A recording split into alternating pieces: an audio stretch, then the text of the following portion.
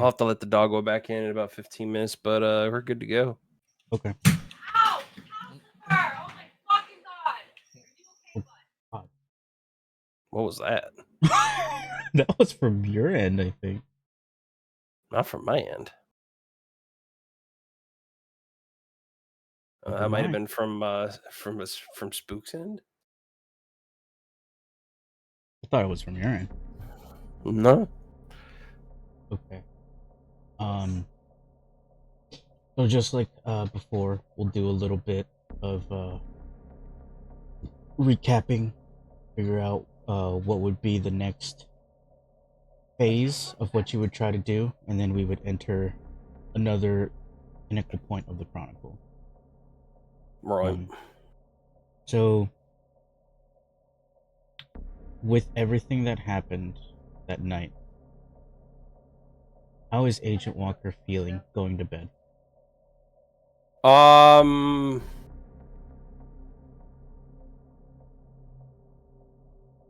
bit confused, but more driven to figure out what the hell's going on.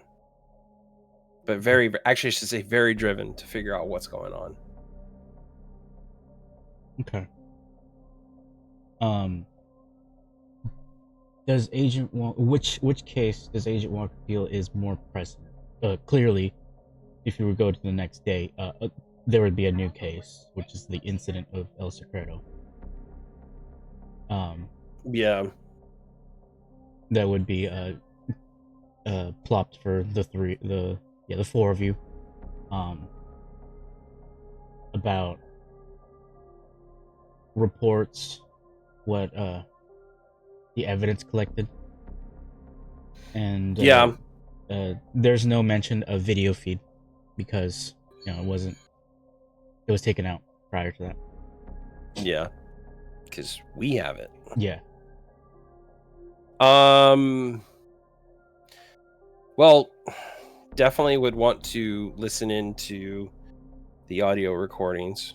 So whatever information they're able to pull off of the two audio recorders, we want to pull off that information and listen to it.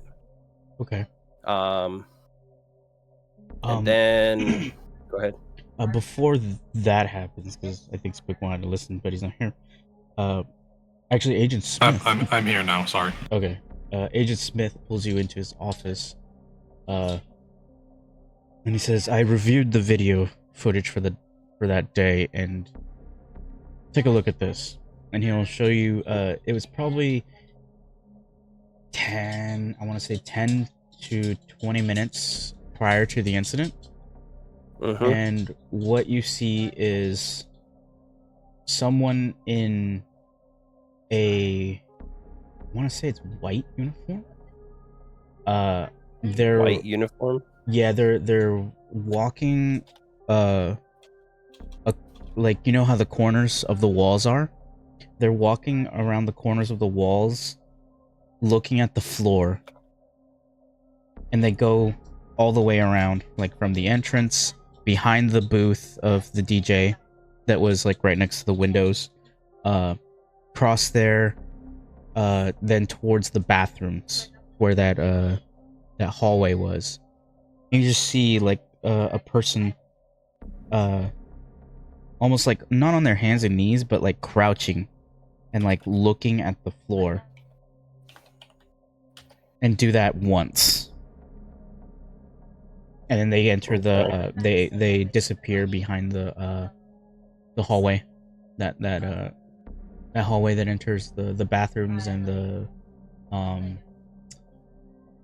radio room. Basically, the one where there's the blind zone for that there camera. Was the fake camera that was pointing at the area. Okay. That fake camera. The way he came out, it looks like it was from that back area. So they knew it was fake, and they knew it wouldn't catch them. So they knew there was a blind zone or blind area. Okay. And you said it was a person, someone in a white uniform?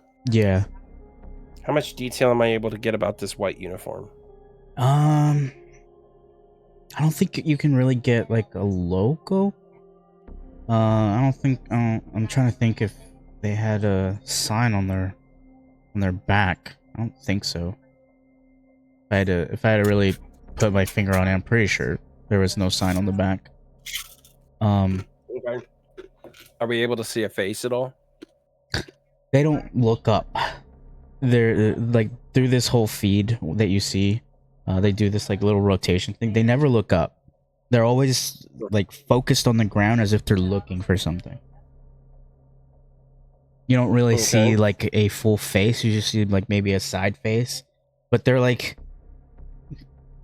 kind of shielding themselves with their own body and just like looking across those corners. They're looking like where that wall meets the floor. They're looking through it and just walking across the floor. It's the weirdest thing to see. Okay.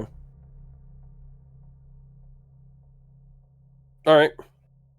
But nothing else weird about what they were doing there. There's no other places that in sight on the cameras that they spent an extraordinary amount of time at, or I should say even more than like, besides just walking and looking, that's all they did through the entire thing. They didn't stop at all and examine anything. No. Okay. You know, that is very, very strange. That is very strange. And he points us like, as you see, like the crowd seems to be, they see him, they ignoring him or avoiding him. Even the DJ right there looks back, but then seeing the person just continues. Interesting.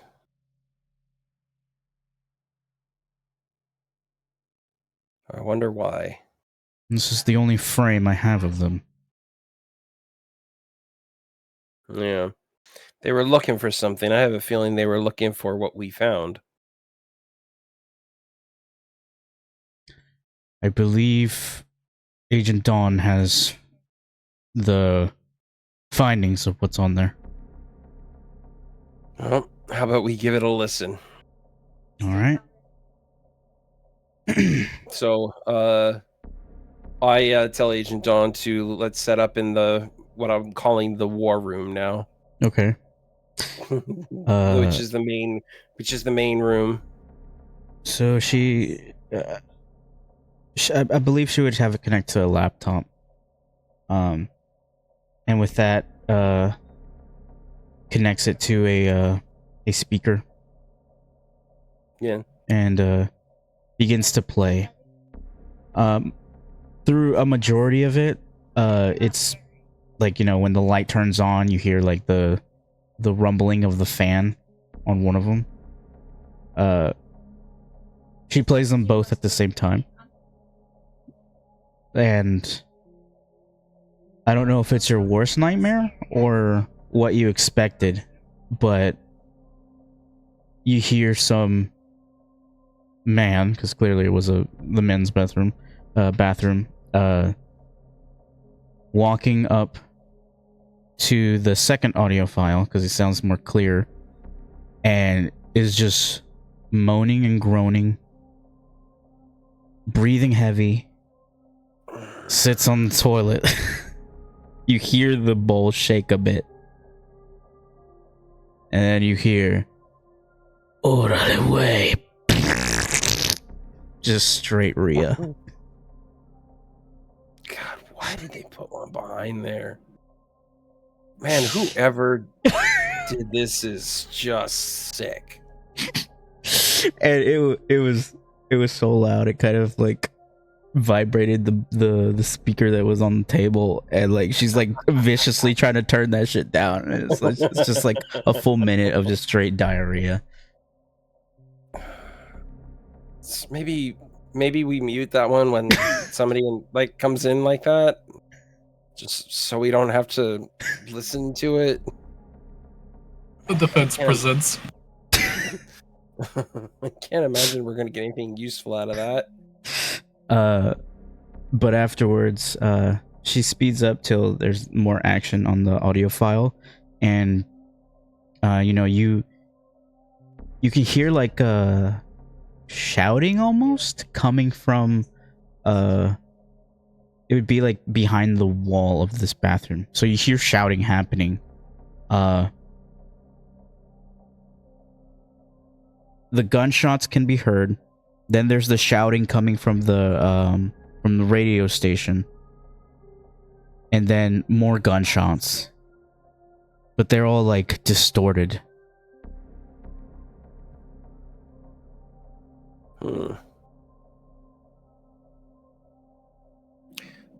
So, what were they? Can we understand what they were shouting?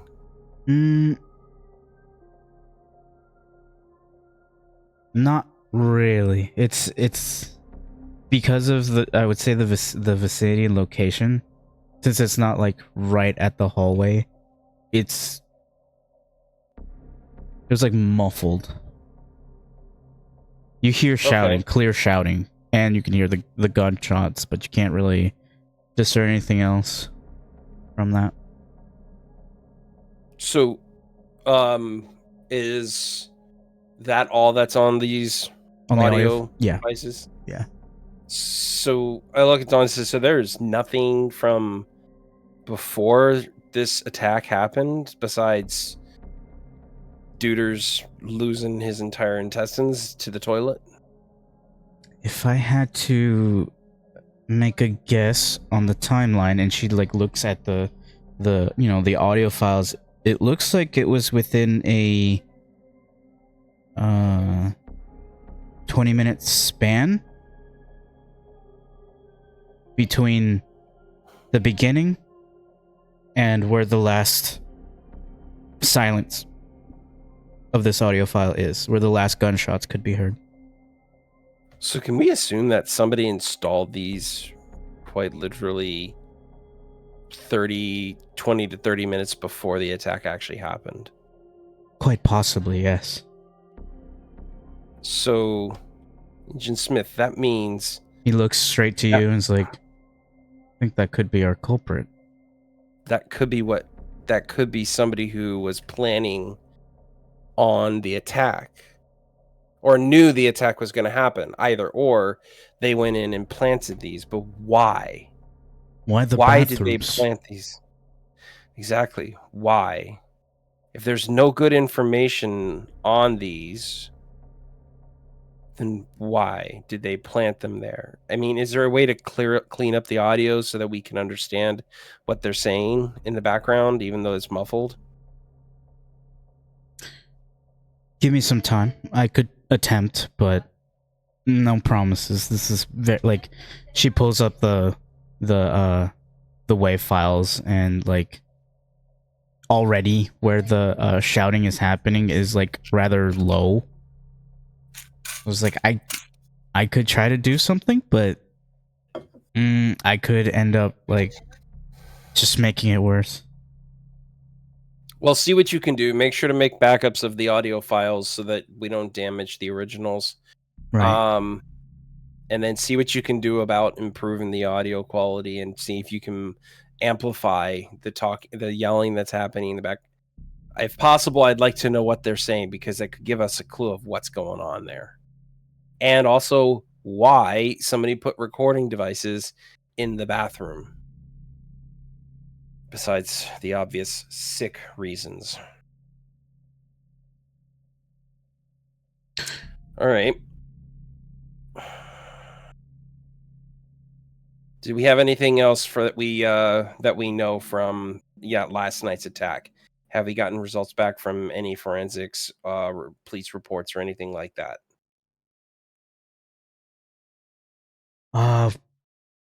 Agent Brown would speak up and say, well, from what I understand, what the witnesses say is that we're willing to talk. Unfortunately, a lot got taken due to the incoming firefight, but from what we gathered is that there was a black vehicle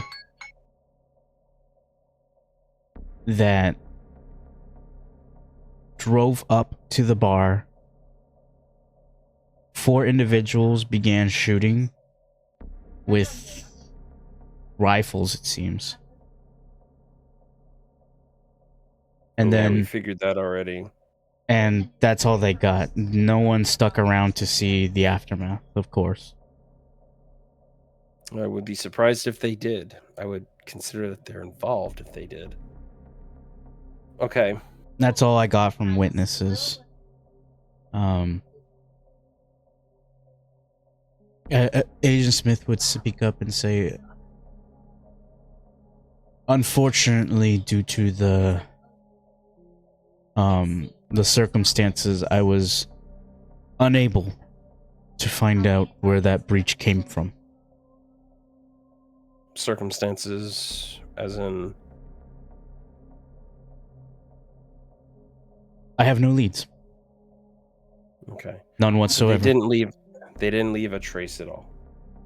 So that means they're... Of Trent, when you were looking into that file, I have no idea how that got deleted. I have no trace whatsoever. So that means they're good. It means they know what they're doing. Okay. So let's do this. I'd like to get any and all information that we can from the police and their forensics. You know, things that are on site. Any evidence. I'd like to know about it.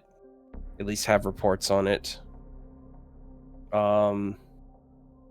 We've got to have something for the uppers. So they're going to want to know what the hell is going on. So we need to try to get some answers for them. Let's go ahead and start with that. Dawn, you know that we got to get that audio cleared up if possible. Keep that between the 4 of us. Don't tell anybody about it yet. Okay. Smith, how far back did you go on the video to find that person? Like, how far back did you go on the video? 20 to 30 minutes? Can you go back longer, maybe check out the last few days at minimum, or even farther back to see if that person ever was there before? I did. No. And you didn't see They're a it. brand new face. I did not see this person or the look of him anywhere close. All right. Fortunately, the details are they're not good. I can't pinpoint who that is. No, they don't look up, so we can't really get facial on them. So there's not going to be a chance to get facial recognition.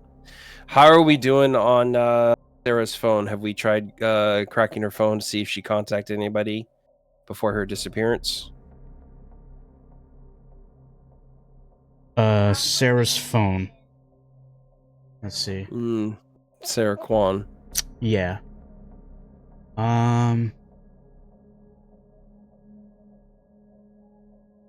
So what you would get from her phone is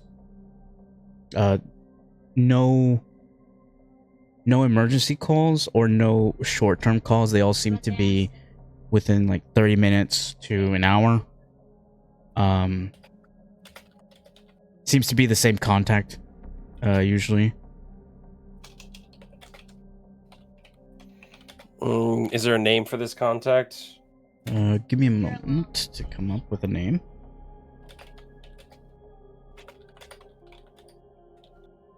You said it was like between 3 minutes and an hour? 30 minutes and an hour.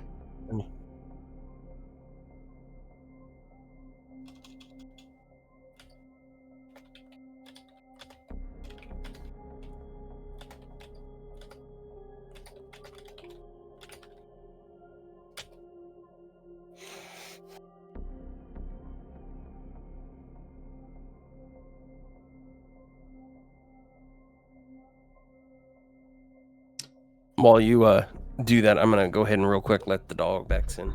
Okay.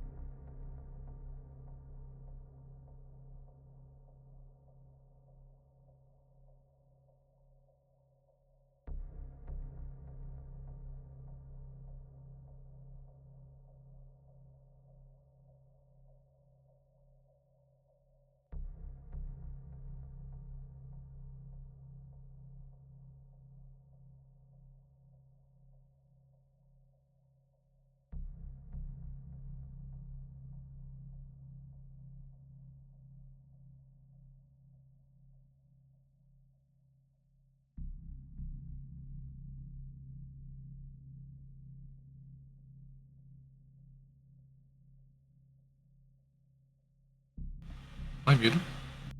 Yeah. Okay, good. I thought it just got really quiet. I was like fucking. I thought tinnitus. You thought tonight is what? It just got really quiet. I thought like my Discord was broken. Oh, okay.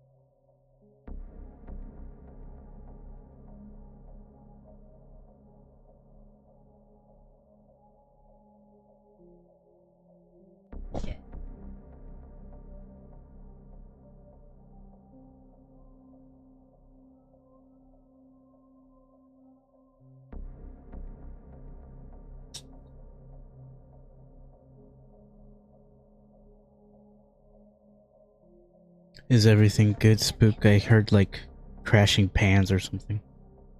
Yeah, the one the cats walked under causes legs. They were walking. They tripped. Oh, We're damn. all good.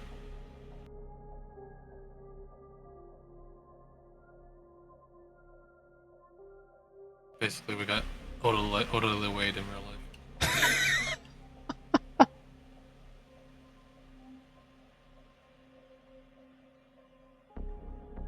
Oh, you're just getting like fan noise. I apologize if you are. Sorry, I'm back. Just a wee bit. Sorry, dog decided to jump the fence for a moment. Oh, nice.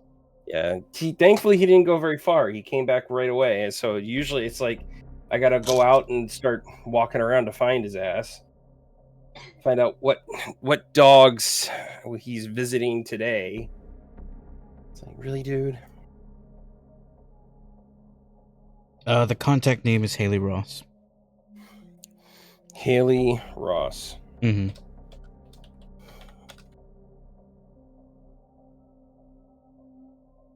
We haven't heard anything about a Haley Ross at all yet. All right. So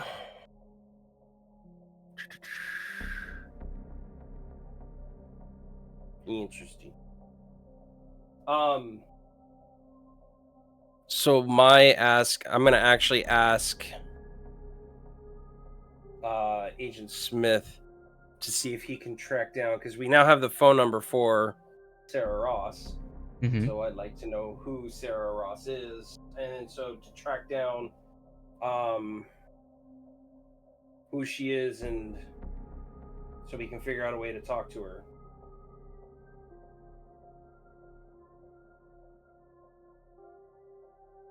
I'll get right on it.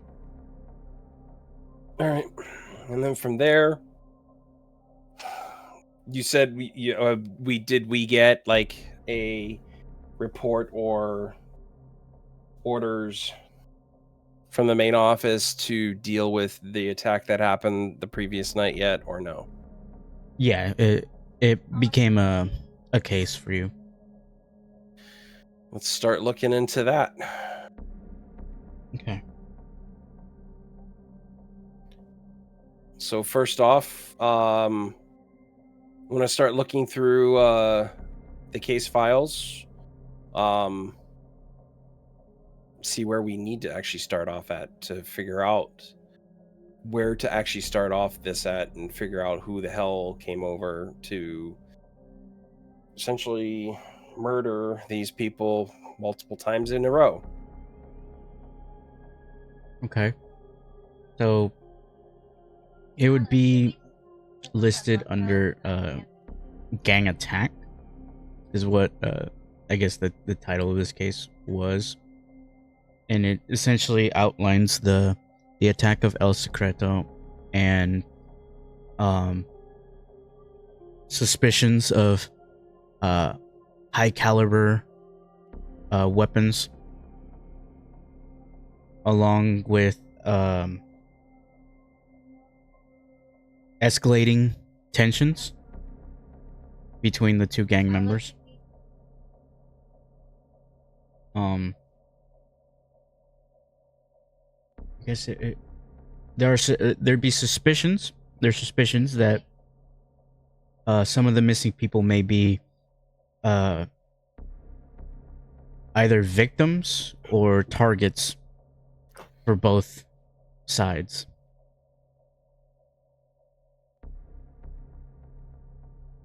Interesting. Victim or targets for both sides. Mm-hmm.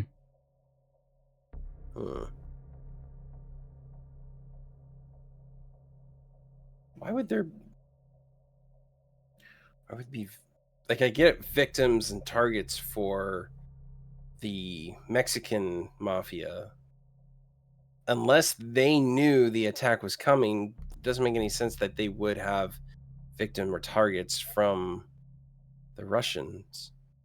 Or are you talking about like there's targets for the Russians that the Mexican mafia is targeting? Do they have that kind of information? No, it just says suspicions. It's just suspicions. Yeah. Okay. Also, because on one of the notes it says violence has been occurring in Miami,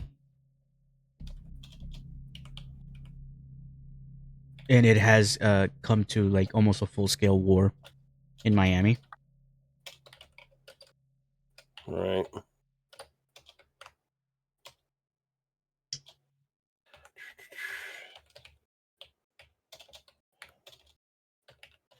Does it say anything about like who or what the targets were for each side?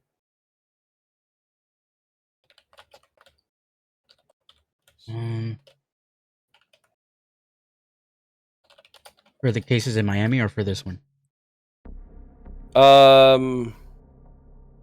Let's start with the suspicions for this one, and then I can broaden it out later for Miami.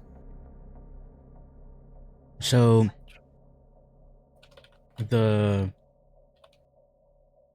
guess they'd be labeled either like thugs or like low level members of the gang.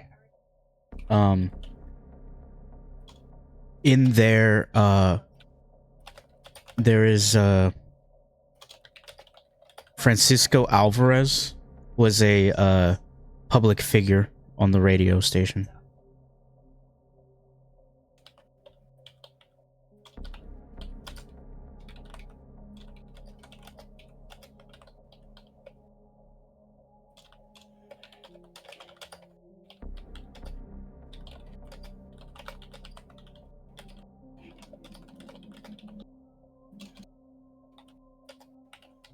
Okay.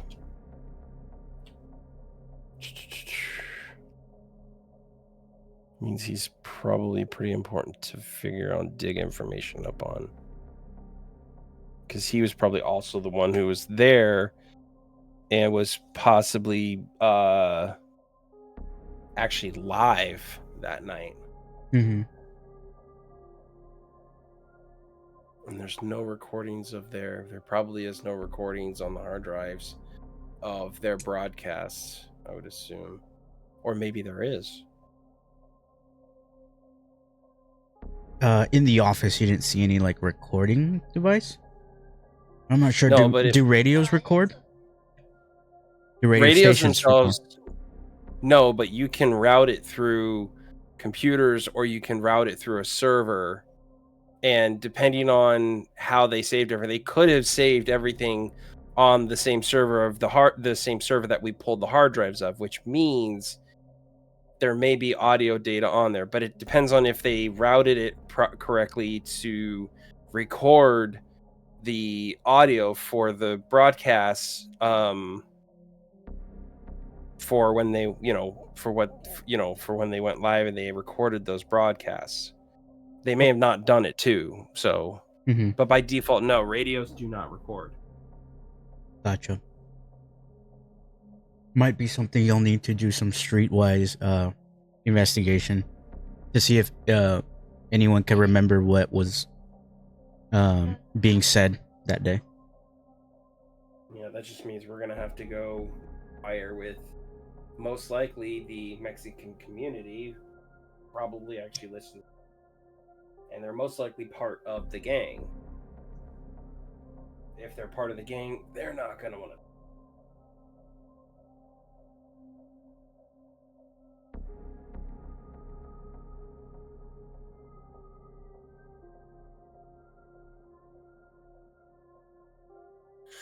All right. Did you give Molly your personal number? I gave her my card. Yeah.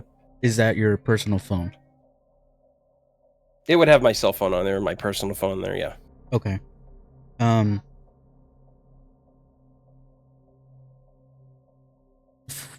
would guess that this would be the day, the same day you guys did this. A lot of stuff would have happened. You probably hadn't checked your phone for a while, but you would receive a message on your phone. Okay. Probably unknown number. Unless you had remembered to put down Molly's phone number, but the message says, Mr. Walker, this is Molly Whitlock. I know that you have no reason to trust me. However, allow me to... What would it be? To... Not reforge, but like reconnect and gain trust with Mr. Desmond. And I will give you my word that I will give you that audience.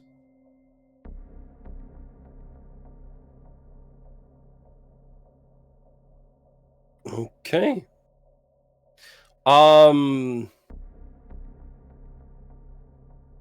Yeah, I just say it's like, hey, okay, just let me know where and when. I'll just respond back, and then I'll save her number in my phone. Okay. Also, I forgot to ask, am I able to cure my willpower or no? Forgot to ask. I would say not now, but once you enter the next part of the chronicle, you can. Okay, gotcha. We're just tying up loose ends before we enter there. Okay. So, just so I know how we move forward, do you want to try to make your way into the community that's over there to try to get some information? Well, first I'm going to talk with Agent Brown about this, and because he's the one who's gonna know things on the ground. Like, he's gonna know this particular area better than all the others. I want to know what we've been walking into, and I want to know, is it safe for us to do this? To just talk to the community, to find out what might have been going on that night, what they might have been talking about on the radio. Or even maybe find somebody who's willing to talk.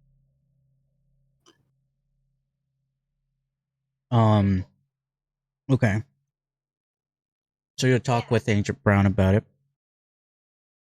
And he says, well, the most obvious thing that we could do is infiltrate with one of our own. Unfortunately, he'll open his hands and look at everyone.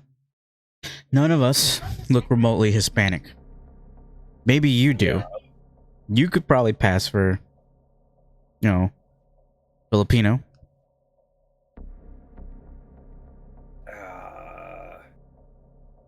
Yeah, but man.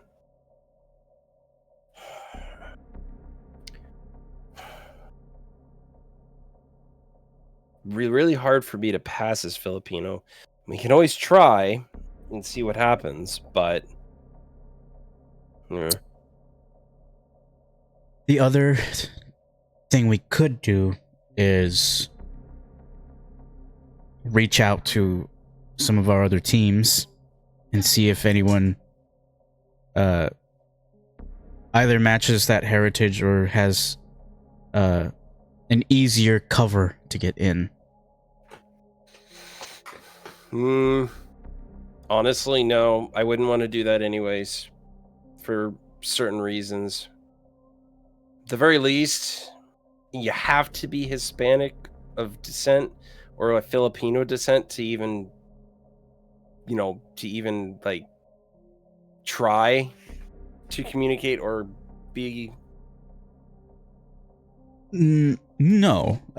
They have there's a restaurant not that far from there, and I don't go there often, but I know that I see a lot of different people there, not just Hispanic. There's I see occasionally African American. I see sometimes the occasional Caucasian goes in there. Most of probably 75% is Hispanic that goes in there, but the seems to be a lot more open for people. Is this restaurant another front for the Mexican mafia? And me ask this, be honest with me on this one, is it as trashy as the club was? God help me, I don't want to. We passed it on the way there. It's called Mega Mercado. And yeah, but I didn't go inside. I haven't gone in there, so. Oh God, I really don't want to die at a young age of like some fucking weird ass disease that people get from just some random weird food that isn't cooked right, or just somebody doesn't clean their goddamn bathrooms. I mean, is it worse than that server room that we had to deal with? Server room didn't kill me. Probably won't kill me either. Some dumbass doesn't fucking cook my chicken right. Yeah, that could fucking kill me. All right, let's take a look. And he'll like pull out his phone and he'll look up Mega Mercado, and you see it's generally a Hispanic. It's a restaurant that has that kind of authentic Mexican food. They have the rice, the beans, the tortillas, are made in store kind of deal. They have the fresh drinks, the pastries, and it's a restaurant, and right next to it is a grocery store that is a Mexican grocery store. And you can see there's a what is it? A Save-A-Lot. It's a plaza. So this whole area of Mega Mercado is like the right corner of this plaza. There's a Save-A-Lot, and then there's the CS Plaza, I think is what it is. CS Plasma. So it's like a blood donation thing right there. Okay. So yeah, it's a plaza. Let's do this. Since this is pretty much our only lead, we'll see if I can pass off myself as somebody who could be from the Philippines or Mexican, whichever it be. Doubtful, but we'll see what happens whenever I go there. So it looks like I'll be eating Mexican for a while. Okay. Well, you want me in there with you, or do you want me to remain in the car? No, what I'm gonna need is I'm gonna need you to find a place to stake out when I do go there to be there as backup if it's needed, because I can't be out solo. So we're gonna need to look at the layout of the area and see if there's a place where you can go to be incognito, but also be available rapidly if shit hits the fan. Well, there in the parking lot, there's a little spot where there's a CVS. I could be in there. Yeah, but what's going to keep you in a CVS all day long? Oh, medicine. Really think you're... Man, if you think you can pull that off, I'm not going to knock it, but it seems a bit weak to me. But if you think you can pull it off, if it's the best we've got, it's what we've got. Just don't forget, I have to go in there, order food, wait till it comes out, and then I have to see if there's a way for me to chat up some people in the area, in the actual restaurant. So I might be in there a while. Okay. So if you feel like you can just hide the car somewhere and then just, because we're going to be in radio contact, I'm going to take an earpiece with me in there.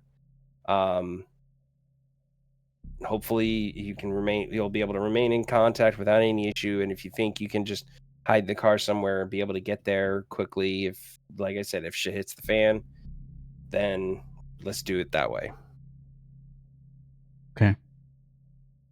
But we have to make sure you're incognito, you're not seen, and nobody suspects you of anything. So that means we're going without open badges, and we're going in civilian clothes. So I hope you got something nice to wear in the heat. I do. All right, let's do this. Let's go ahead and head home. Unless you have it here, I'm gonna head home, get a change of clothes into something that I can actually wear. That's not gonna make me suspicious, or at least as far as I can tell, suspicious. All right. Let me take a look at you. We could do.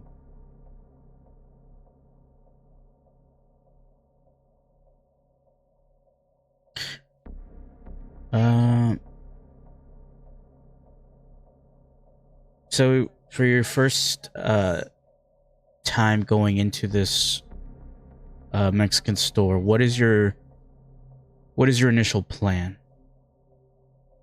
What is it, a store or a restaurant? It's a restaurant, and the store's right. Like, you could walk from the restaurant straight into the store.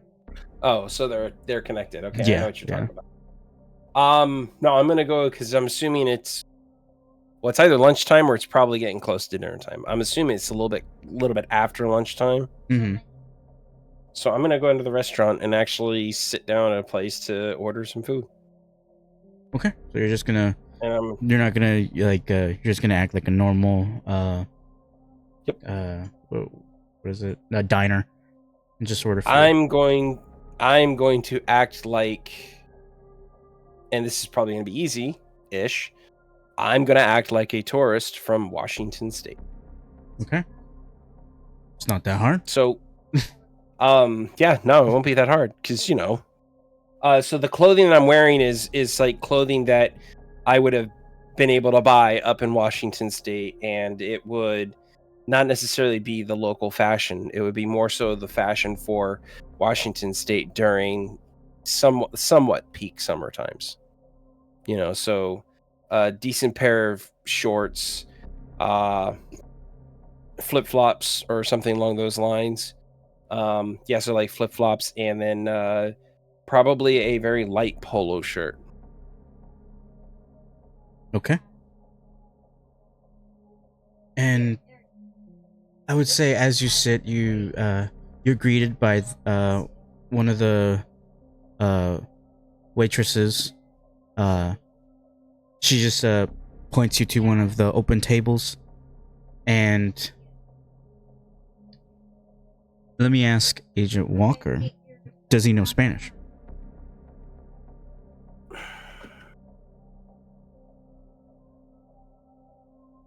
Spanish is pretty prevalent up here in Washington. So probably enough to Like, understand, but not fluent enough? I wouldn't say completely fluent, but I can communicate in Spanish, yes. Because it's a very, very prevalent language here in Washington state. Okay. So So yeah. she would go to your table with a pen and paper, and then ask in Spanish, what would you like? I would ask, as best I can, do you have any specials? See the lunch specials, and then she would flip the menu over and show you where all the combo platters are. And essentially it's like you get a choice of the taco, enchilada, flautas, with rice and beans accompanying the combo kind of deal. I'm gonna go with the flautas.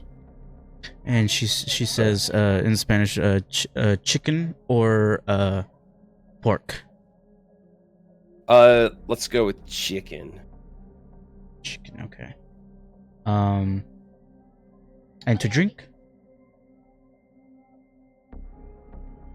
I'm just gonna go ahead and take water.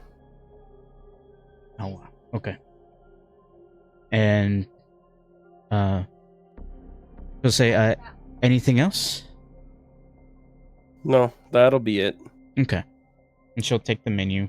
One of the other waitresses would come and leave some tortilla chips. These are rather different than, say, a normal bag or like an actual restaurant's kind of nacho chips. These are essentially tortillas that have been cut up and deep fried. Oh yeah, no, we have. Yeah, I know what you're talking about exactly. So, and then the girl would give you 2 sauces, and then she'll say salsa picante, no picante, and then she'll just put right there, and essentially it's like hot, not hot, right. and then little coasters so you could pour your own sauce, and then they bring you your water. So what are you trying to glean from this restaurant from here? First, I need to look around and I need to see if. I need to look around and get an idea of who's here. I am looking predominantly at the people who work at the establishment for the Okay. moment. But I am taking a little bit of time to look at those who are coming to eat at the establishment. But the reason I'm looking at the ones who work it predominantly is because usually they're the ones who, well, they are in the know, Gotcha. if you would. So like they would be the ones who would either be a part of or somehow related to the mafia, if the mafia is the ones who run this restaurant. Gotcha. Okay, so looking at the workers, you see most. You could actually see the kitchen from back here. There's like a little island in the front where they do take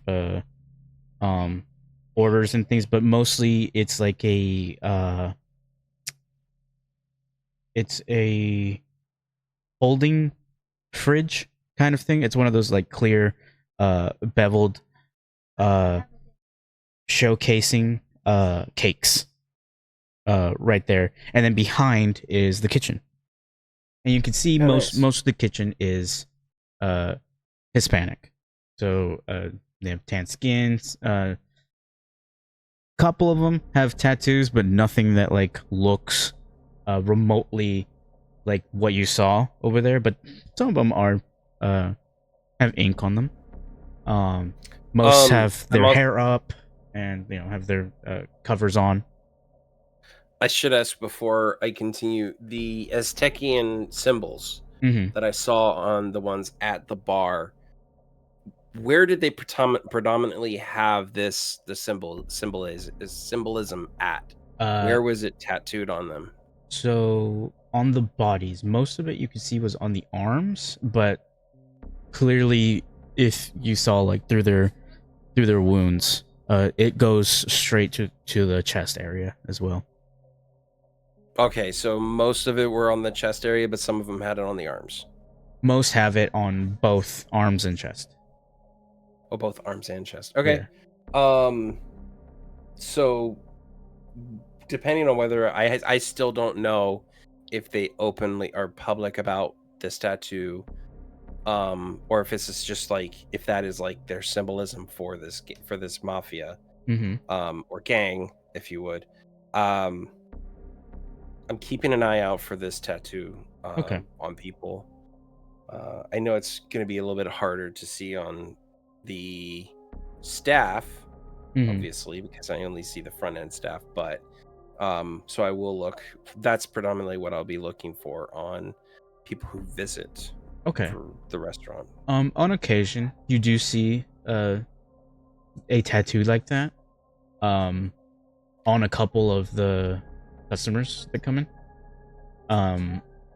They seem to act, normal. They sit down, they order just like you. They know exactly what they're getting. If you are to look at the people sitting, not only are it's maybe like one or two of those tattooed people are there, but you see a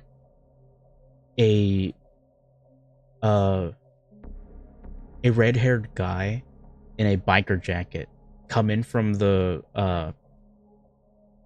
same entrance that you entered, but they go straight to the front,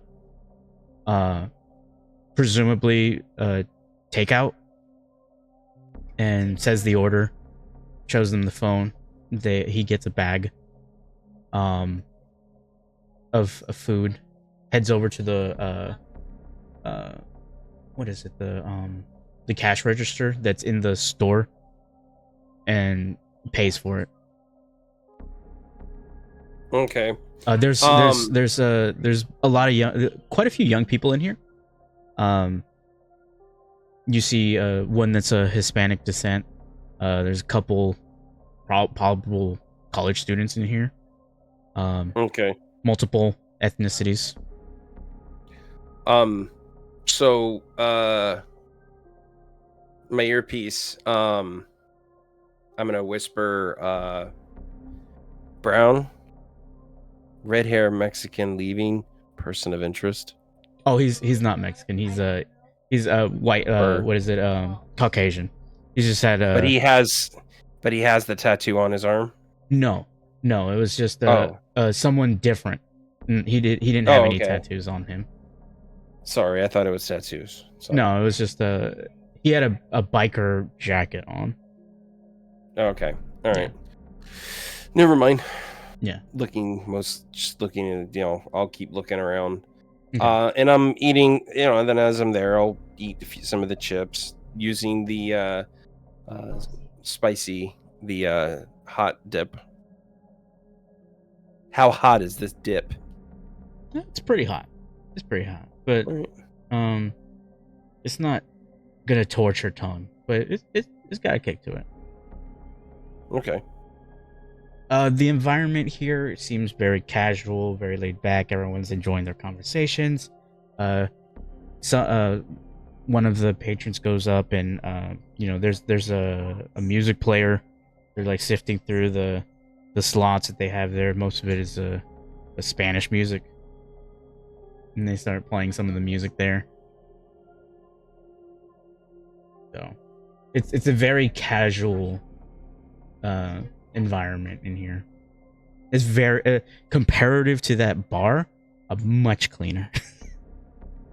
That's good. Straight up, much cleaner.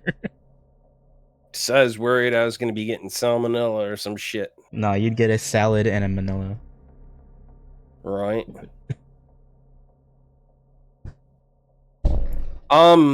at this point, I'm just gonna have to keep observing and then act normal. Okay. You know, I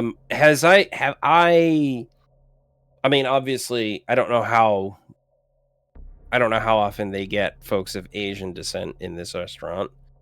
God, I don't even remember. I don't even like to this nowadays. I don't even know like what kind of presence people from like Philippines and other Asian descents are, how like predominant they are in Florida at this point. But has anybody taken notice of me? Have I seen anybody like taking a special notice of me or looking my way, or or trying to hide that they're looking my way? No, no, not at all. It seems like Okay.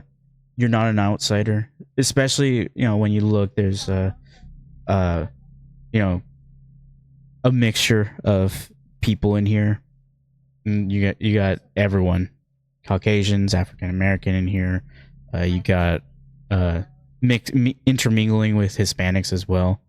Um, the only one that got like looks or anything was that like biker guy that came in, just like showed his phone, grabbed the food, and left.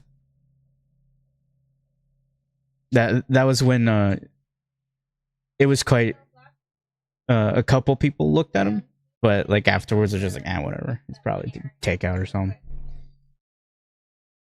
Okay. Yeah.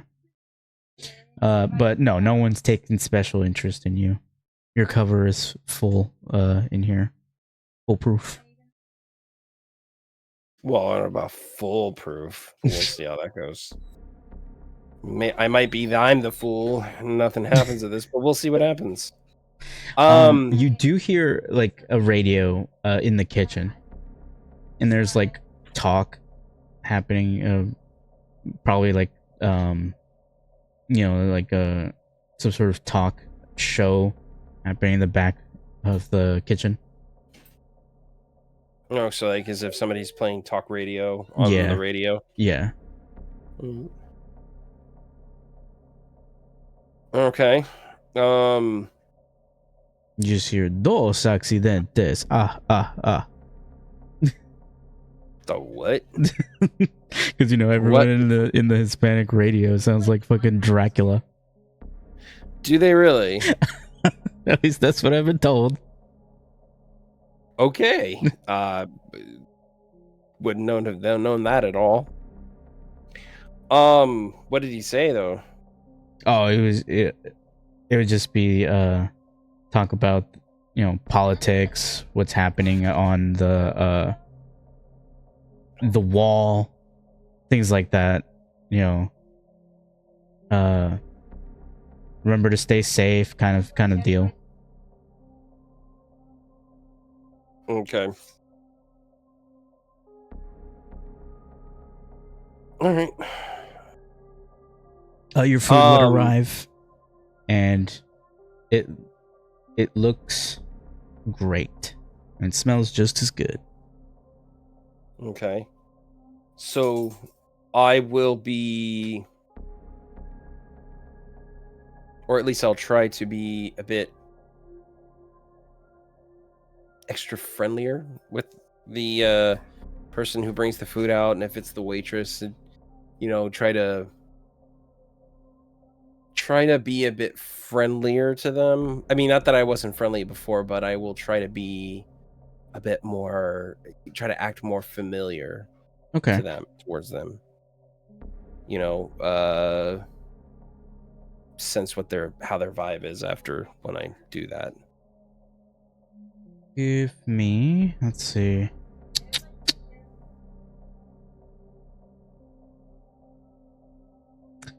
Are you trying to act more friendly, or are you trying to like just be charming? A bit charming, actually. Thank you. It's a better way to put it. Charming. Okay, so trying to lay on the charm thick as hell. All right, roll me a charisma etiquette, and then add that +1 to your because of your looks. Charisma. That's not charisma. There we go. +1. 3 successes. 3 successes. Yeah. So when you receive your food, you give your thanks, and she looks at you, and when she asks, "Do you want anything else?" and you just give her like a nice swift wink, and then she'll smile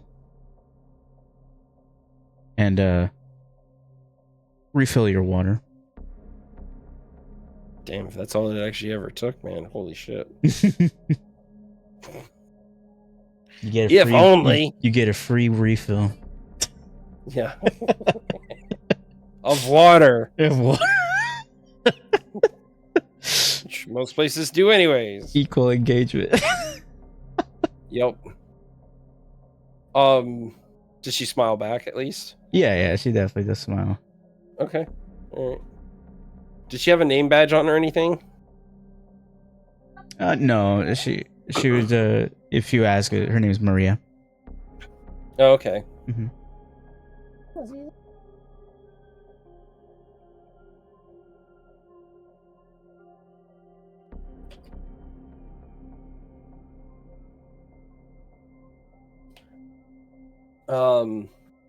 You know what? I forgot what this restaurant was called again. Mega Mercado. I'll spell it out for you.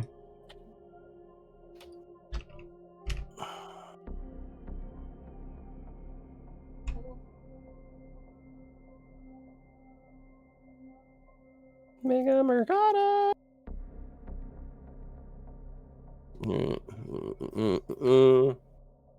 Mega Mercado. Cool. Excellent.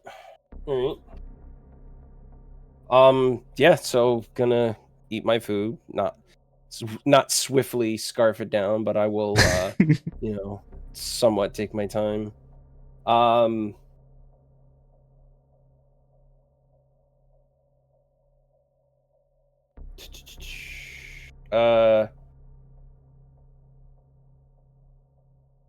I would say it probably takes me. I mean, obviously, I'm trying to keep an eye out for anything.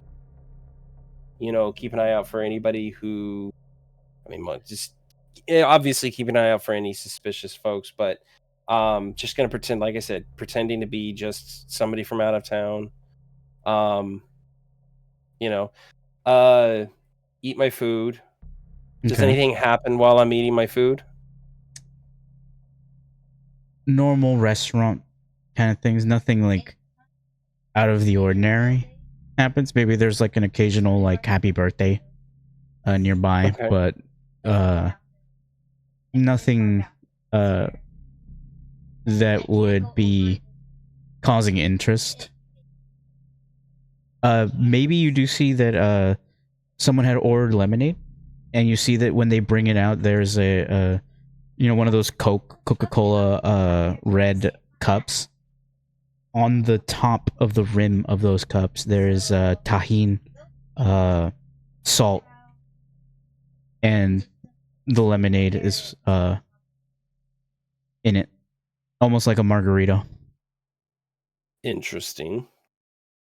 I actually have never actually even seen that before. Yeah, it was something we discovered when we went there. They don't do it anymore, which saddens me because it was Ouch. really good. All right. Yeah, so I'm just gonna eat my food, and then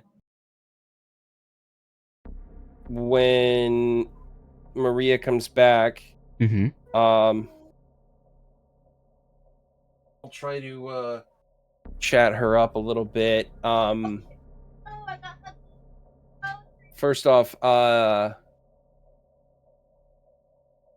when she comes back, I'll try to have try to chat her up a little bit and do a bit of a, and so pretending like I'm, new into town. Mm-hmm.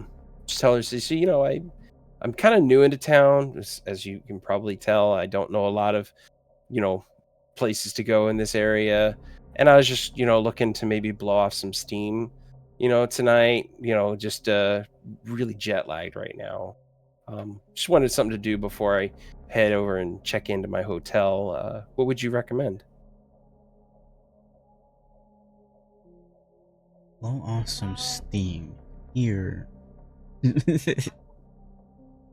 uh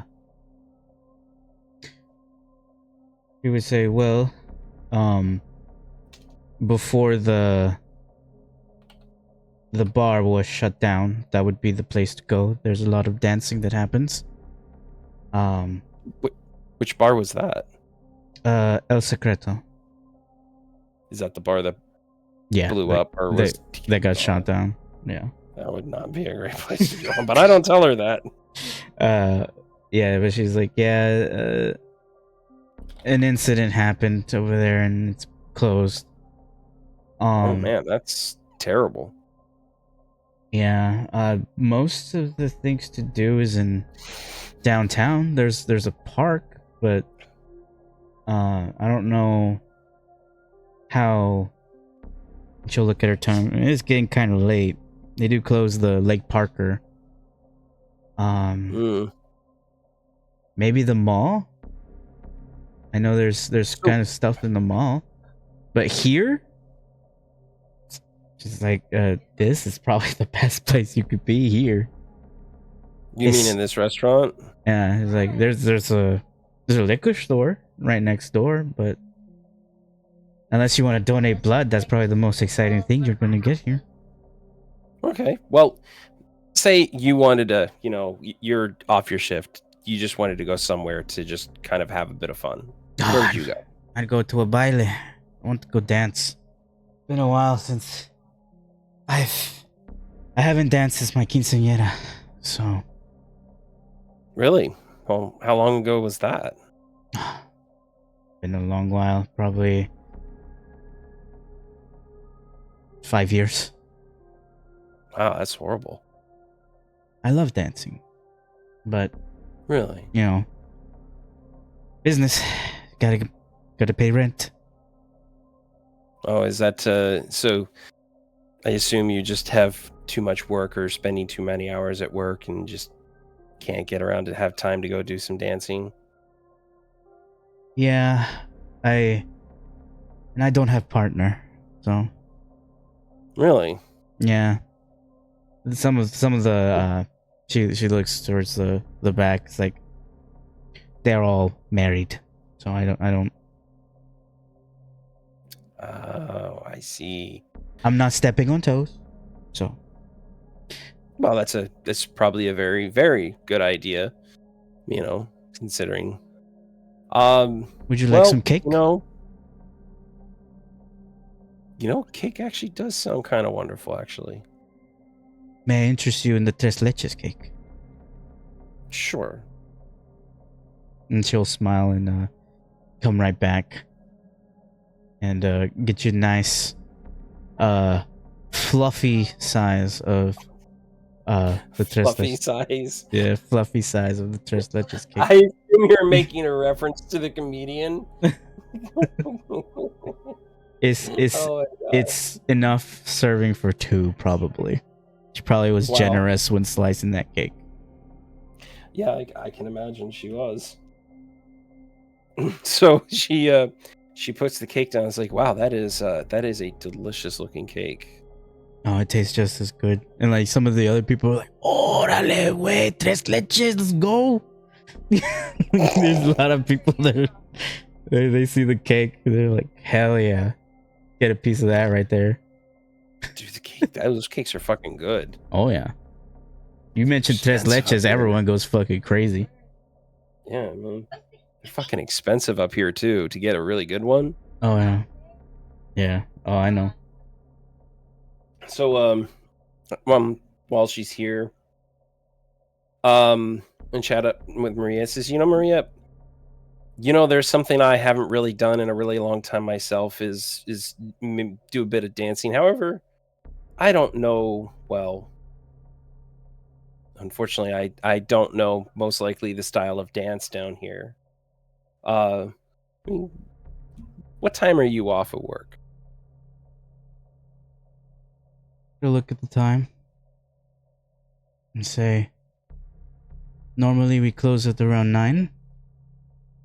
I'm usually free at around 10:30. Really? Would you maybe want to do a bit of dancing tonight? We think about See it if she, and say. see if she goes for it. She looks at you and says, "Maybe not tonight, but." She'll take out a piece of paper, same one that she wrote down your order. Pulls it out. On the back, writes down her phone number. Whenever there's another fiesta, I'll let you know. Okay. I'll hold you to that. And send me a message. I will. And she'll look towards the other tables. Is like, tres leches? Tres? And then you see the other people like, hell yeah. And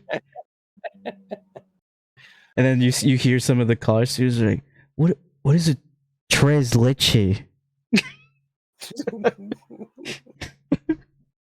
Oh God, I love it when people are just like clueless.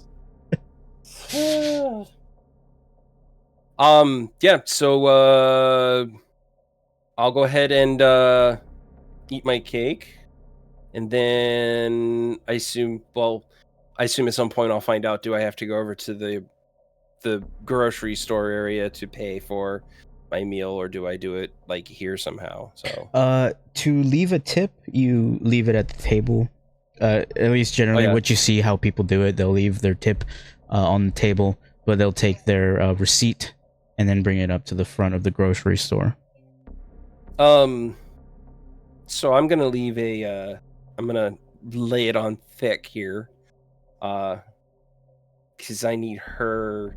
Well, at least gonna start with this connection. I'm gonna leave a $30 tip Damn. to start with. Okay. All right, yeah, come on now. Gotta lay it on It's thick, gonna be Pimp Daddy Walker over here. You gotta make that connection somehow. You gotta get the in first. Yeah. Yeah, and then I'll go ahead and go pay for my meal, and then I'll look and see if there's like anything that might be kind of tasty that I can bring out to Agent Brown. So there's no, unless you order takeout, there's no like other meals out here. There are like snacks. There's like the flan. There's the Jello stuff, but most of it in the grocery store itself is mainly pastries. So you have like conchas, you have like breads, cookies and shit like that. I'm looking at some of those confectionery things that might be kind of nice little treats. Okay. I gotta give treats to my my team. Make them stay. You gotta treat them. Give them goodies. Yeah, they do also have ice cream and the aguas frescas, the fresh drinks, and what is it, not lollipops, but like the frozen pops. So you have a variety of choices. I'm not sure about the ice cream. That actually might melt pretty quickly, unfortunately. How hot is it today? 89. High humidity. Actually, he's probably been sitting out in a pretty hot car. Actually, I think I'll go with like maybe like a cookie and some ice cream and then one of the drinks. Okay. God, I can never remember the flavors of those drinks. So you have a variety. The common one that most people get is the lime. They have pineapple, watermelon, horchata, and the other one is tamarindo. So those are usually the kind of fresh drinks that they have. Let's, because I didn't actually know what kind of food and drinks he actually likes besides steak and things like that. Let's go with the horchata. Okay. Do you also get 'Cause- one? Yeah, I'll get one for me too. Okay. Just the drink, of course, though. Okay. And for the pastry, you're gonna go for a cookie or one of the breaded kind of pastries? Let's go with the cookie for now, because I don't know because not everybody likes the breaded Mexican pastries all the time. So Okay. So you get the cookie, the drink. You said you're getting like an ice cream? yeah, I'll get an ice cream for him. Something chocolatey. Chocolate. Okay. That will Yeah. be no problem. It probably comes up to maybe like $20 for all of it. I'll pay for that in my meal. And the meal itself was probably 15. You see that the cake was not included. Shit. Mhm. Oh yeah, definitely got the end. And okay. You pay it all. Make your way to your car. And Agent Brown, of course, agreed to it. It's like, so, how was the food? Food was actually really, really good. Tres Leche's cake is really, really good down here as well. Shit, you got Much- cake? What is it, your birthday? Might be. And I pull out the receipt thing that he had that Maria gave me with her phone number, and I got my in. Damn, melting hearts, are you? Yeah, you know, sometimes you got to melt a few hearts to crack a few nuts, right? So romantic. All right, let's get in. And I hand him the bag of the stuff and pull out the horchata drink. Oh, it's So there's one in there for you too. oh shit! Thank you. I appreciate it. Wasn't sure what kind of things you'd like, so I got like some ice cream and a cookie for you. Well, if we say it's good, I'll give it a try. Maybe. I don't know. I hope it's good. Maybe I'll try this place out in my off time. Looks from what I could tell, it seems normal from out here. Like I saw some biker come in. He looked like he was either hungry or in a rush, but he just went in, grabbed a bag of what looked like food, and then drove away. He had a whole bunch of people staring at him. Could have been somebody who's doing deliveries, or somebody who was really hungry. I think it was hungry. Yeah. But yeah, it looks fairly safe. I don't know, did you see any gang activity in there? No, unfortunately, there was because there wasn't anybody with the tattoo on their arm, right? Not the staff, no, but you did see a couple of Yeah. the patrons were. So the people that were sitting down. So the staff didn't have any of the tattoos on them, but some of the patrons did have the Aztecian tattoos on them. Yeah. So there's a good chance that this is a favorite spot for them to hang out. I'm hoping with making a connection with some of the staff there, someone might notice me. If possible, maybe take offense to, one of their servers going out with me, and we'll see how it goes from there. And maybe I might be able to. Are you trying to make yourself a target, Agent Walker? Sometimes you have to be a target to kind of prove what you're worth. Damn. I was not expecting that to be your tactic. Respect. When you think about it, if I'm made a target and I'm too hard of a target for them, they can't deal with me, then they might actually earn their respect a bit. What is Because otherwise, I don't have another way to get them to respect me. fair? And how was your cover? Good, actually. Nobody cared that I was there. Oh, okay. Just a normal patron. It's really, really diverse. Folks who come in. Number of types of folks that come in and for food to eat there. So honestly, you guys could eat there as well, and probably maybe everybody except for Agent Smith. Man, he's just. I don't think he would fit in well there. I mean. That guy walks, talks, and acts like a federal agent. I don't think he would fit anywhere but the office. No. Don might be able to pull it off. You shouldn't have a problem. But yeah, no, Agent Smith I don't think should go in there because I think he would just smell cop. They would just smell cop on him. The man radiates cop. Mm-hmm. All right. Speaking of which, as I take out my phone and as we're leaving, I text Maria my phone number and my name, and I just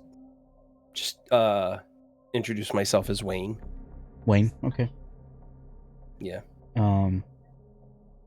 She will I guess send you a smiley face emoji. Yeah.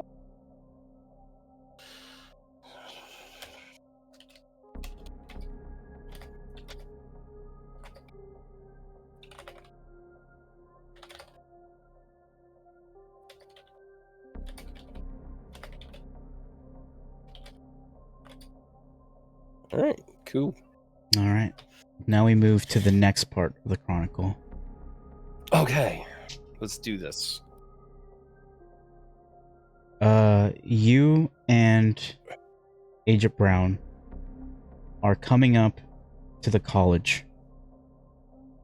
It is probably midnight.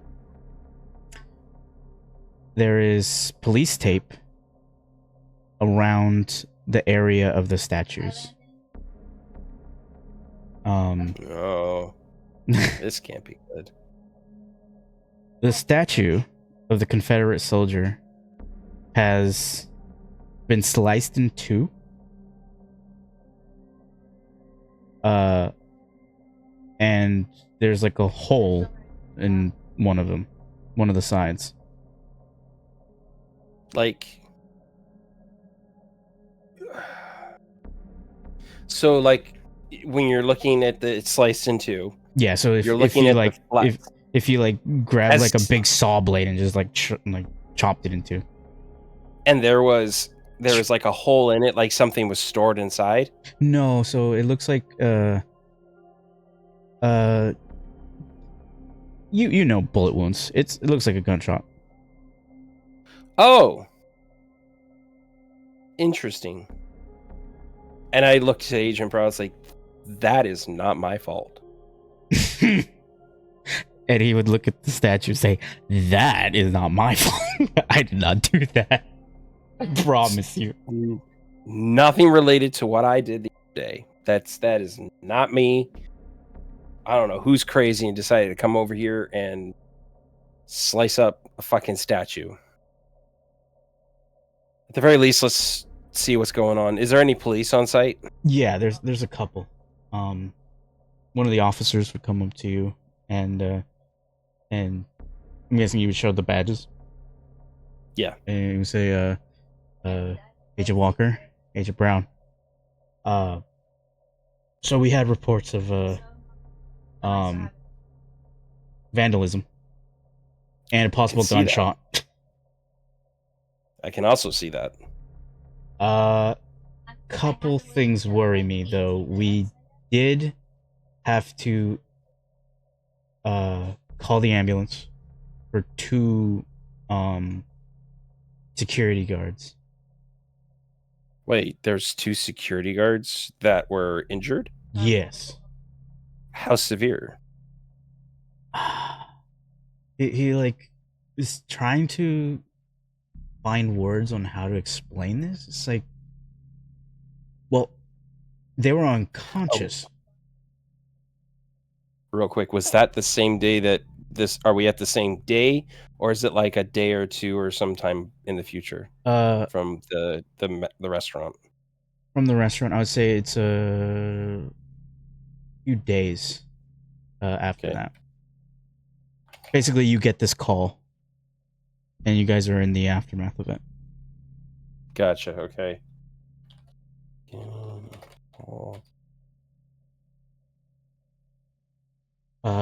He said that they're unconscious.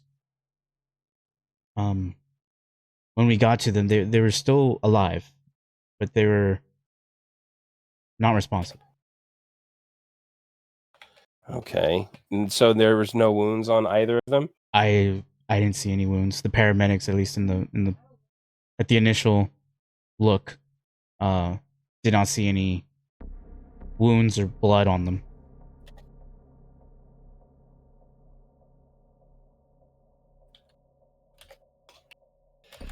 Ooh. Oh, confound.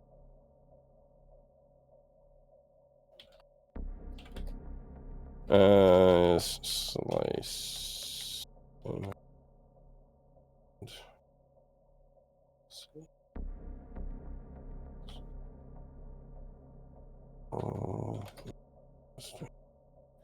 right.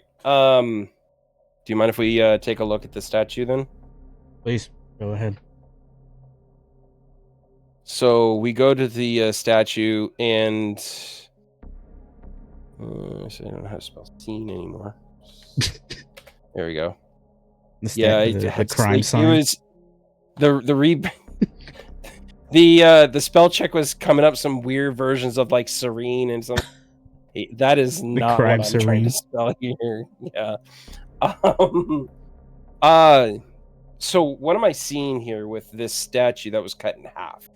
Is it like a clean cut? Yes. Is it like super smooth? So it's just super smooth, clean cut. Like as if a blade was cutting through butter.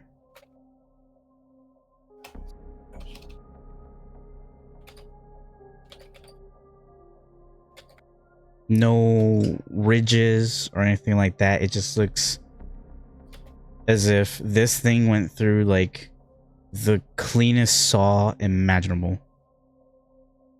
Okay. And then I'm gonna look at the hole, and if I look at the hole on the opposite side, is there an exit for that hole, or is there another hole on the opposite side?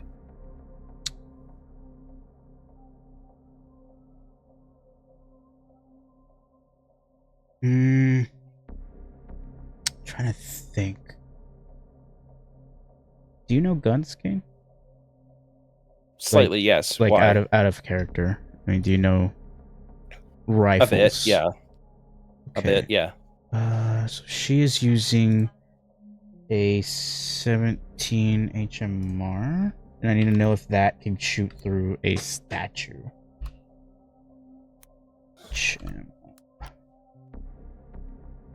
The hunting rifle. Here.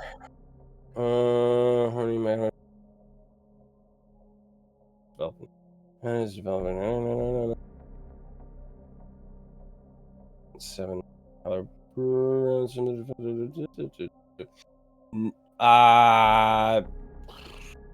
packet. 26,000. So.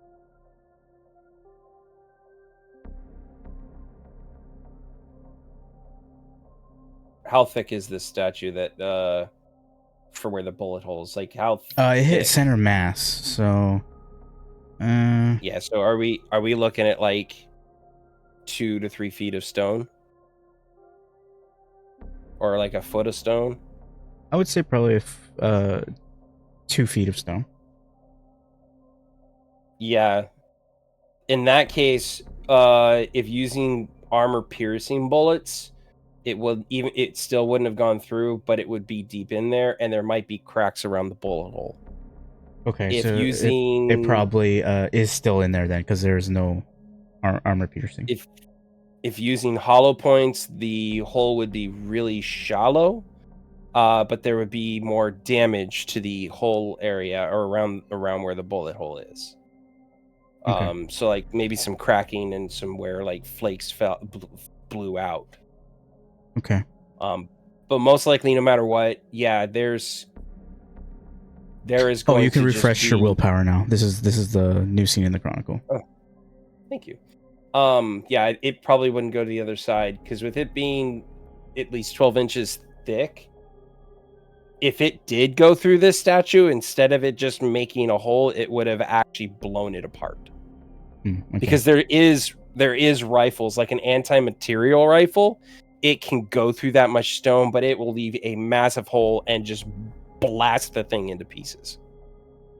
Because kinetic energy doesn't really do that. I just didn't know how thick the stone was. Okay. Also, it depends on if it was like hollow. Like if it was actually hollow, then yeah, it could actually go in one end and go out the other. Gotcha. But I assume this is not hollow. No, it was complete stone. Roll me let's see. Wits insight.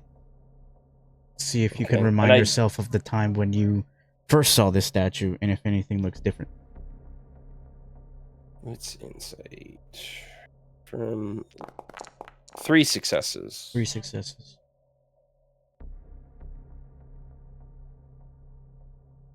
The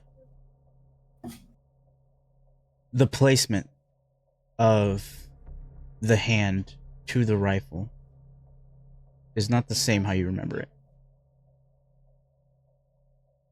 I'm gonna take a picture of it Okay. because I think I had a picture of it from before. You probably did. I think I did. For the moment, I'm not gonna mention anything. I'm gonna look at the bullet hole. I want to look at the damage of the bullet hole and see if it's consistent with obviously a bullet going into stone, and see if I can see the bullet inside.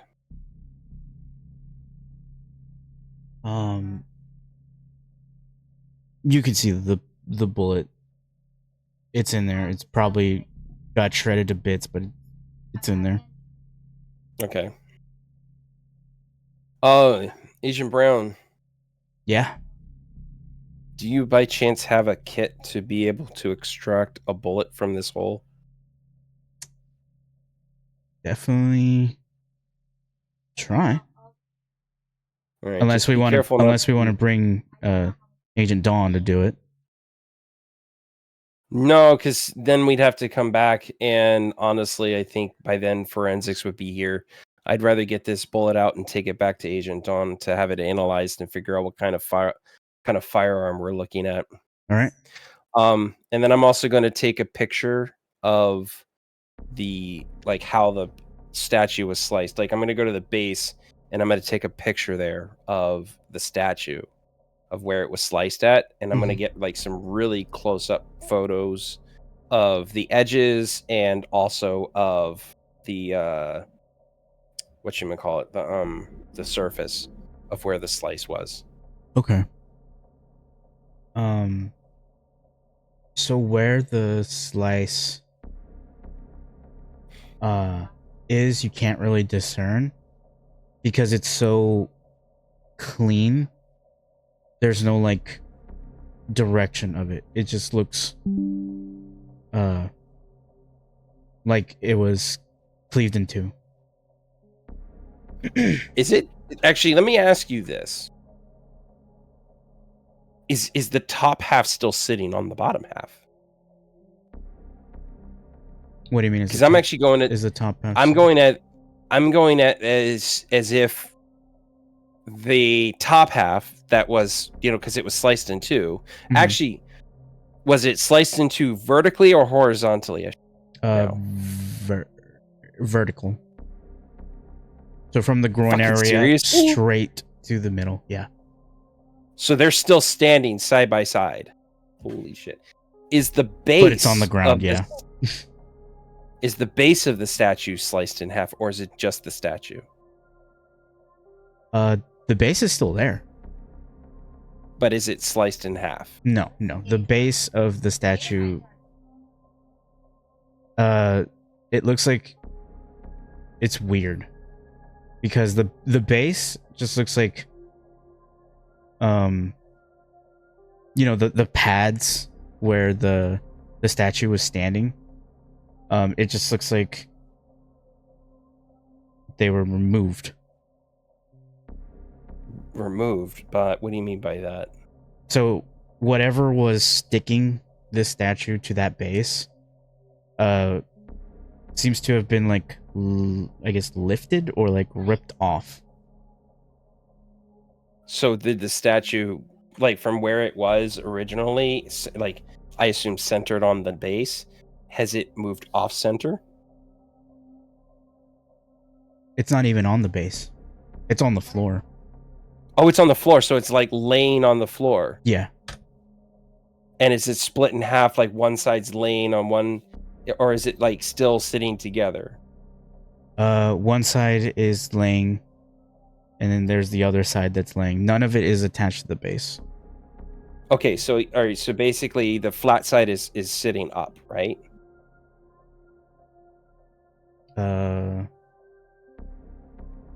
Which flat side? So if it got cleanly sliced in half, Mm-hmm. that means you would have two sides that essentially split apart, depending on how it's split. And I have a few other questions on that. If one half went left and one half went right, that means the left hand side, left hand arm would be on the ground, and then that flat area where it was sliced in half, that would be facing up. That's what I mean by flat area. Gotcha. So where the cut was. Yeah, so Yes. the cut is facing upwards. Because that's what I wanted to get a picture of. I actually thought it was like horizontal, because Gotcha. I Okay. assumed horizontal. But now that I know it's vertical, it's not on the base, I'm going to take a picture of the top of the base as well. Okay. I'm going to take a picture of the bottom of the feet of the statue. I'm going to get some good pictures of that. And I want to get some pictures of the edges around the slice and also the surface area of the slice. But I want to get some real close pictures of the surface area of the slice, and make sure I'm using my flashlight to kind of shine on it so that it's easy to see in the pictures. Okay.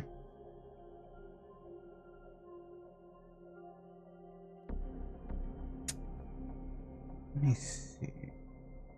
And I'll probably also get some good. I was saying I'll probably also get some good pictures of after Brown is able to extract the bullet, or if he is, probably some good pictures of the bullet hole. Okay. Yeah, he'll be working on that. Let me just double check. Does your tattoo react to anything? Just need to know this.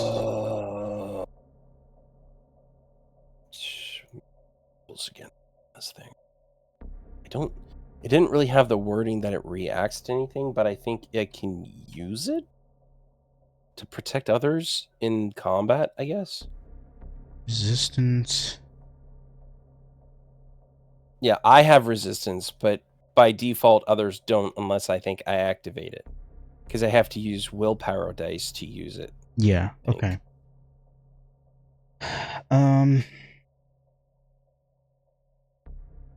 Do you look anywhere else, as you're taking your evidence?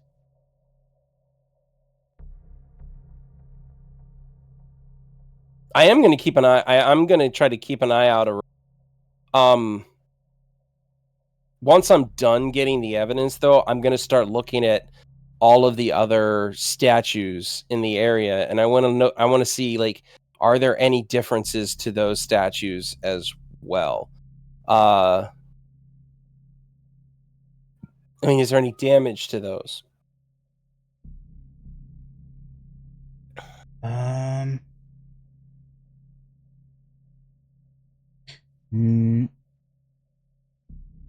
Actually, yes, I want to say. Which statue? The wolf and the Native American one. All right. So I'm going to go ahead and look at those. You see next to that statue, there's like just a small piece of glass, just on it. And like a smudge on it. A smudge on the glass. Not on the glass, but on the statue. A smudge. Can I tell what the smudge is of?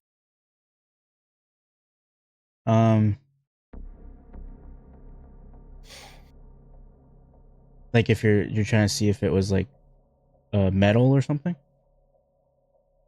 No, well, you said the smudge, right? Mm-hmm. So is it like? Can I tell like what kind of like? Is it liquid? Is it like dirt? What is it?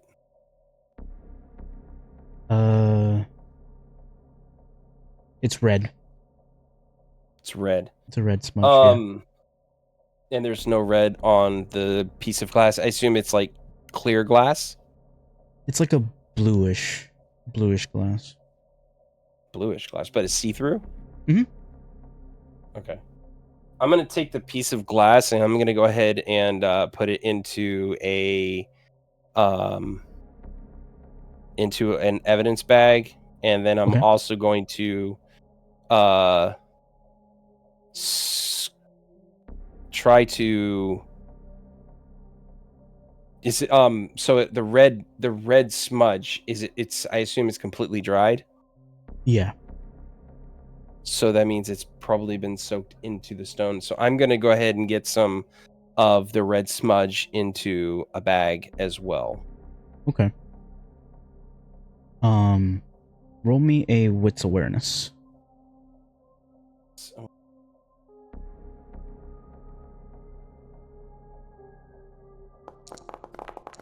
2 successes. 2 successes. Okay. From that statue, almost like a line directly towards the parking lot, you see, on the grass, possible, red liquid on some of the grass flakes. Okay. Gonna take out another little bag, and I'm going to clip off some of the grass and get it into a bag.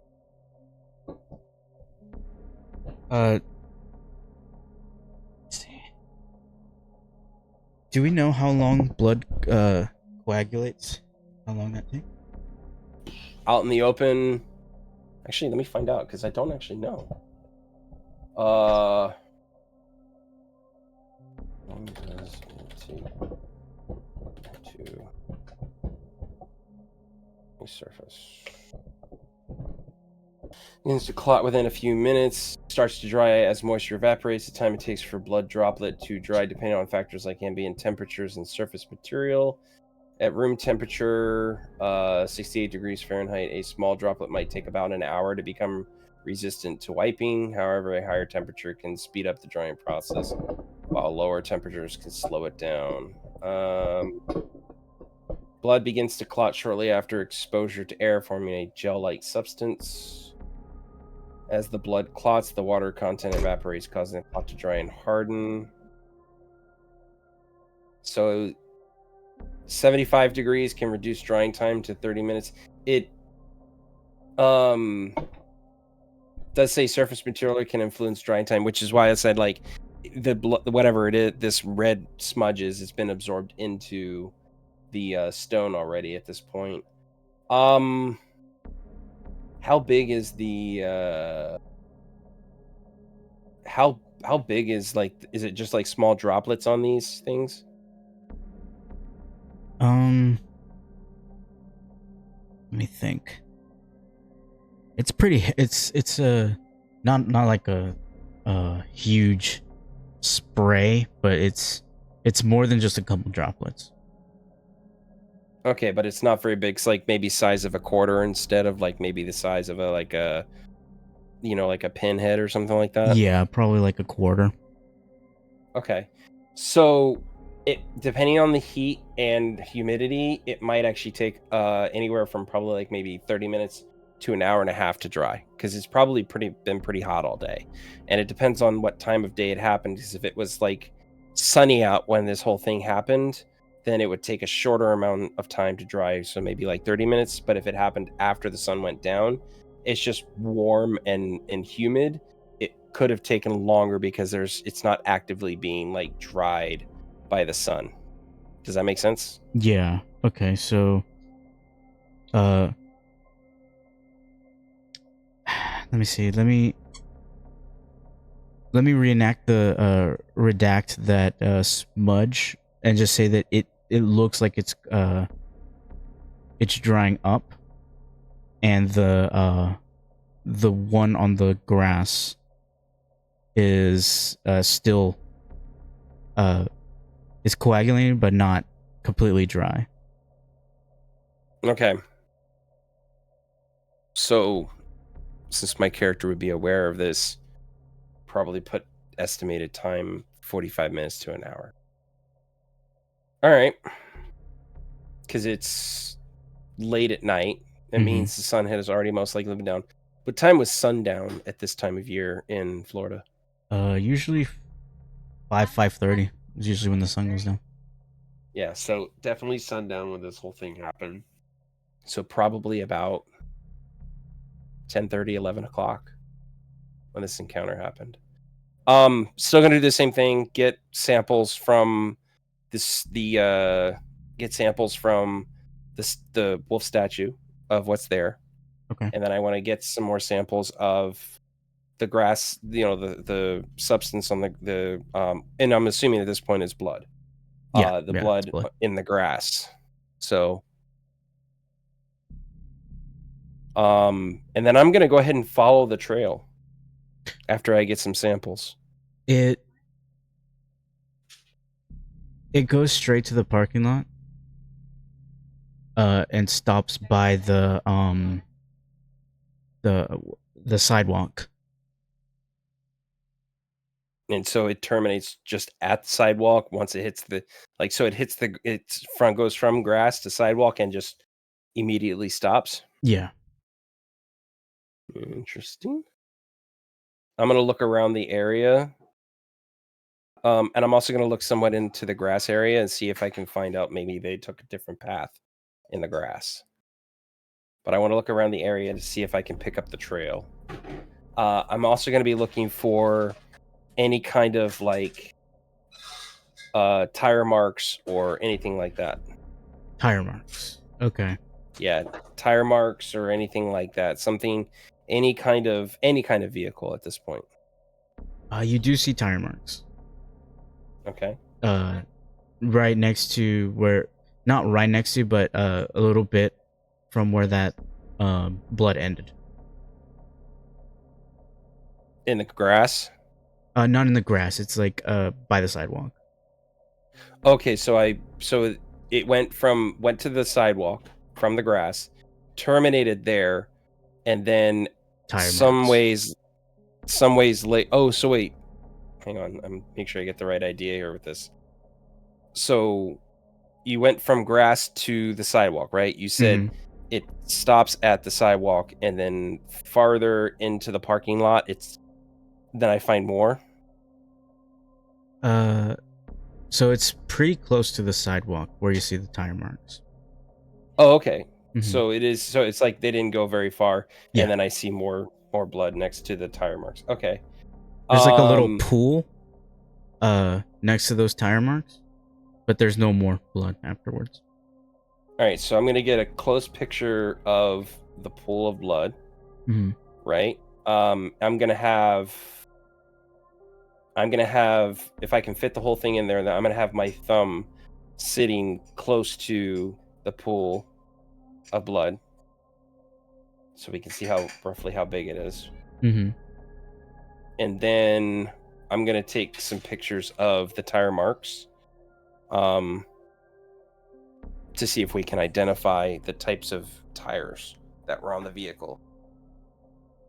Okay. Does it look like it was like a 4-wheel vehicle or a 2-wheel vehicle?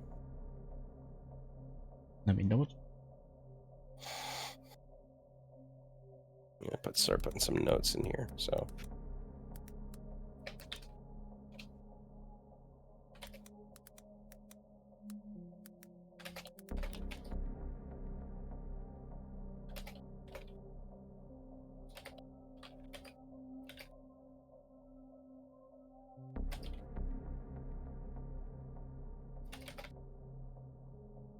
Two-wheel.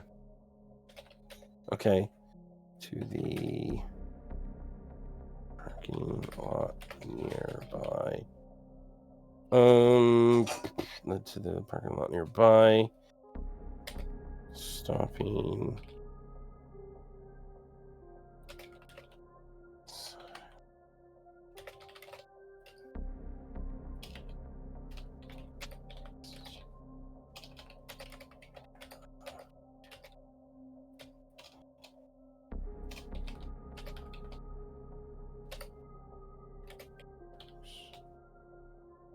Okay.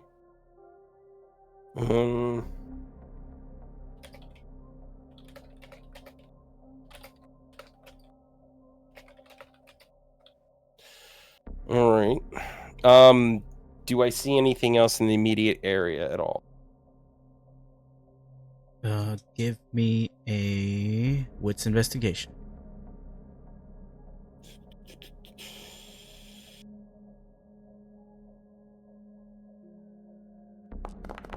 Three successes. You wish to burn a willpower for that. Yeah. I think that'll be worth it. Let's see how many more I get. That's not 3.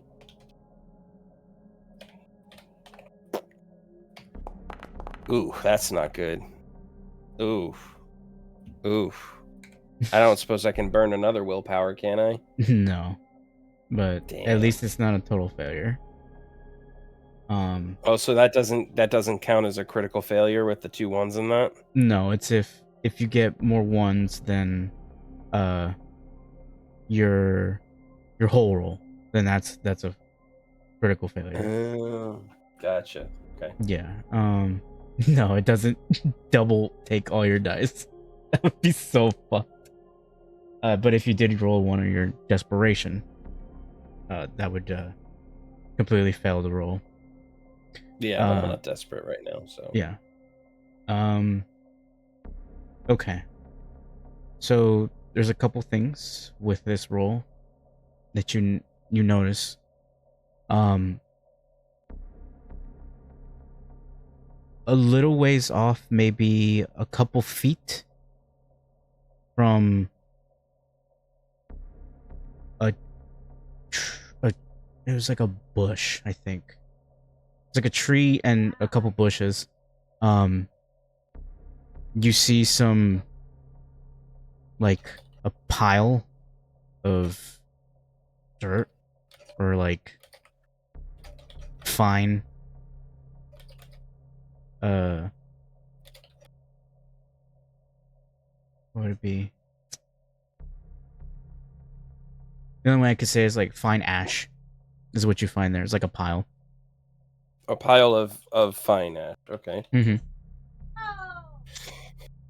And the last thing you see is in you remember that the science building was like right next to this statue garden.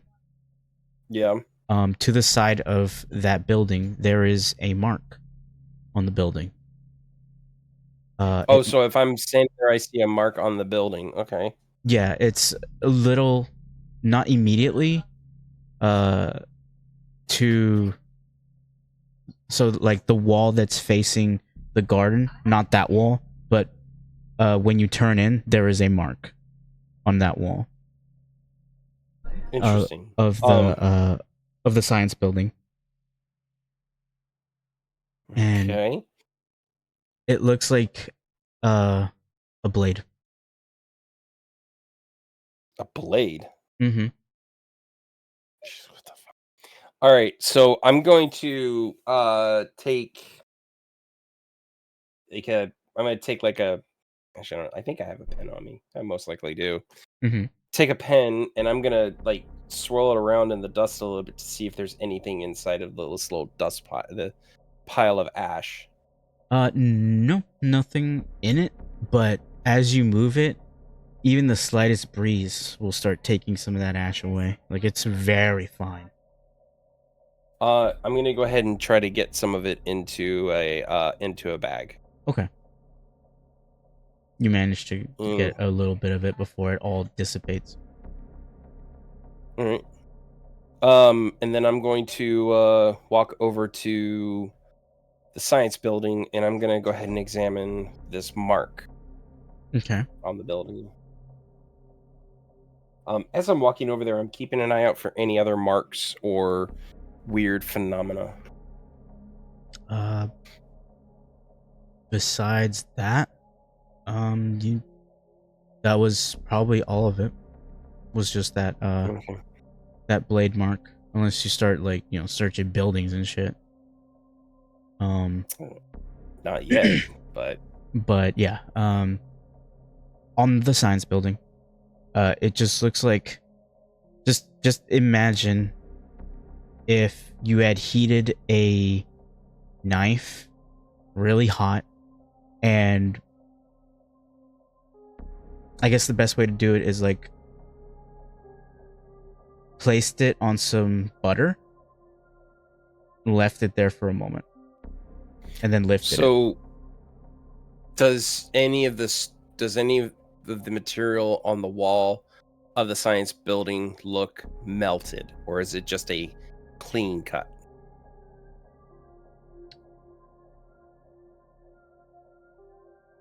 The science building is made out of stucco, so I don't know if that melts. Which I think it actually could. Oh, could it? But let me find out. Let me double check on that.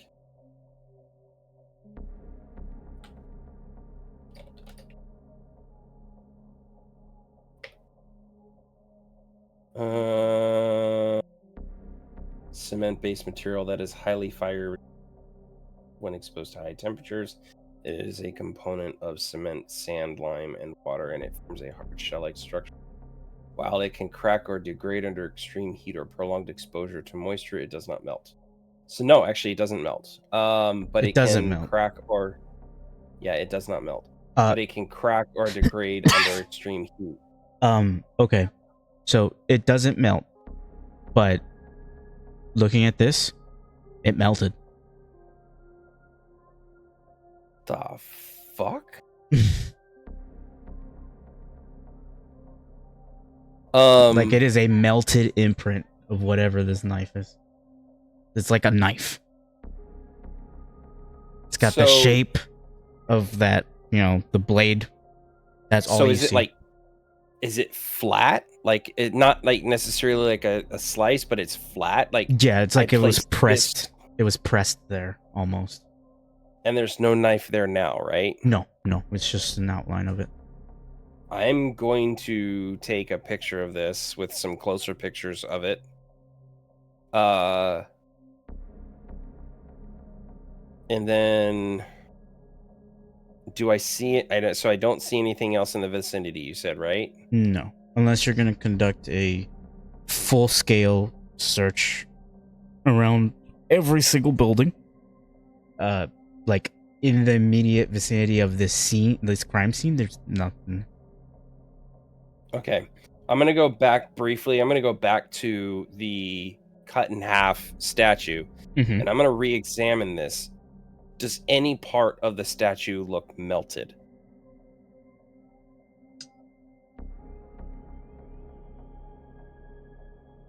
I want to say, now that you're looking at it with that in mind, yes. Okay, give me a second here.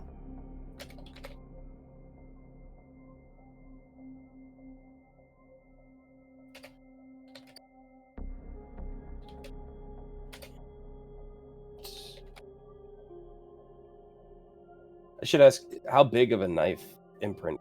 How big was this knife? And can I tell what type? You can't tell what type of knife. I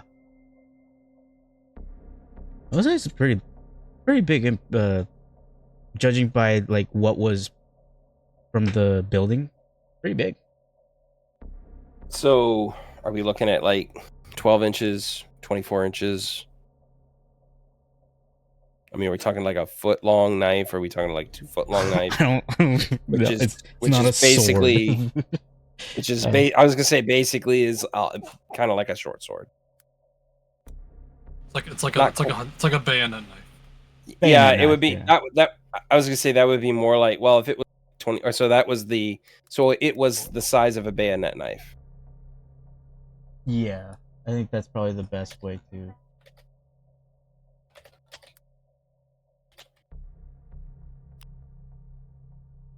It's not shaped like one, but that's the size. That's what we were told. I think generally those are roughly around about 10 to 12 inches. If I remember correctly.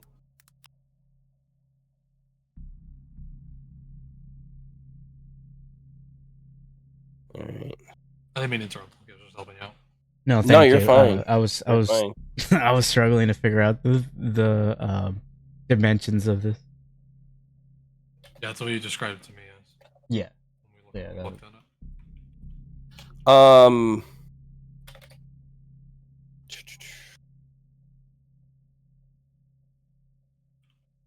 So how bad is the melting of the statue?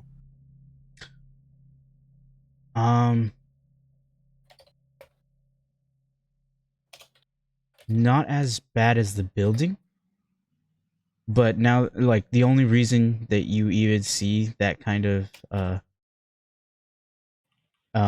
evidence is because of what you saw on the building. Right.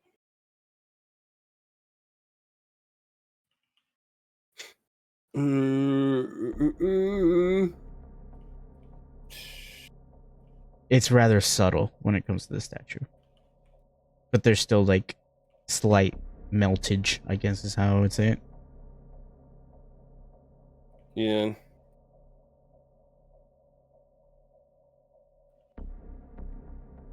And then finally, you hear Agent Brown is like, "I got it."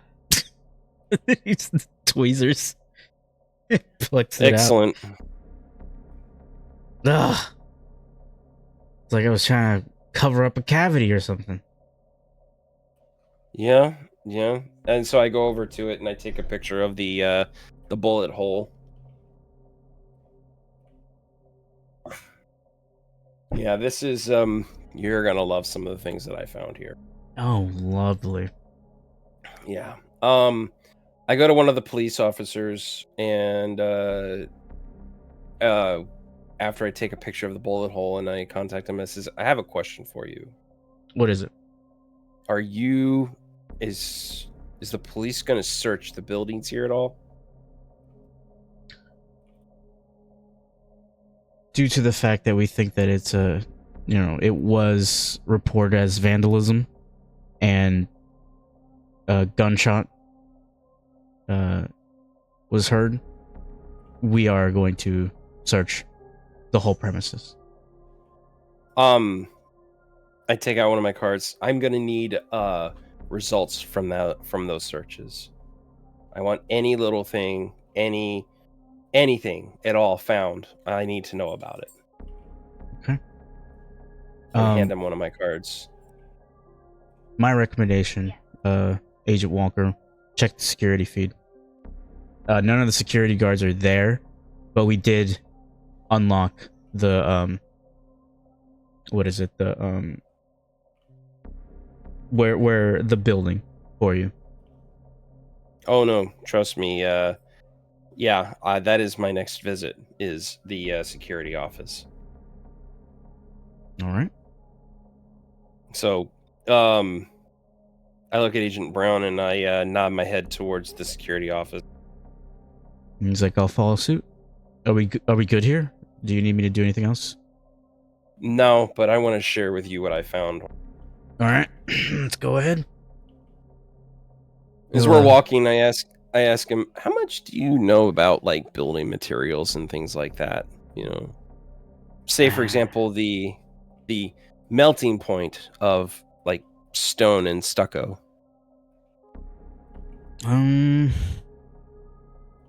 Melting point, not really my kind of thing I look into, but at least from my understanding, these buildings are not supposed to melt, right? They did. as I take out my phone and I flip to the picture of the melted impression of the knife, and I hand him my phone. They did melt. What the? That statue also melted a little bit as well. So are you thinking, and he shows you this, holds it like a knife, is like you think this straight through the... Quite possibly. How? Fuck if I know. Like, I've never seen stucco melt. Unless it was like some sort of acid, but even then I don't know if it would do that. Because it would work slowly, not this fast, and it wouldn't be a clean cut on the inside. That's really fucking weird. I also found some... Oh, go ahead. He looks around, he's like, why does all the weird shit happen here? Don't know yet. But there's definitely a very good reason for it. There was also blood next to the wolf statue, led out to the parking lot where it looks like somebody got onto a two-wheel vehicle and headed out and at a rapid pace. So we are thinking vandalism. At least that's what that sounds like. No, this isn't vandalism. There was a fight here. A fight?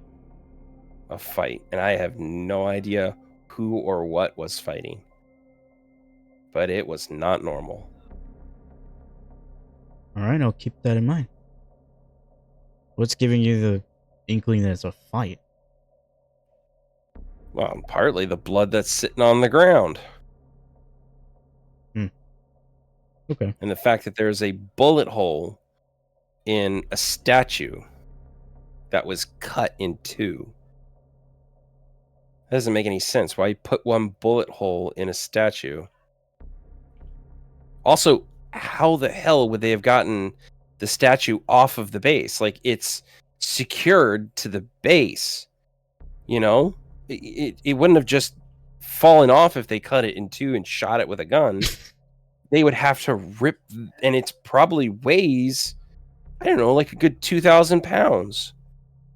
Being solid stone. They'd have to bring heavy machinery in here to do that.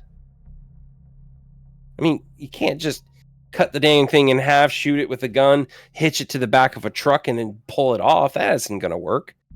If it did work, you would actually probably break it at the feet. You know, or the legs where it's weakest. You know, I'm starting to realize being out on this part of the field, there are no answers. Yeah. Welcome to my life. Damn question after question. How do you handle this as he's like opening the door to the security office? Patience. And just a lot of patience. All right.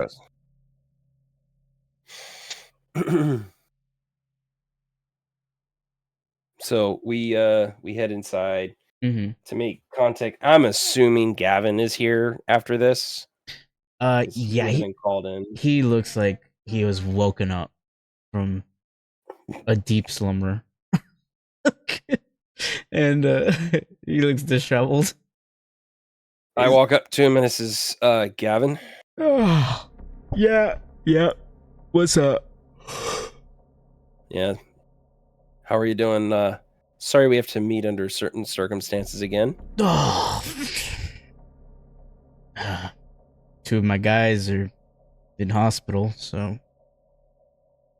Have we found out what would happen to them yet?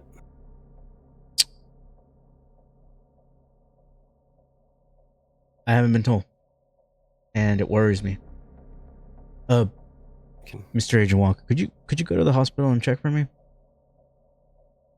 I'm sure you have clearance for it. I'm pretty sure. I tried to ask, but they wouldn't tell me. I'm not You mean family. The hospital wouldn't tell you? Yeah. Huh. Okay. Well, I can definitely give it a shot. All So, right. question for you: Yeah. do you have you looked at the recordings of what happened? I have not. I was waiting for you. Let's take a look at that. Okay. From where do you start? Well, to start with, let's look at. I want to see the that area. Let's say start at 10 o'clock. He loads up the file, and there's a black screen. Let's go to He 9 o'clock. he blinks. Goes from 9, 8, 7, 6, all black, and finally video feed. At what time? 5. 5 p.m. And then the video. What time does the video cut out? 6. 6 p.m. exactly. Mhm.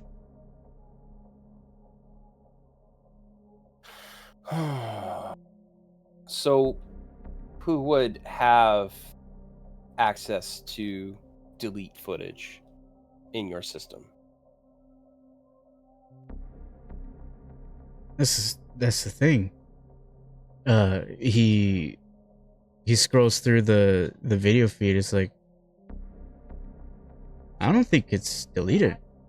I shouldn't be able to scroll if So you think somebody covered up the? either that or interfered with it. This has never happened before.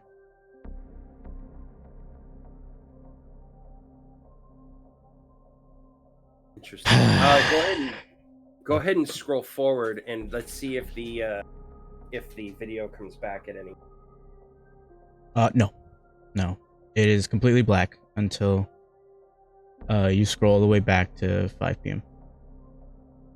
Okay, where is this particular camera at? So I would just say for time purposes, he does this with all the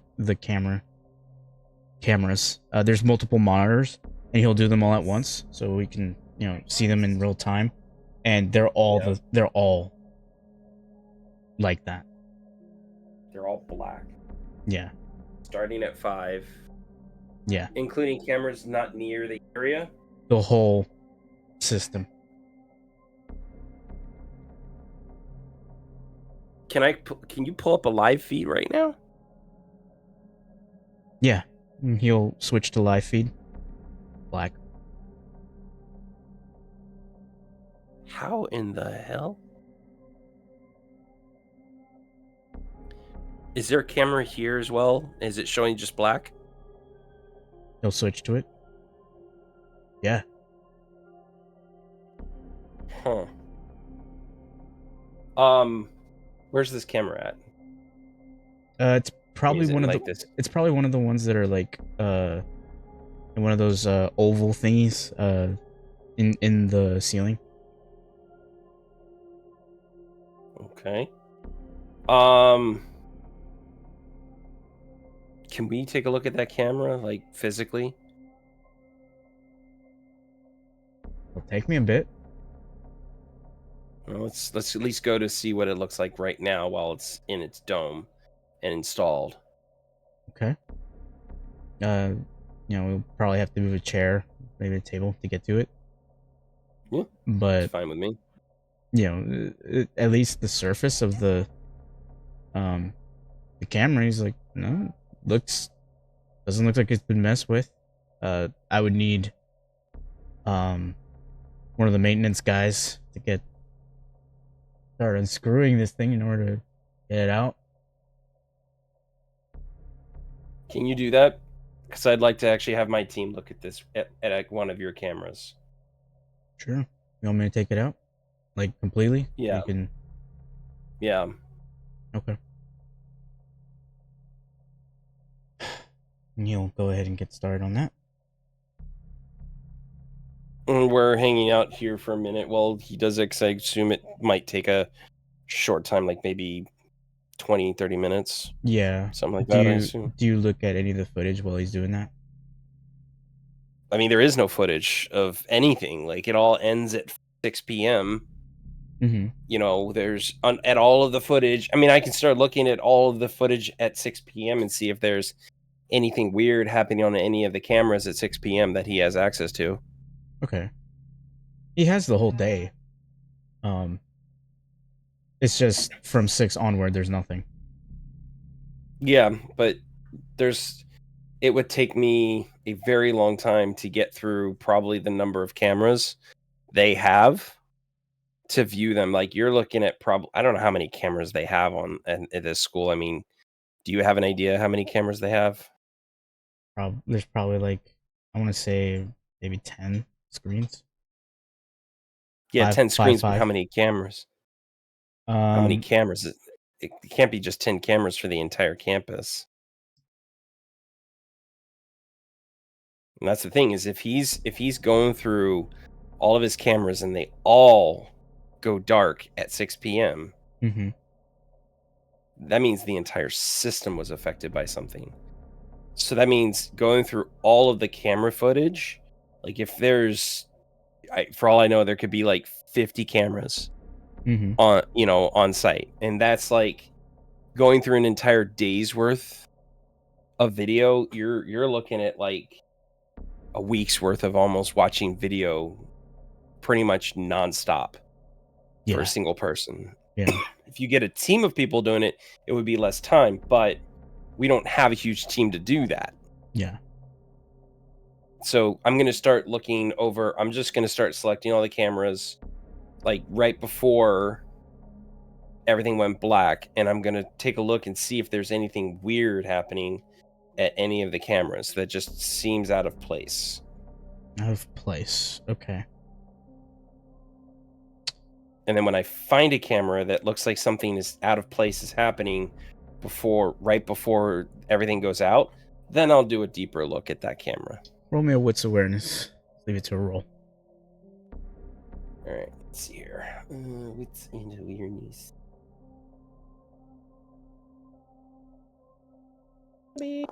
2 successes. 2 successes. I'll do it. You see a face Uh-oh. at the front desk. And it's talking to someone To the you've met. girlfriend. Someone you met.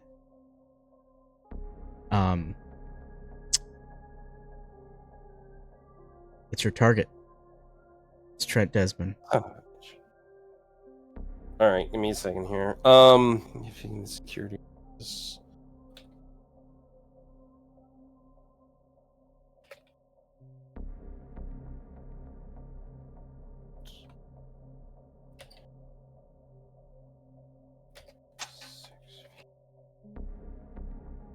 All right, and then so at the front desk, you mean the administration, where- the meeting.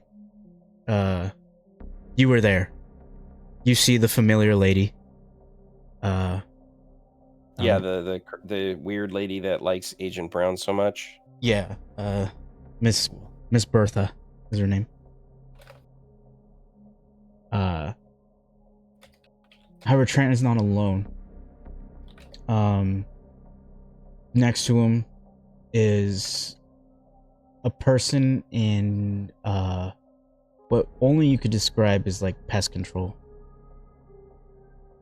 Pest control.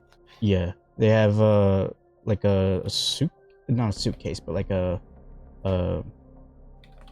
toolbox of various sprays and things like that.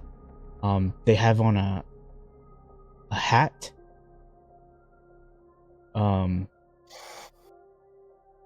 A shorter gentleman. Is there any identifiable company logos or anything like that on the clothing? On the clothing.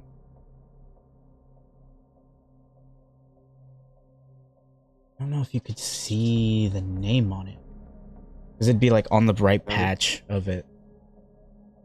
It would take some video enhancement probably, but Well, I was just saying, yeah, because I don't know because I haven't reviewed any of their footage just yet. So, but just in this still frame. You would need a different camera angle probably to see it. Okay. But in one of the in his what is this, the containers that he's holding, you probably see like a beer can in there. But yeah, he the gentleman that's right next to Trent seems to be talking to Bertha was her name, and Trent seems very ashamed at this point.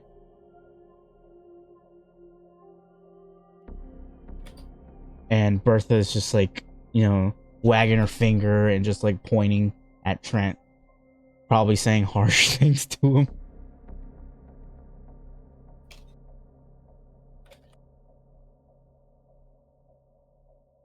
She looks very upset to see Trent.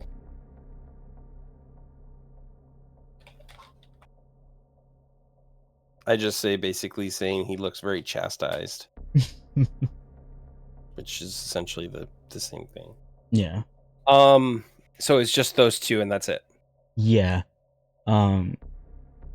As they leave, they start walking towards the back. But you see Bertha, she sees Trent leave, and then you see her reach for her desk drawer. You remember that she put your number in there. But she's like looking. She looks confused. She's making like this face. Looks around and starts like talking. And you see someone else come up and she's like pointing at her drawer. And you can't really hear anything, but essentially it just looks like, where is it? Is what you see. So she's looking for something. Yeah, she's like looking for something, and like when she can't find it, she's like asking someone, where is it? And they're just like, I don't know. Like they just look completely confused. And she's just like she makes this scowl and gets on the phone and begins to call. Okay. So I want to. So I'm assuming I won't, because the camera's cut to black shortly after they leave, right? This was probably, I want to say like around 1 or 2. Oh, 1 in the afternoon. Okay, so yeah, when you see Trent arrive and walk with this pest control person. Okay.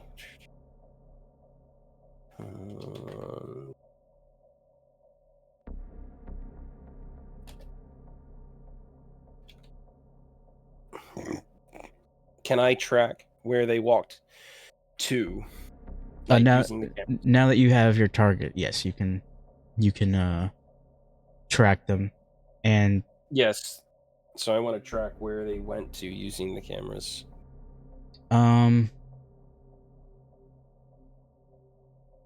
It seems like Trent is showing the area.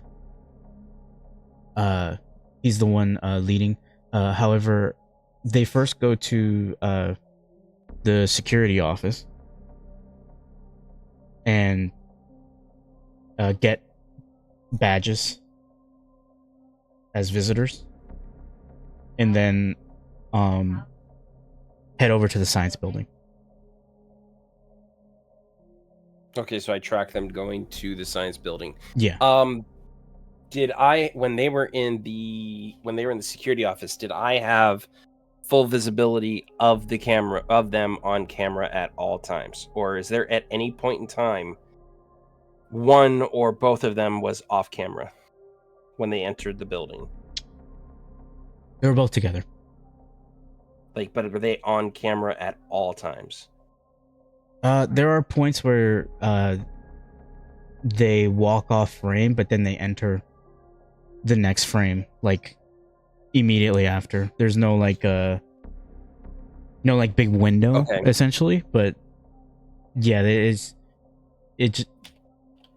there's probably like not enough time to really do anything from those And do any of them at any point reach behind like a desk or anything like that while at the Mm, security office? no. Trent looks even more ashamed in the security office.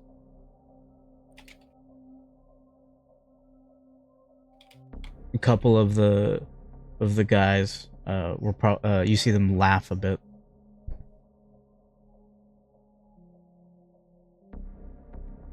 Hmm. And it's generally the pest control guy that's talking. Okay. Mm-hmm. But Trent is the one showing him around, but he's usually the one that's talking. And he's I should very ask, charismatic when he's talking. Okay. Is the pest control guy wearing a long pants? I think he's wearing the the covering over himself right now. The white shit, what is it called? I want to say it's like the white plastic bag, but it's not that.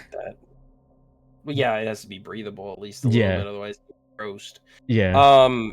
At any point in the cameras, was I able to see the patch on the shoulder or anything like that, with an insignia of an company? Probably from the security office. You see it's Mo Skeeter, pest control extraordinaire.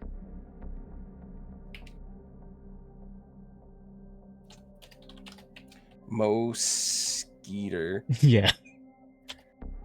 2 E's. Yeah. Mo Skeeter, pest control extraordinaire.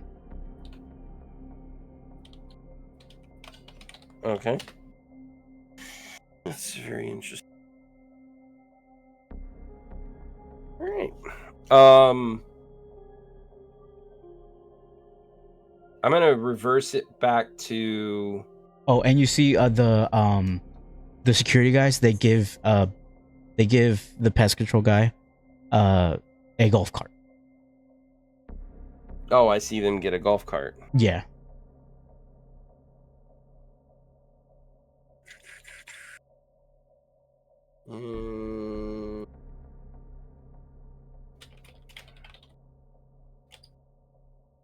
And then using that golf cart, that's how they head over to the science building. Right. I want to reverse back until I saw them at the reception desk, and I want to now go backwards in time and track how they came to the reception desk, and I want to see if I can track it backwards. So there's a parking lot from the reception desk. Like there's the doors open, there's sidewalk, and then there's the parking lot. Okay. You just see them come up from the parking lot. There's no cameras outside the reception area for the parking lot? That's probably the furthest that the cameras go. Okay, so there is nothing outside then, right? No. Yeah, useless idiot. You always need to camera up the parking lots. Jesus Christ. All right. I just saw both of them just come in. That's it. Loki hates security. Yeah, I can imagine. I'm gonna continue to follow through and look at the rest of the cameras at the roughly around the same time of when I saw those two at the reception desk. Okay. And I want to see if there's anything else strange that I see. Hmm.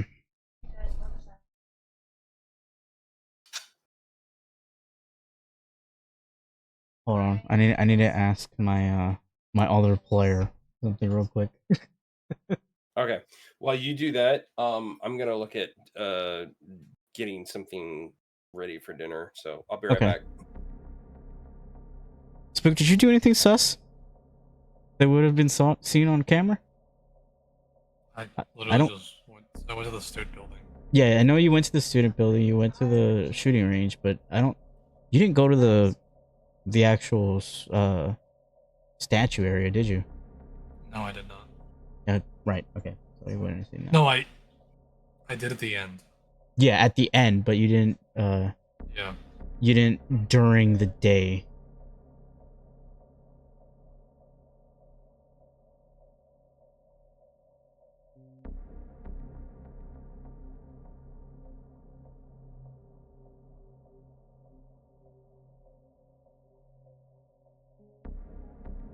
Man, it's almost like you took into account security.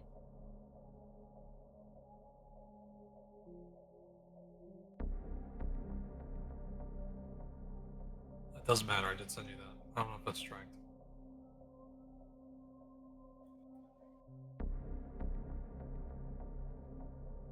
I don't know how detailed their like key card shit is, but Mm-hmm.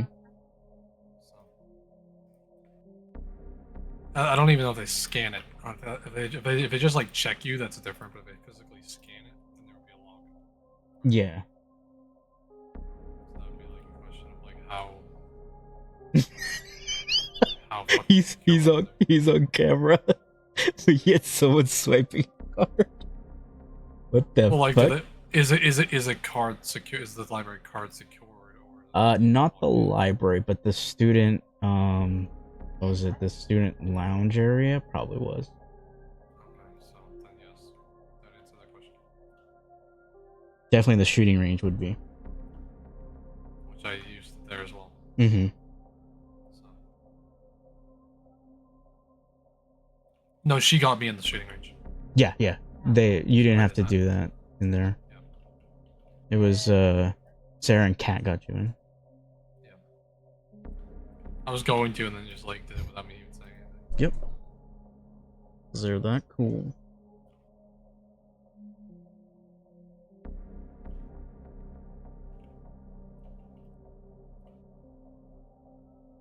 Just to double check, you entered the student lounge when they went into the administration building, right?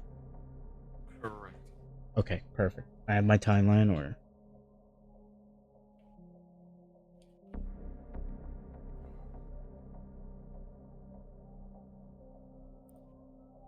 look at that. Reverse engineer scene.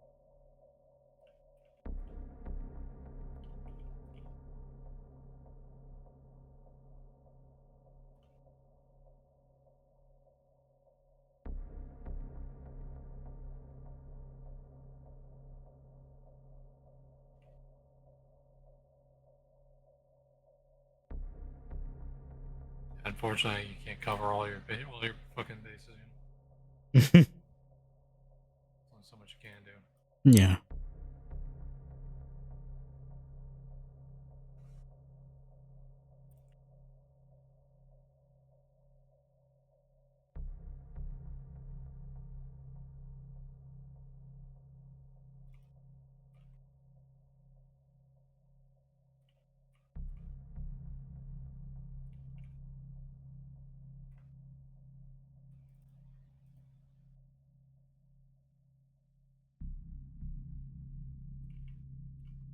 But Nico hasn't been found out yet. Oh yeah.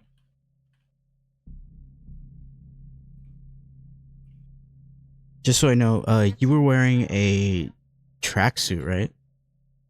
That day? Yes, I was. Okay.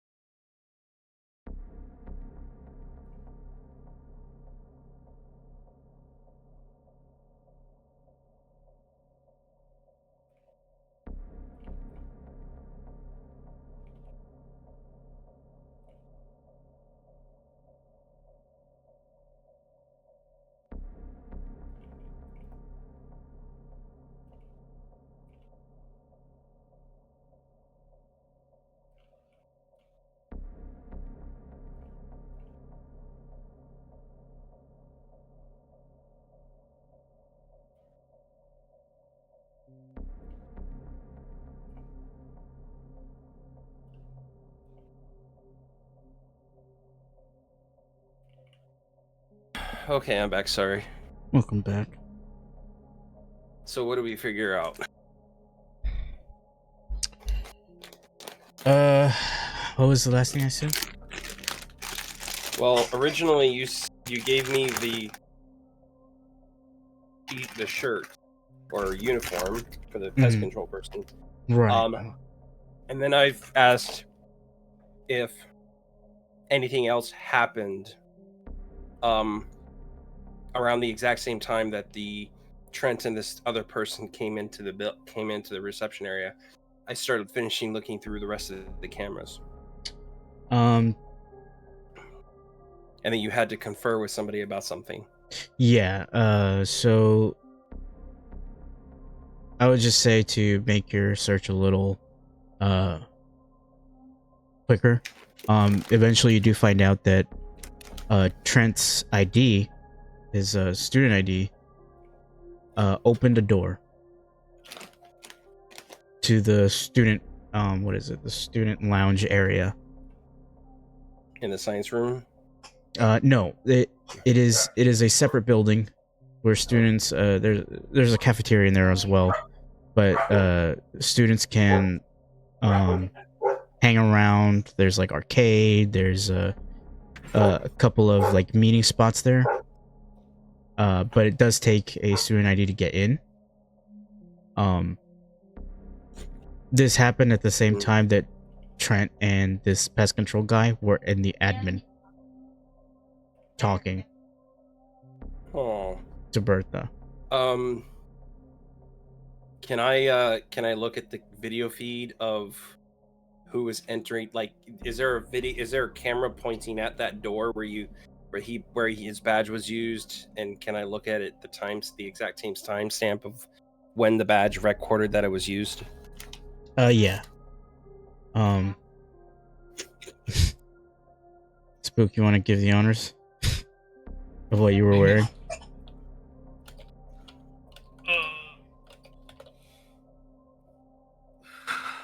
Well, what's the position of the camera? Is it like It'd be an a top camera.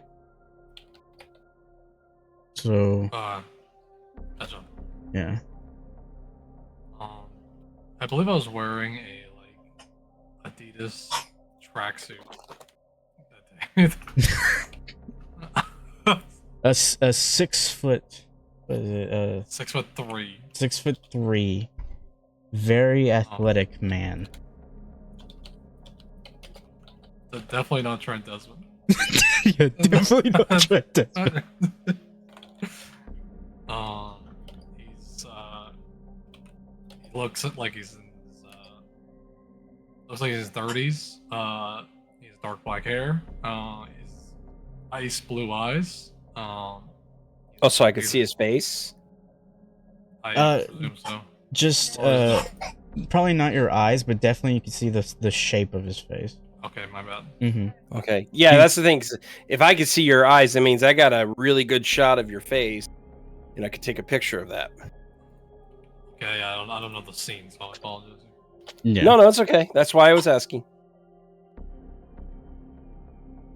What kind of shape do we have of your face?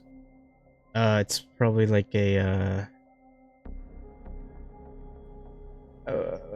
downward. So you see a little more hair. The shape of the like top of his head than the. He has like a. I mean, I'll show you. I mean, it's in pins. You already kind of know roughly what I look like. You have an idea what I look like my facial structure, like what my hair looks like. But I think he's just like walking through the doorway, going into the student lounge. Okay, let me look here. And I believe that day I did. Never mind. All right. So that's who you see walking in. Definitely not your target, Trent Desmond.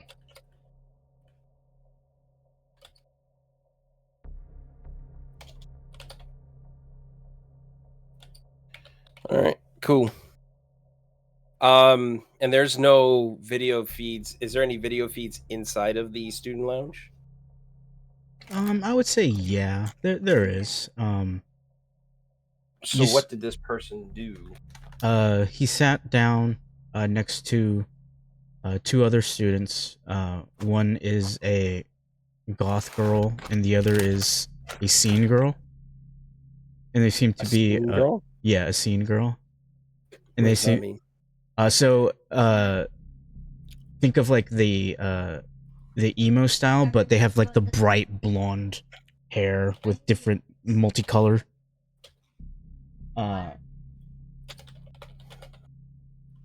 Okay.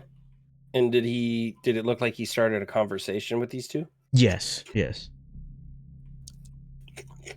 A very like not I wouldn't say pleasant, but it's a casual conversation. Okay. The two girls like sometimes laugh with one of the things he says, but nothing too crazy. The goth girl seems to be like waving her hand around about like a couple things. What you only really see about this man is like the back of his head while he's talking, but you definitely do see the other two students. But there is a part of this. If you see the front of her, there's this part of the scene where she literally shows her gun. Yeah, so you see you see the two of them kind of stand up, and the two of them show their guns. They have guns? Yeah. Florida, it's all you can open carry.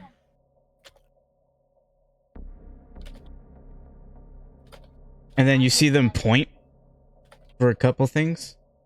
And if you follow them, you see the three of them walk to the shooting range.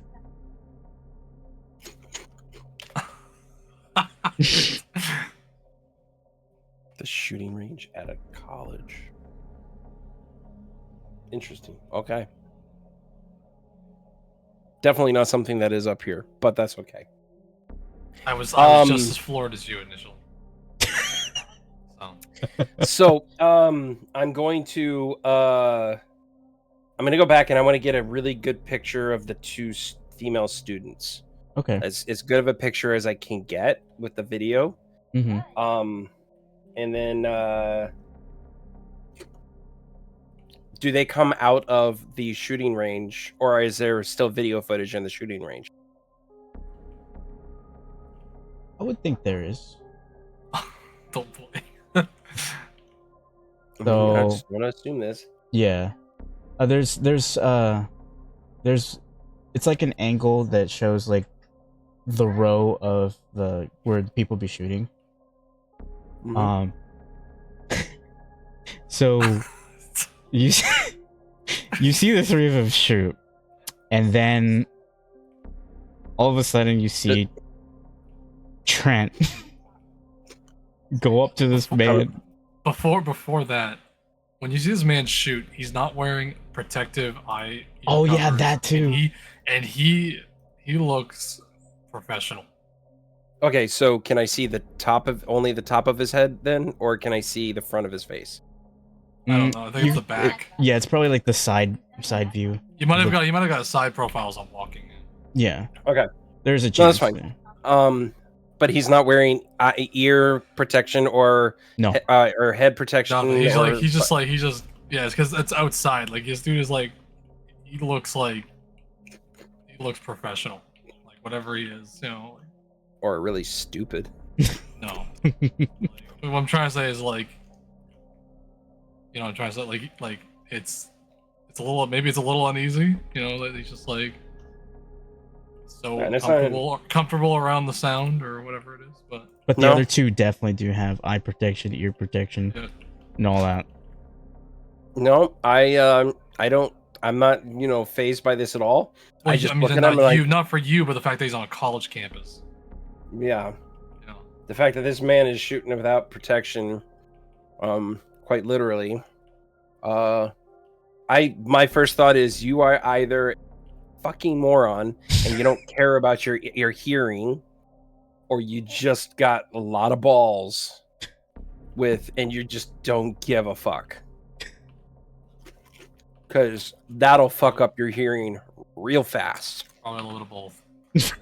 He feels immortal. Yep. So, and then I see Trent come in. Yeah, so you see an exchange happen. Trent goes up to him. And it's from your hoodie, right? That's where you had it?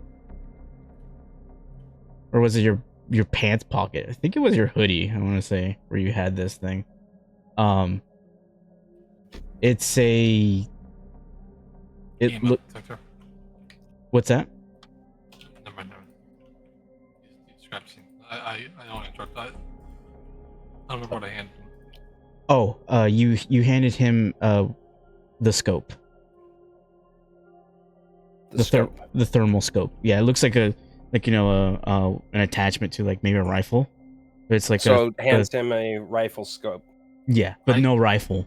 It's just I did not hand him that. Oh, you did. Was someone? No, I handed him EMF detector. I never had a thermal rifle scope. I swear you did. Oh, okay. No, my bad. I just gave him an EMF detector. Oh, okay. My bad. I thought it was the wrong object. Nico gave I would never give fucking. I mean, that's right. No, I just gave him an EMF detector. Oh, okay. You see a white controller like thing is what he hands to Trent. Not to like. Okay. I swear to God, I thought it was the thermal. That might have been. It could have been Mo, honestly, but yeah, okay. you see him hand that to Trent, and the two girls kind of talk, and Trent becomes flustered and runs away. Oh, so the girls actually talk to Trent, and he gets flustered and runs. Yeah.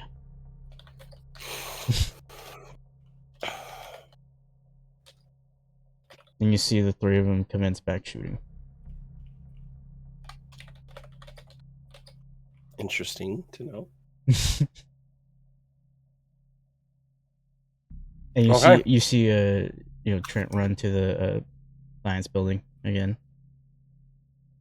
So so he did this before he went to the science building?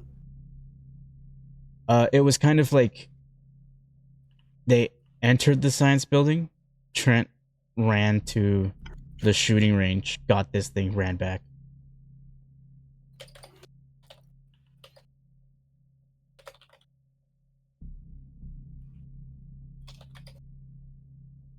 Okay.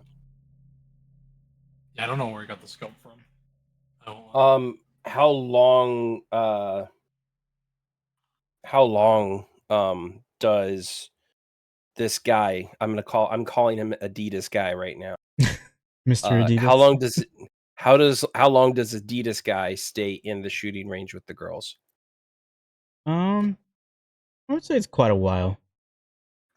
Yeah. They talk a bit, and then they been shooting, and they talk a bit and then shoot. I'd say it's like for quite a while. So does the cameras go out before he leaves? I would say just as he's leaving, The That's- cameras go out. yeah, it's probably when the cameras go out. Okay.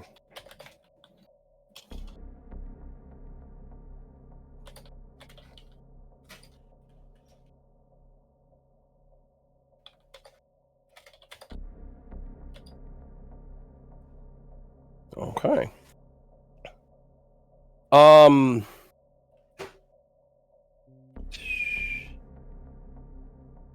don't know if I'm spelling, but I don't care. Adidas. Okay. Yeah. All right. So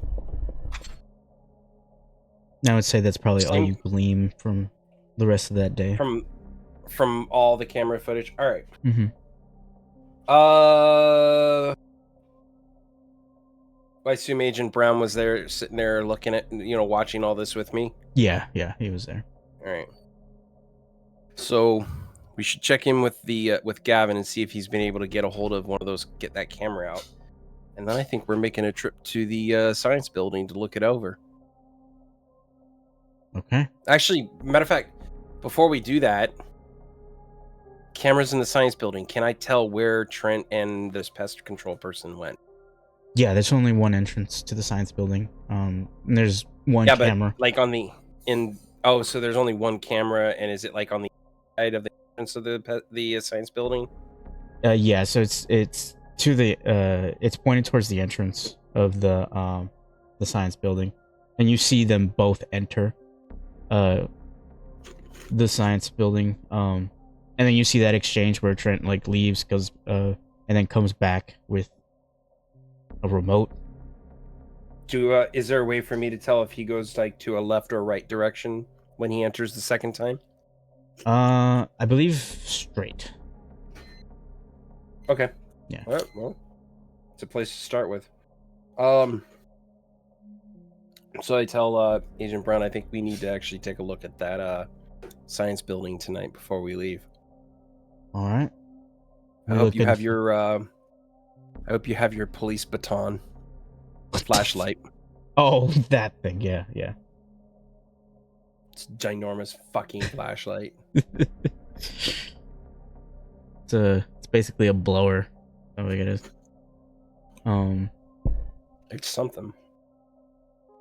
All right. So So I would say has he that been able to you've been able to get the camera. He hands it to you guys. Okay. So we grab the camera, taking it with us. It's not a very big camera, right? No.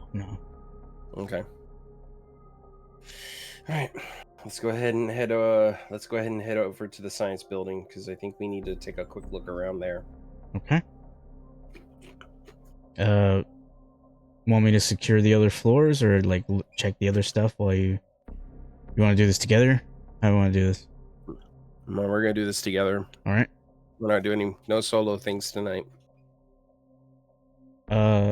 So this building does have multiple stories in it. Probably like three stories. Jesus Christ. And there's No different fucking. types of classrooms in here. So on the map, about how many classrooms per floor? Just to make it easy on me, I would say 4 classrooms per floor. Because it's a Okay. lab per each classroom, so. All right. Shit. All right. This will take forever if we don't actually split up. I didn't think this was going to be that big. I'll go ahead and take the second floor if you want to take the first floor. Just let's look for anything out of place. You're also possibly see if you can locate, like, just in case if maybe they left that white remote thing behind. Oh, okay, yeah. I'll try to Just find keep your something. eye out for that. I'll head up to the second floor and start searching up there. All right.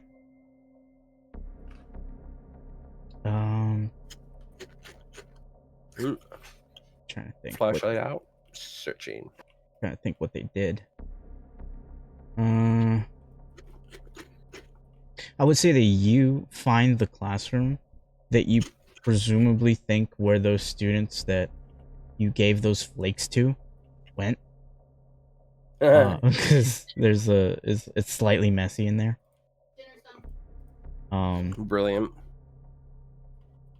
But there's no broken glass or beakers in there, but definitely paper and stuff all over this lab. Well, yeah, because Molly cleaned it all up. Yep. For some reason. It's still been used. Still being used, but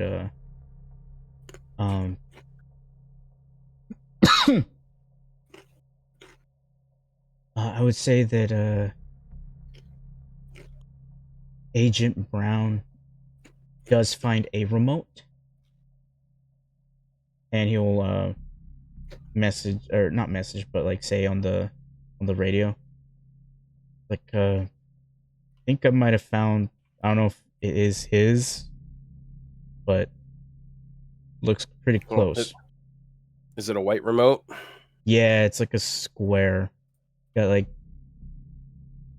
5 different lights on it. Do I recognize if the thing was square or not? Yeah. Okay. All right. Sounds about right. Go ahead and hang on to it. Let's continue. Let's go ahead and search that room a little bit more. I'm going to finish with the second floor here, and then I'll meet you on the third floor. Okay. And I would say probably about 5 minutes later, you hear on the earpiece just him say, "Holy fuck!" And it's just like, he's like, "Sorry, a fucking rat just came out of one of the cupboards. It was huge." He did that to me. I'm like, dude, seriously. Dude, it looked at me. It jumped at me. Just be careful. Yep. I got it. I got it.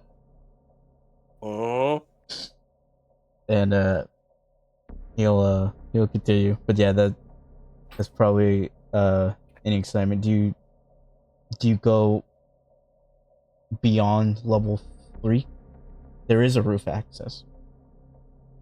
So nothing on the third floor from us both, right? No. Then yeah, I'm gonna take the rat jump scare. If we see that there is roof access, then we'll go up there. Also, whenever we meet up again, I'm gonna ask him. I'm gonna go ahead and take a look at the square remote thing, and I want to start tinkering with it a little bit and see if I can get it to turn on or whatever it is. Okay, so it's an EMF detector. Would I actually know what that is? Probably not. But all you I would probably see is never like it turn on and it's just red, like that red light. Yeah, but I can see that it detects like a signal of sorts, but that's it. Most likely, right? Yeah. Okay. Or is it white? Is there? I think it's. Is there? Yeah, it's like a. I think it's green. It goes to red, so it'd be a green light. That little So is there? light Is up it button. just? So is it 1 green light or is it 5 green light? So it's multiple lights that go from green, yellow to red. I was messing around like is there a current ghost hunt happening right now? Oh, You know, no. like in Phasmophobia, No. all lit that up. would be so fucked. Yeah, so I'm just gonna keep it turned on while we're walking through and just kind of tinkering with it and looking at it. Okay. And then walking upstairs or going up to the roof. And we're gonna take a look at the roof. Okay. And as we get there, I say, age before beauty. Cute. You'll open the door. Thought you might like that. Okay, let's see what would be.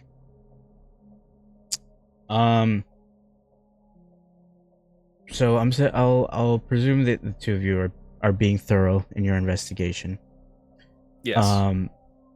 All you see up on the roof is those knife markings that you saw melted on the side of this science building, but on the ground.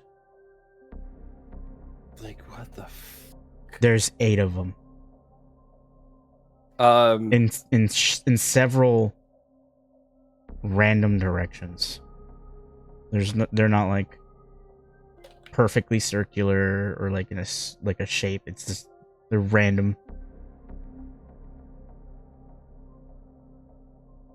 But that same shape of like melted stucco, it's on the ceiling, the roof.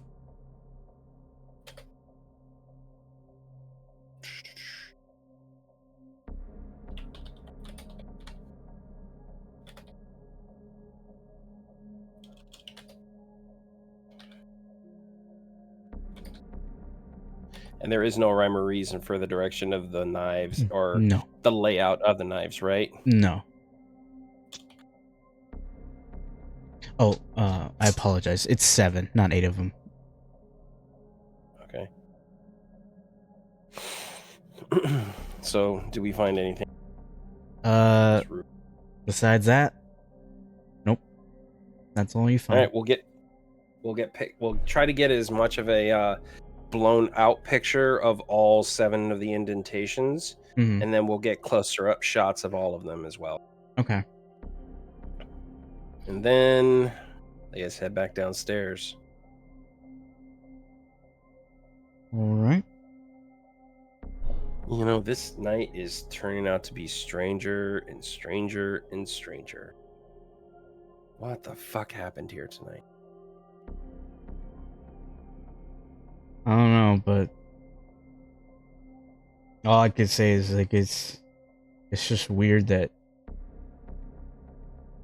every time we always look, we never get an answer. Seems to be what happens out here. Well, I'm used to it. These kinds of things kind of are cold cases right from the get-go, even though they're pretty recent. So what's the deal with your Trent file in your car? Because I have no idea who took or deleted his information on our servers. No idea who did it. I see. So I have it. I have it under in a lock and key place inside of my car. And probably the only people or person who knows about where it is, well, is most likely you, because you saw me put it in there. So, well, we know what happens if it goes missing. Yeah. Right? Yeah. Bertha ate it. The fuck is... Oh. You know, in her defense, yeah, she looks like she might have just eaten a whole fucking file. I don't know. Jesus Christ. Why did she call you? You gave her your card. I have a feeling my card was missing in the desk. You think that's what that was? Most likely. Not sure, but most likely. We can always stop by tomorrow and ask her about it. I don't know, man. Like this, they're probably gonna close down the school. I mean, we'll be lucky if they put her somewhere else in the building. They would be lucky. No, we would be lucky if we found her somewhere else in the building. Oh. Yeah, or on the premises. I'm Yeah. pretty sure this whole place will get closed down. Well, we'll see what happens. I don't know what they're gonna do. I don't know what the dean and the executive team is gonna do here, but we'll soon enough. For the moment, I don't know. I think we might have exhausted all of. Yeah. Is that a yeah? You have other ideas, or you? I mean, not that it's gonna help, but like, seem to be. I don't know what I'm thinking about, but maybe we could ask that Molly girl. I mean, I know she was nowhere to be found, but You want to stop by the I mean, library again? I mean, I don't know what I could glean from her from this, but clearly we saw Trent today. Yeah, but there's no telling that if she knew he was on site, because he never actually went to the library, as far as we can tell. Although obviously we wouldn't really be able to tell because there's no cameras pointing at the fucking library, and the library doesn't fucking record anything anymore. Yeah, about that. About what do you mean? Yeah, about that. We're not gonna get anything, are we, from that library? It'd just be a waste of time. Check. We can check. I don't want to discount anything. It's an idea. Let's see what happens. Okay. Is it cool if I go in? 'Cause I know that, you know, two of you had a little moment. Yeah, that's fine. Okay. I just want to make sure that we're still in good graces with her, because she could prove, you know, useful. I don't see any reason why she would object to you coming into the building at the same time. I don't see any reason why. I think it was literally just because she wanted to, well, talk to me in private about something. I see. And he will, you know, as you guys make your way in the car, he will look at the time and is like, wait a minute. There's no point in going. The library's closed. Let's still check it out anyways. I mean, sure.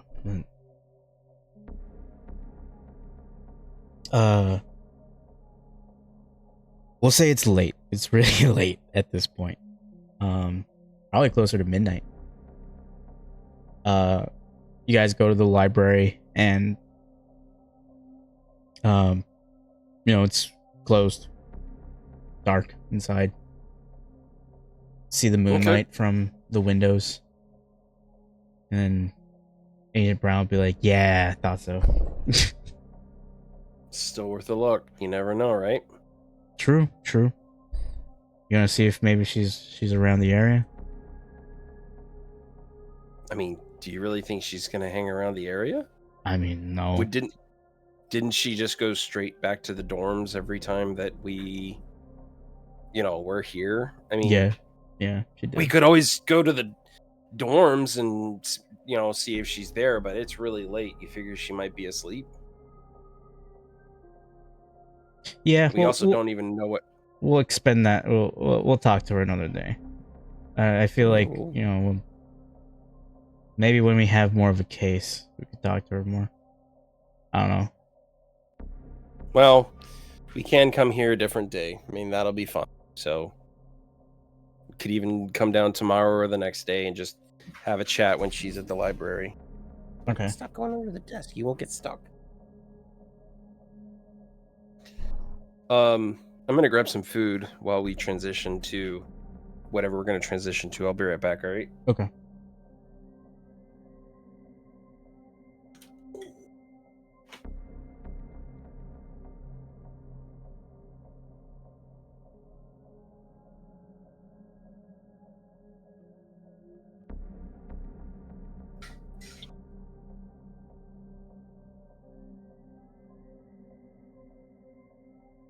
Yeah, I think by the end of this, we'll have a definitive answer on how we can get him in.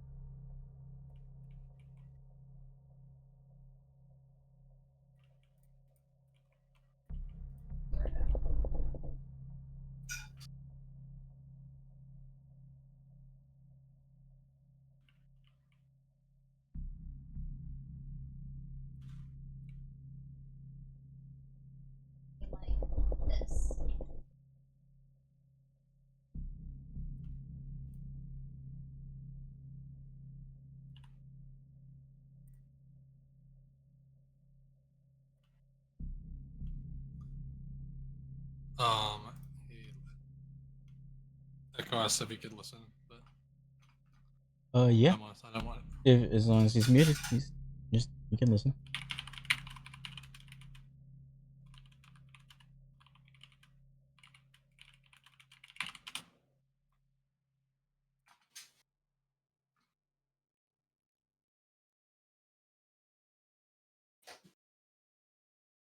Ice machine works better.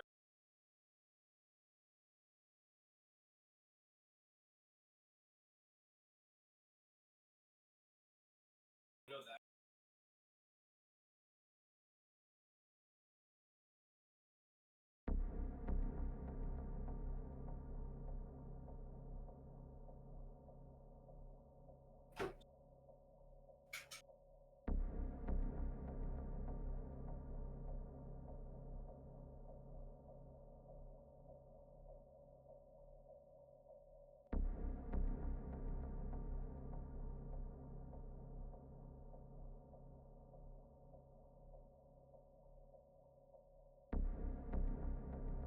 All right, sorry, I'm back. Welcome back. Appreciate it. It's getting a little hungry here. Yeah, you're good. All right, so I assume we leave. Mm-hmm. We head back to the office and then go to our separate ways. Yeah, I think probably a good place for the end of the day.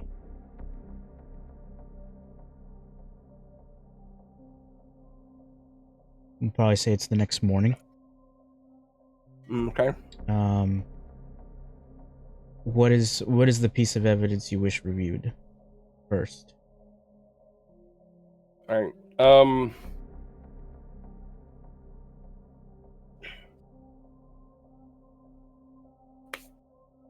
Let's go with the blood. Okay. I'm gonna see if we can identify. Well, actually, because that would have to be done through a lab, and then we'd have to actually look it up. So it wouldn't just take a night or a day. Mm-hmm. That would actually probably take a couple days at minimum. So, who else did we get there?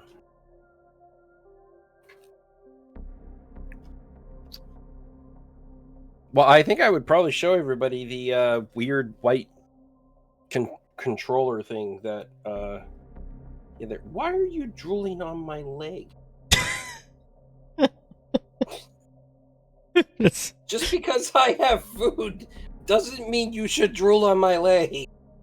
Oh, Jesus Christ, I dog. think it means you must drool on your leg. No. No. Really, Bongo? Oh my god, dude. Clean up your mouth, dude. Alright, come out. Come out of there. Come out of there. I'm gonna have a wet leg by the time I'm done dinner. Here, come on. Over here. Come here. Come here. Sorry, 1 second. Sit. This is it. Alright, you guys are done. Come on. No more drooling on Dad's leg. Holy crap, dude! Really? I just hear this. I feel this wet bloop on my leg, and I'm what the hell? Looking, he's just down there. He's just got drool dripping down his mouth. I'm like, dude. All right, sorry about that. So we get the team together in the middle, Mm-hmm. and I lay out the little devices. Says, so this was found in the science building for whatever reason.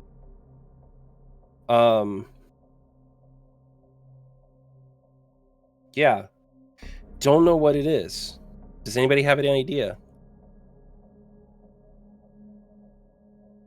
Does it work? Yeah, turns on. I turn it on.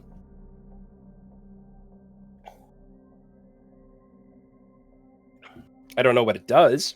It looks to be some sort of signal detector of sorts.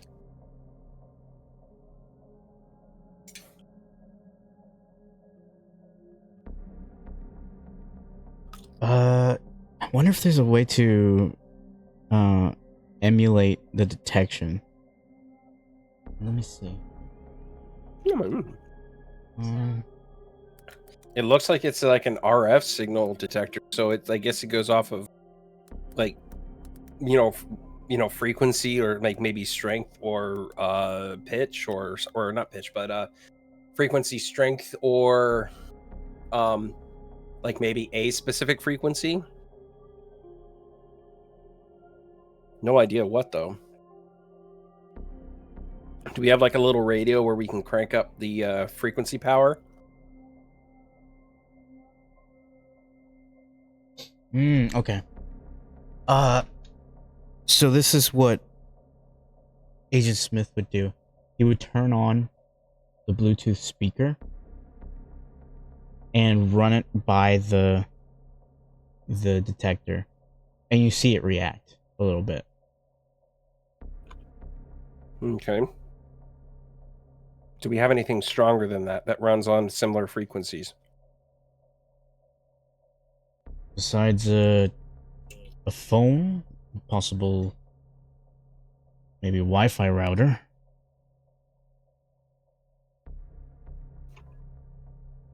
Oh, where's the Wi-Fi router? Let's take a look. When you bring it over to the Wi-Fi router, it I would say that probably the signal does a little more, a lot stronger. So it looks like it detects signals of like different strength signals.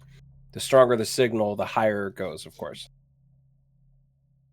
So that means it's probably detecting the interference coming off of those signals of sorts, or just the signal itself. And those things like Bluetooth, aren't they like, they're not radio waves, but what kind of signals are those? Because I know they're like, Bluetooth is usually generally digital. Signal, right? What signal Bluetooth makes? What signal does Bluetooth use? Radio wave. Radio waves. Within 2.3 gigahertz frequency band.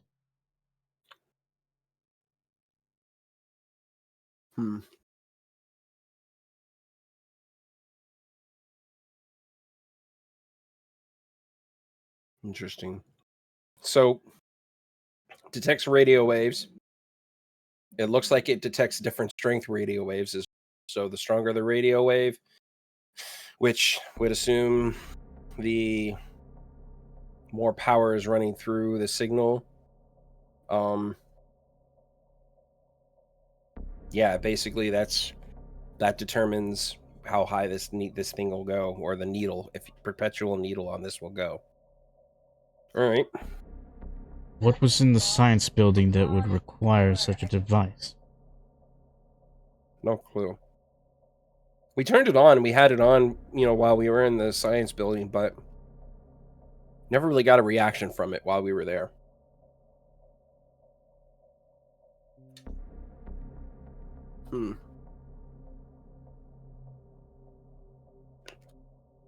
So,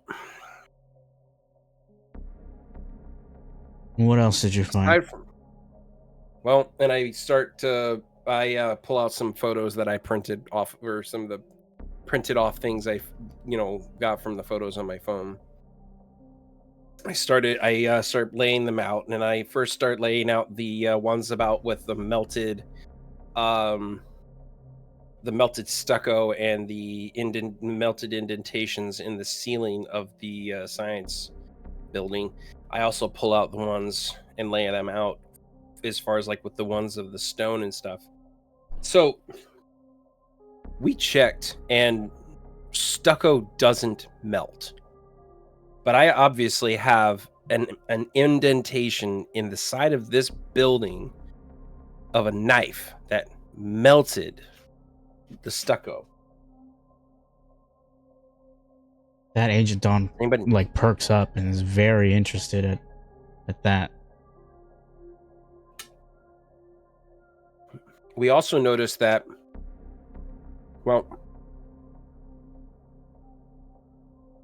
the statues, after finding this, I took another look at the statues, and it looks like they too were also partially melted. What kind of stone are they?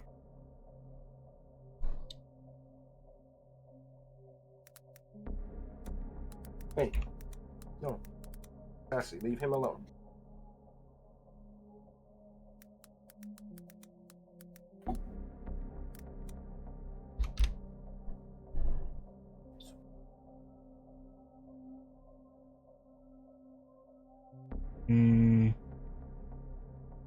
Probably granite. So, granite also wouldn't melt, as far as I know. It's really hard. Like, it might crack and break and shatter, but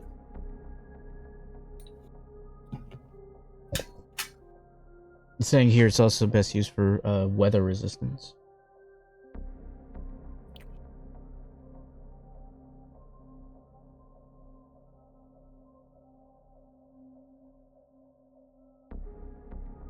So melted. oh, actually, granite can melt. Granite It can melts melt. at a temperature. It melts at a temperature between. Are you ready for this?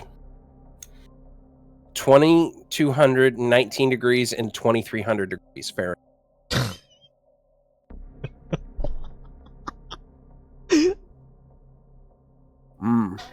So you have to pour lava on it or something. Pretty much. It also, when granite melts and cools, it forms a new rock, potentially resembling rhyolite or obsidian, depending on the cooling rate and presence of volatiles like water. I see. So it says granite doesn't melt at a single precise temperature. Instead, the melting process is gradual as the different minerals within it reach their individual melting points. I see. Okay.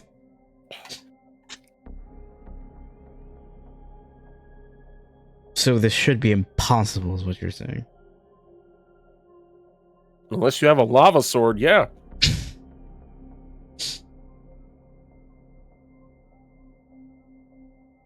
That should not be a thing.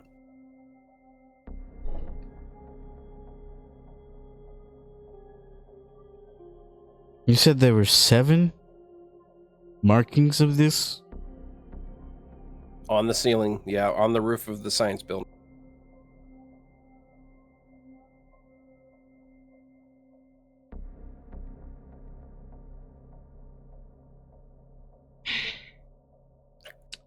And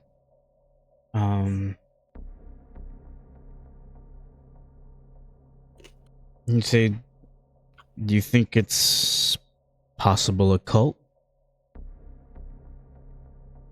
Possible occult? I have no idea. All I know is that statue was somehow pulled off of the base, and it looks like the what was holding the statue in was literally ripped apart, right? So it was somehow pulled off of the base without breaking the stone, right? And somehow was cut in half after being shot by a gun. Or before being shot by a gun at some point. So it was some point shot by a gun. There's no telling how or why this statue got off of that base. The darn thing has to be at least a couple tons, if not close to. So nobody was pulling that thing off of there. And if they did, why did they shoot it? And then proceed to chomp it in half. Not only chop it in half, but slice it clean in half. It's a clean cut. And I point out the pictures of the cuts. Like, this is such a clean cut. It was smooth to the touch. There were no striations. There was no breakage. There was no Like usually if you would have seen like stone be sliced in half, you would see like there's a little bit of breakage on the ends, from like the stress and the vibrations of like a saw to cut it in half. There was none of that. Like it was completely smooth, like as if you took a hot knife through butter.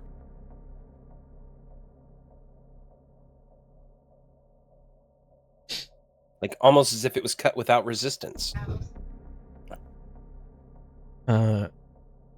Agent Dawn will look at the. Do you show the before and after pictures of this statue? Yeah. She will. It's like, furthermore, she will look at it and say, "There's also a piece missing. which piece is that? Part of the face. It's Part of the face is missing. very small, but I think a piece of the cheek. I think." And she'll like try to zoom in on your phone. It's like I think it's like a chunk of the cheek is missing.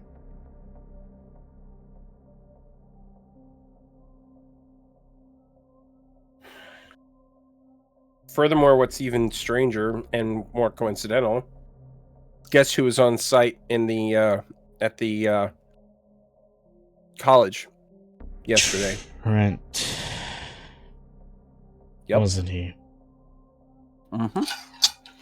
And guess what? Hmm. He wasn't alone. So He had another person who was what is it called? Conspirators? Accomplices. Yeah, we can call him that for now. Yeah. So we had Trent on site, came to the facility, went to the reception desk, and there was somebody with Trent. I don't know who it was, but they were dressed and had gear as if they were a pest control employee. Found later after viewing some of the cameras that the company is from Musketeer Pest Control Extraordinaire. Has anybody ever heard of this company? No. Agent Brown's like, what the fuck kind of company is that? It sounds fake.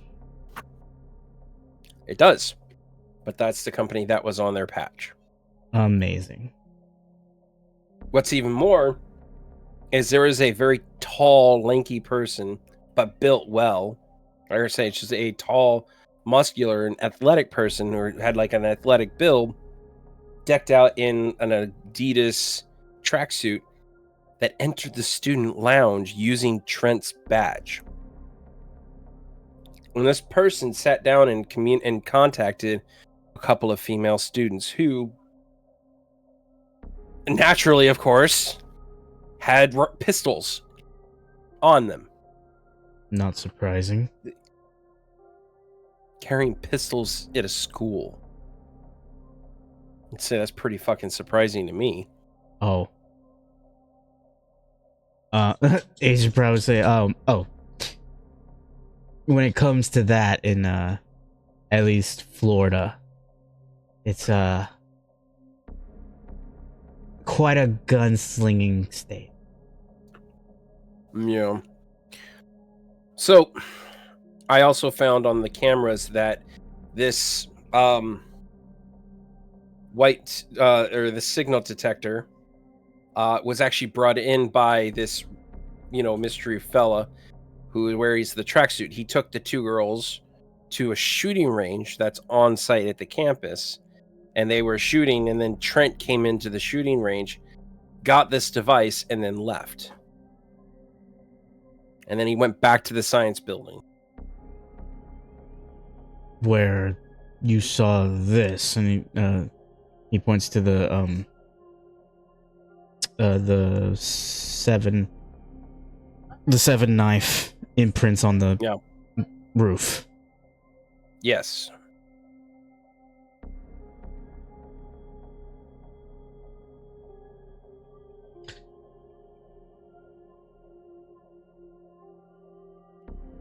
I'm about ready to issue a warrant to search all the students that hold bladed weapons. Do you think we'd be able to get away with that? Like, how do you explain this? Well, we can of Like course any knife. get a printout of it, and we start going through all the students that have weapons. Bladed weapons, of course. Right.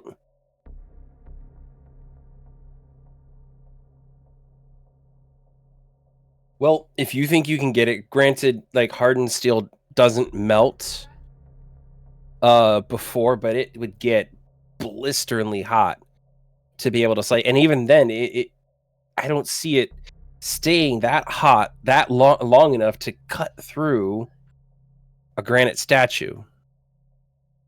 Not to mention, even if you got that knife hot enough to, to melt the statue or to do this to the statue, and kept it hot enough, like it's not going to melt stucco. It might cause damage and burning to it, but it's not going to melt it. Like that's a whole nother level of hot.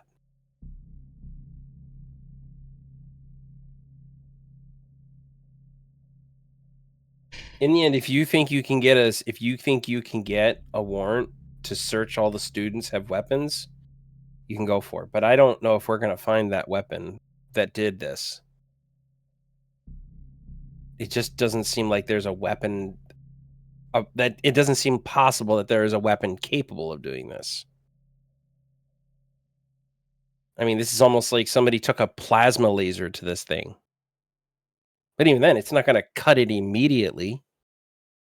That's going to take forever to cut this thing because it's 12 inches thick.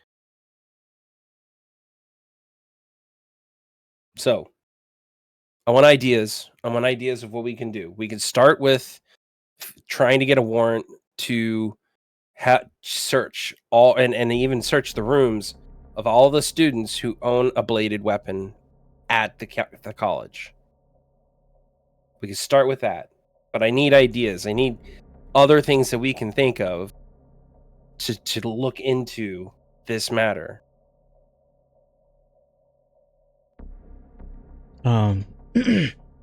With that, Agent Smith would ask you, and Agent Walker, and how are you doing? Yeah. I know that your cases, we are working several of them, and this would just add another one to it. Are you fine with adding this much work to yourself? Well, I'll be fine. I don't think these are different cases. I think some of these might be related. Besides, some of these cases are ones that we just have to wait until we can get more information from other. Can't do. We have to wait till they deal with it first. Also, doing tests on the blood and the whatever that ash was that I found last night. That's just going to take time. So there's no way to rush that kind of thing. And we do need to let Dawn do her thing with that. So it's probably going to take her probably about a week, if maybe less, depending on how much time we give her to get to get results on those. I can get it done as humanly possible. Yeah. So, but I don't think these are completely unrelated. Specifically, especially last night's situation. Like last night's, for lack of a better term that I can call it, fight. Somebody fought there. Somebody or something fought there. I have a feeling it might even be related to the disappearance of Sarah. Don't know how yet, but I have a feeling it might be related somehow. You think that Trent or someone fought the statue? Don't know. Nothing else makes any sense. I mean, I did notice that the statue, like parts of the statue were in a different position than what it was beforehand. So that leads me to believe that somehow that, and how it happened, I don't know. Somehow that statue moved off of the pedestal there, off its base.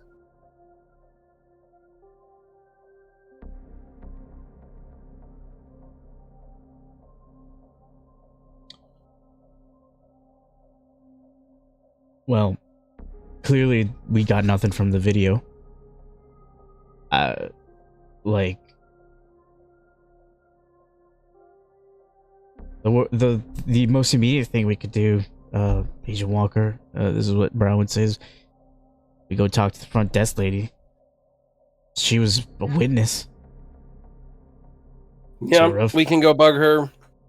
Because we need to find out why she didn't contact us when she immediately saw, immediately after she saw Trent on site. And he will snap his fingers and say, "Oh, and we need to go to the hospital, see what happened to those two guys." Yeah, we should probably do that as well. Let's go ahead and do this. And I look at my watch. What time is it? It's probably like 9, 10.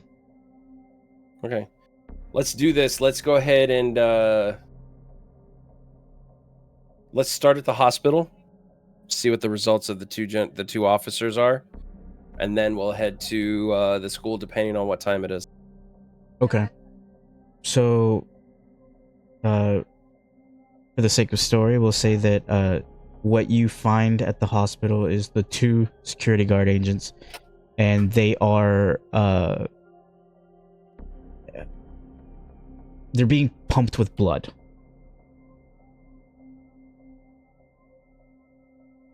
What?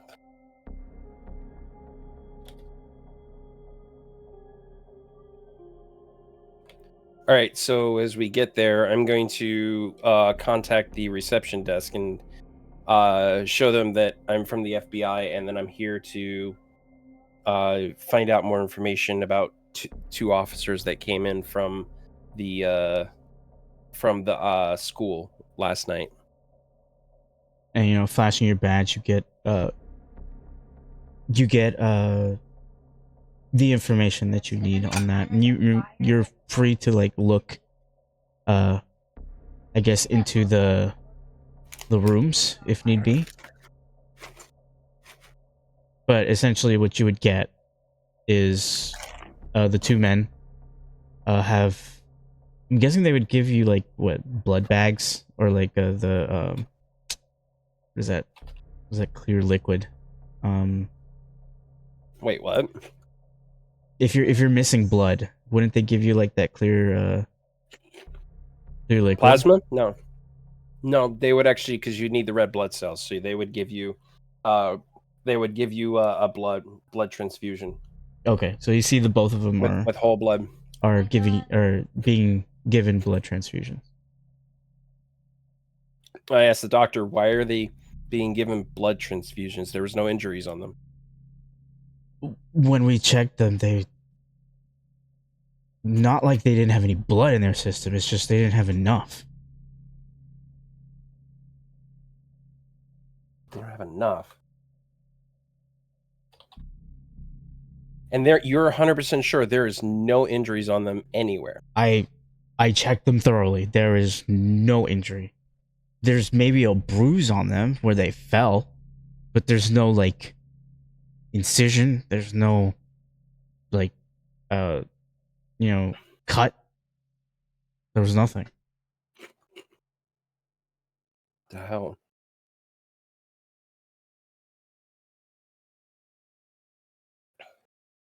Do us a favor. Can you let us know when they wake up? We'd like to talk to them. I can do that. It's probably going to take a while. Yeah, considering their condition, hopefully they even wake up. We're hoping. All right. I appreciate the information. As the 2 of you walk, Agent Brow will look at you and say, "That's some real vampire-like sounding shit." They just have no blood? What the hell? What is that?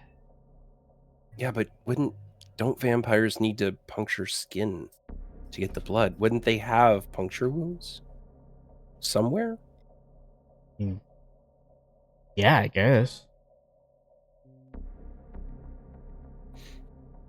I mean, could it be the doctor just missed it and they're not looking for it? He looked like he checked everywhere for it. They're in the patient counts. So I don't know, like, I mean, you could check, but I think he was telling the truth. Let's take a quick look. You're gonna check the neck, aren't you? Yep. Okay. I'm gonna check the most obvious spots where the thickest arteries are at. So like the neck. I think there's also one on the inside of the leg. I think it's on the inside of the leg, close to the groin area. The wrist. I'll also look there because that's it. Got a major artery there too. Yeah. I can't think of anywhere else that there might be a major artery off the top of my head. Straight up on the heart. Spike the heart, you know? Yeah, but that would have still been impactful damage to them, and that probably would have killed them. Yeah. No, as you examine them, where you would imagine there is a bite mark, no, nothing. There's nothing there.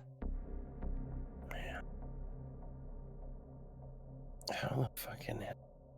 I mean, is there any other major arteries on a... Do you know of any other major arteries on a human body, Brown? Let's just say if there are, you wouldn't find them. There is no markings on this man. He is, besides the bruise, he's squeaky clean. Let's just go ahead and head out of here. I look at the time. What time is it?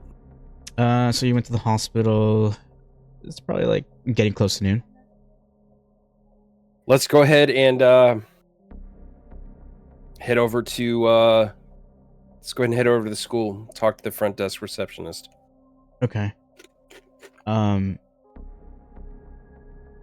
this is the day after. All the buildings are currently closed, but you see the sign on the administration building that the closest administration is in the dorm, the main dorm building. So there's nobody in the front administration area where we usually went? No. There's no one there. Okay. So let's head to the other administration building in the dorm area. Okay. So in there, you're greeted by none other than Miss Bertha. Oh, Miss Bertha. Just the person Agent we were Walker. Agent Brown. My heart flutters every time I see you. What can I do for you today? Well, it's come to our knowledge that Trent Desmond was on site yesterday. Wanted to find out what happened and if you and why you weren't able to give us a call. You hear her just like tapping her foot in frustration. She's like, yeah, so I did think of you. You're kind of hard to forget. I saw Mr. Desmond, and I saw who he was with. The 6th outbreak. And 6th outbreak. That's why he brought him. Was this the same person that he had been here before with? You mean the pest guy? Yeah. No, new guy, new face. Okay. Could you describe this gentleman to us? Let me look real quick.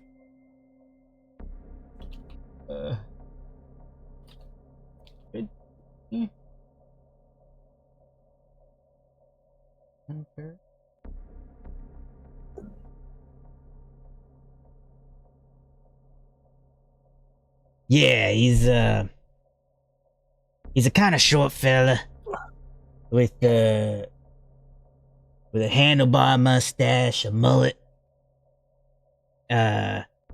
he had a hat on that said, Bigfoot is real.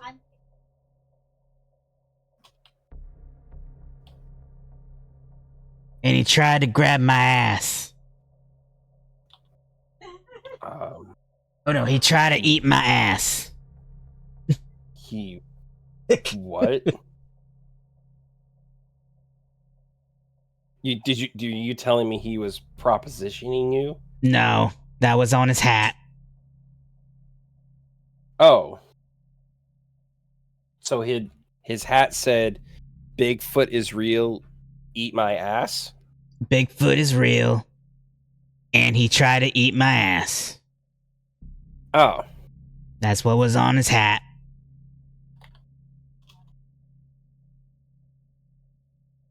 And you said he had motor, or what was it? What was the way you described his mustache? Handlebar mustache with a sort of beard stubble coming in. He had definitely had a mullet. He didn't take his hat off though.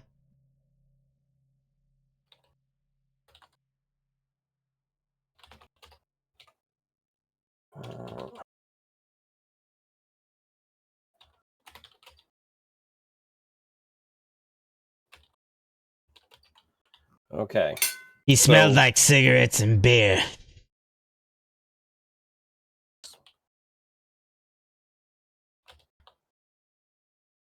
My man. Right. All right. He called himself Mo Skater. That was his name. Yeah, that was his name.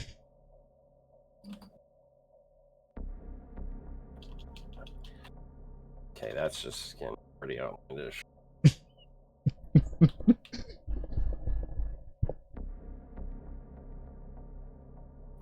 Anything else you can tell me about the two gentlemen? Well, you obviously have eyes on Trent. No need to tell you that again.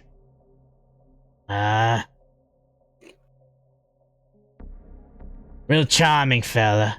Kept complimenting me.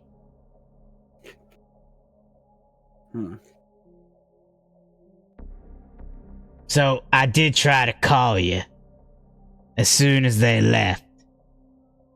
As you Right. said, as soon as I see Mr. Desmond, I was to call you.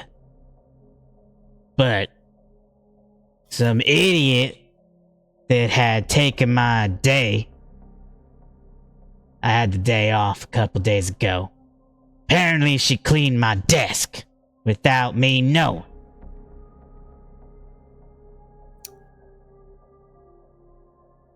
And of course, the one thing that was missing was your card. Would you say that the desk was immaculately cleaned, perfectly organized, and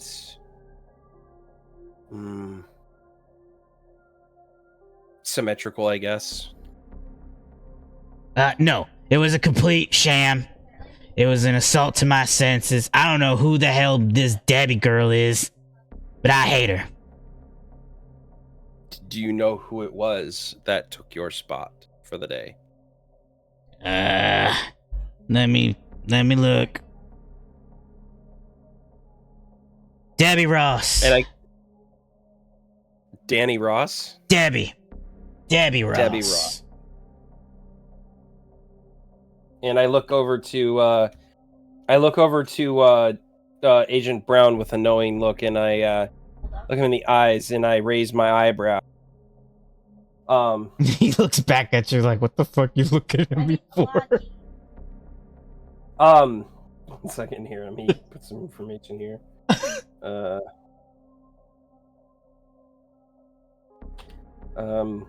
So let me confirm here. Whoever was at your station for the day you were off came in and completely cleaned up everything on your desk, right? Not a speck of dust anywhere. No. Okay. My drawer, where I keep most of my Drawer. stuff, was changed. Some of my stuff was Changed. missing. Like, what kind of stuff was missing? Most of it was cards. I keep pens in there, my spares. Sometimes I keep condoms in there for those naughty children.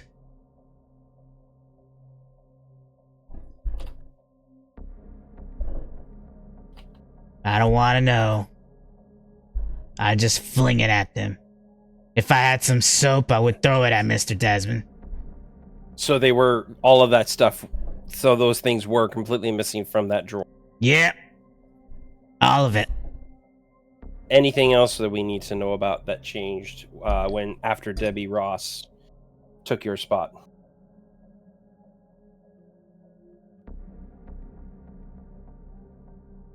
That's about it.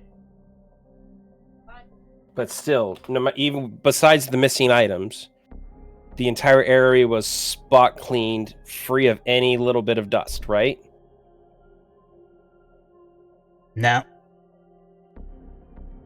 So then by that you mean, yeah, I am correct. It had no dust or anything, all like completely clean. The top was just how I left it. It was the cupboard. That was the only thing that was messed with. So the only thing that somebody messed with was the drawer where you had all that stuff. Yeah. And then the drawer where you kept the card.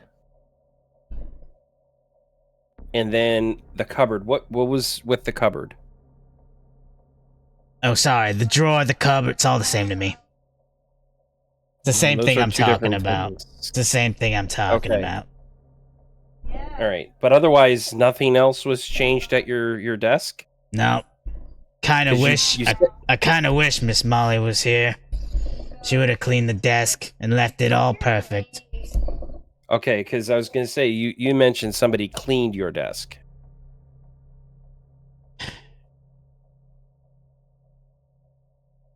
Yeah. So was it cleaned or not? It was cleanly tampered. That kind of doesn't make any sense. I'm going to need you to clarify on that particular statement. I'm sorry. So I had a little chat with Miss Debbie about why my drawer was messed with. She claimed that she cleaned it. I think she was just tampering with my shit. And is Debbie Ross a student here or an employee? Yeah. When we're short staff, students that wish to gain, what is it, what is it? Not extracurricular hours.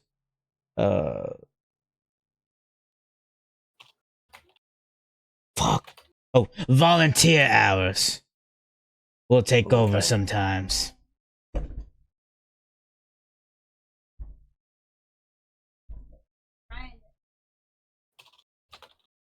And the card that you had of mine was not that had all of the missing items, right? Or was it in that very same drawer? It was in that drawer. Okay.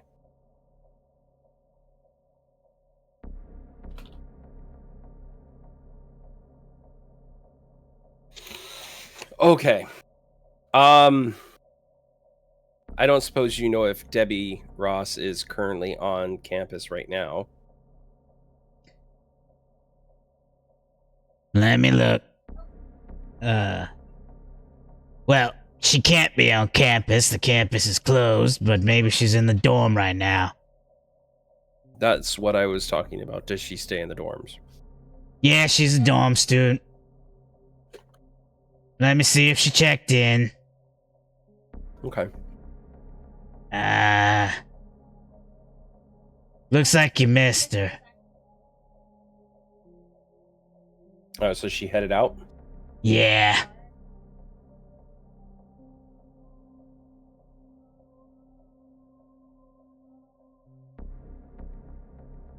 Okay.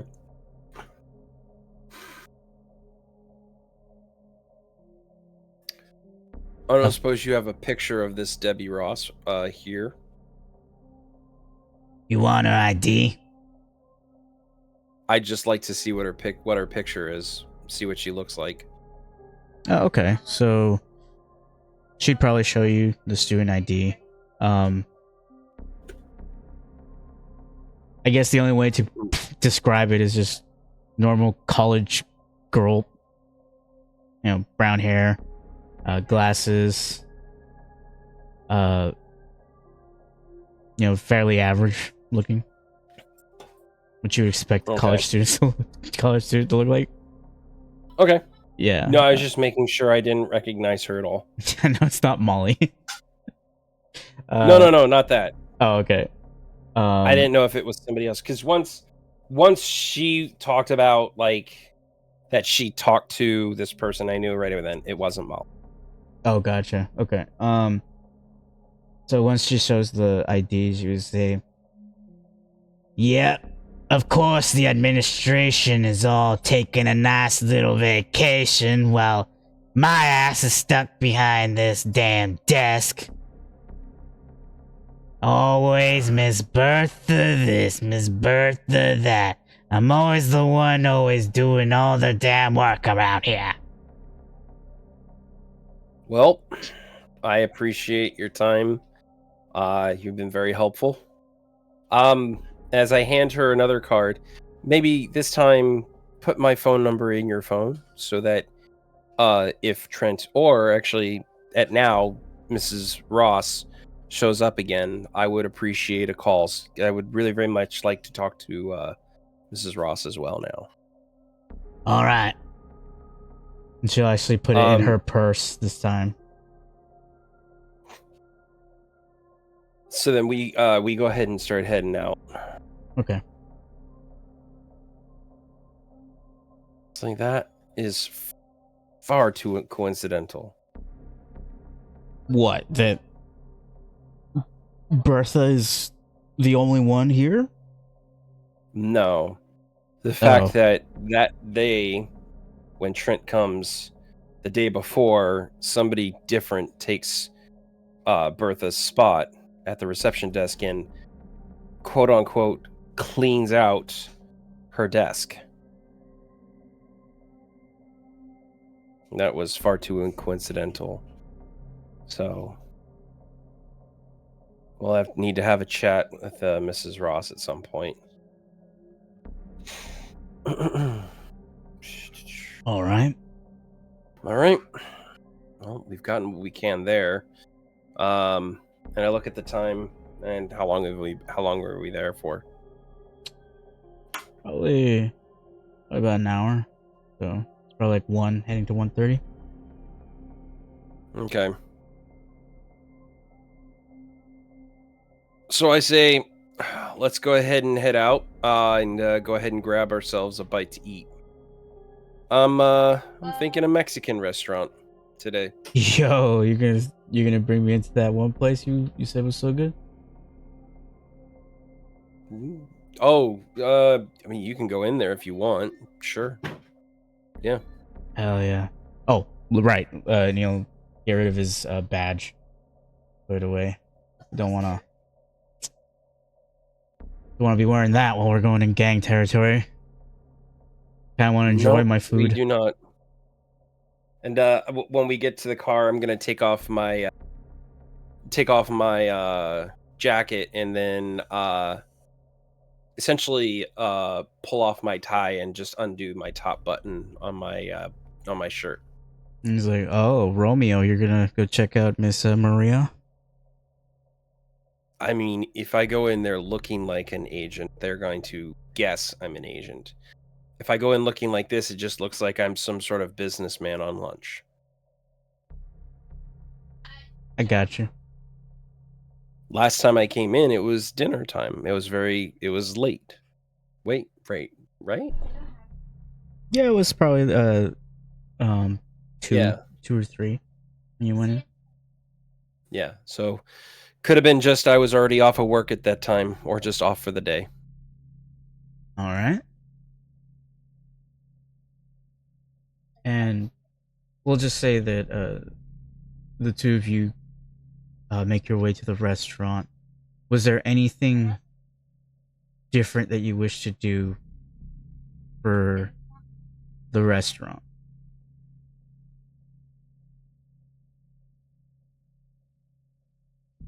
Besides No. have lunch. No, have lunch, and I'm just making myself seen. Okay. And of course, if Maria's there, I will do a bit more flirting. Okay. Roll me a charisma. Let's do charisma etiquette. And Charisma etiquette. add is- +1 to your social dice because of your looks. Eh,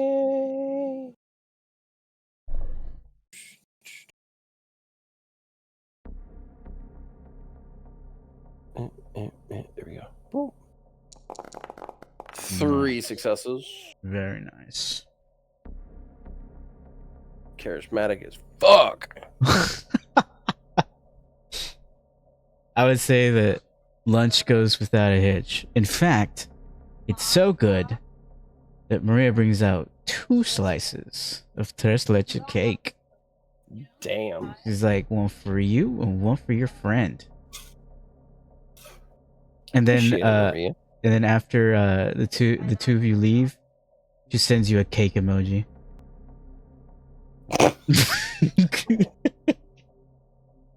I look at this and I'm like, do I need to go to college again to decipher this? What? What decipher what? I show him my phone. So, what the hell does a cake emoji mean? Could mean a couple things, but either I don't know if this is what it'll mean, but it's either you are a sweet snack or maybe she like thinks of you as cake. I don't know, dude. Like I'm not sure. You got me. You really on that are one. no help. You're really no help with this at all. Like, I'm still confused. Don't worry about it. Or you got cake. Or you got cake. Got No. cake? No, like he's got a fat ass.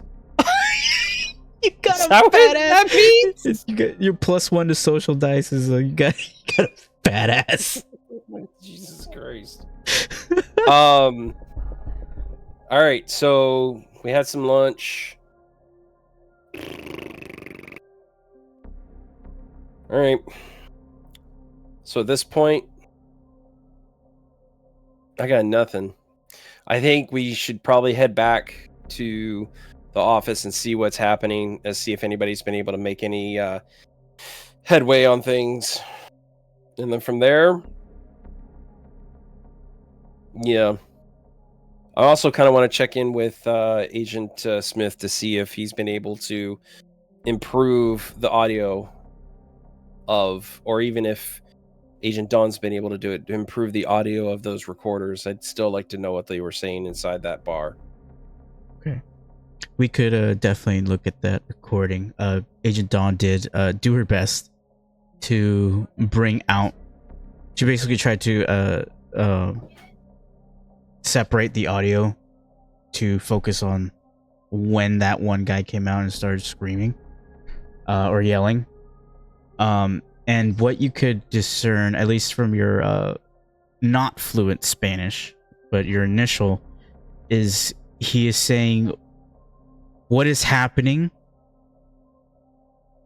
And then saying, "Attack, attack." Okay, let me see here.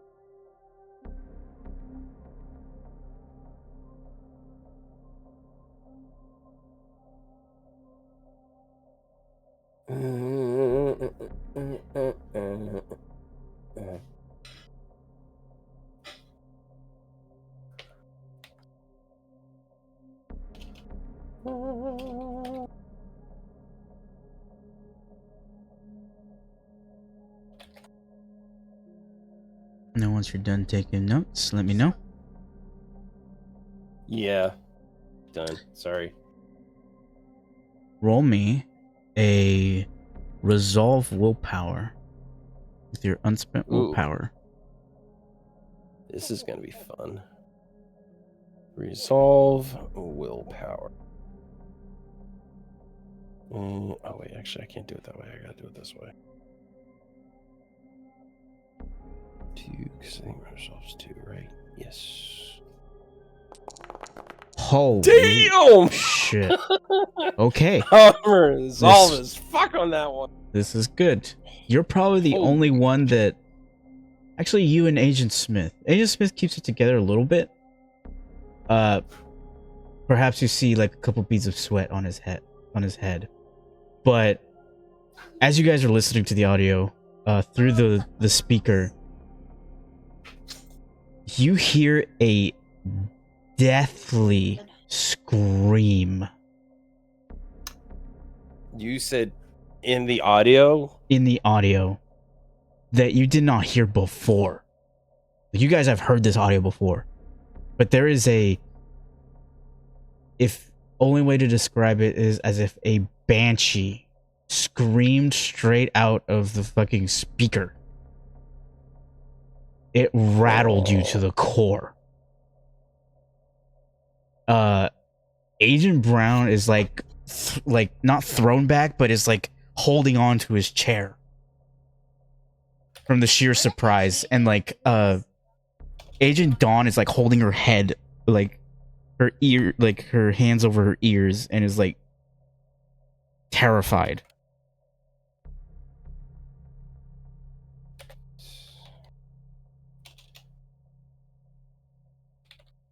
But even Agent Smith like moves back a bit, completely startled by that.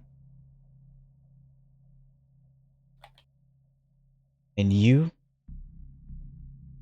composed, resolved, didn't even blink.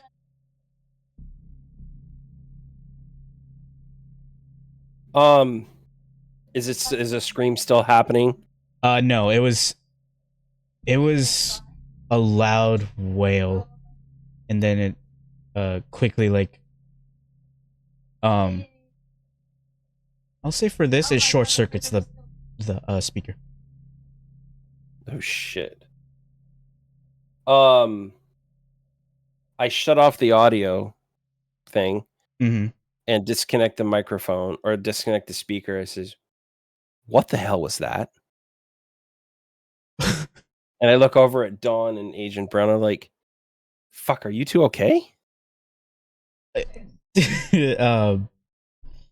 Agent Brown is just like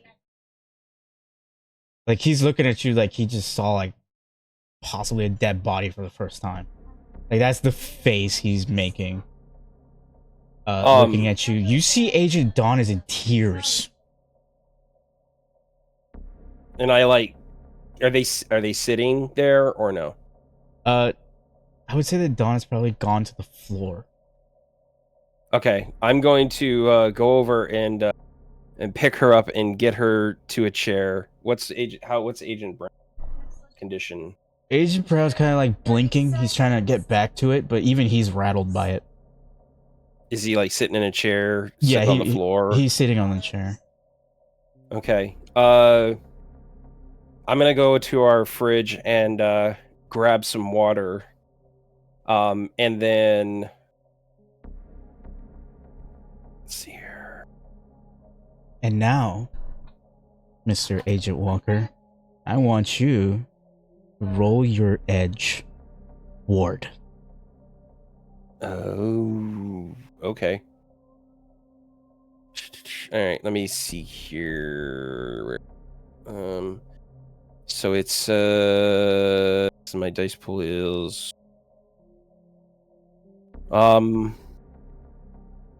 would I be in a desperate situation right now?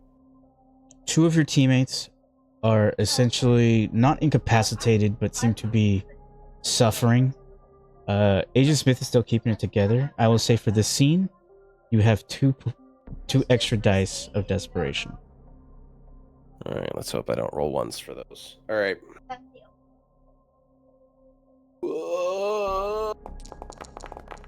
Yo, 6 nice. successes. 7 and a 9 successes. for the desperate. Do you Now feel you're that? Nico. Now you're getting the Nico dice. Yeah. Do you feel that you would go to Dawn first, since she's the one that seems to be suffering the most? Yes. Okay. After, because I assume I would have gotten the water from the fridge, and then I would go to Dawn first. Okay. I will leave this to you. How do you feel your ward would happen? Do you think it's tattoo based? Do you think it's your presence? How do you feel that your ward works?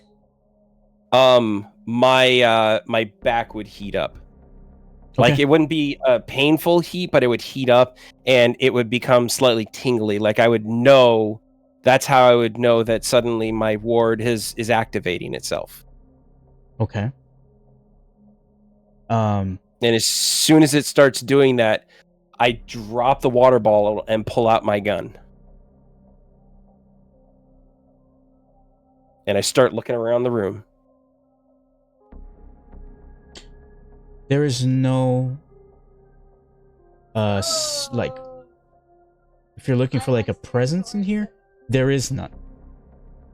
However, when you feel your tattoo activate, you are seeing that Agent Dawn is kind of like blinking her way back to possibly recomposing herself. You could roll a leadership to try to call out to her to get her back into her senses. Yeah, we could try a leadership to do that. All right, give me a charisma leadership. And you can add a +2 to desperation.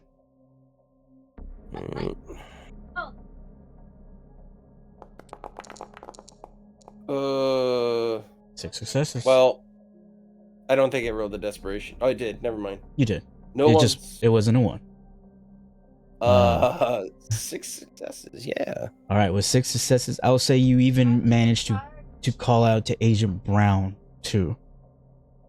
The two of them react to your words, your leadership, your charisma, and you feel your tattoo heating up a little more.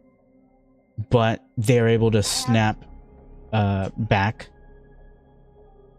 from whatever was afflicting them, whatever had happened. They seem to be back to their senses. Is that white controller still on the table? The EMF reader? I'd say it's probably put aside. But is put aside where? It's still in the center. I'm as soon as I get Dawn to respond to me, I say just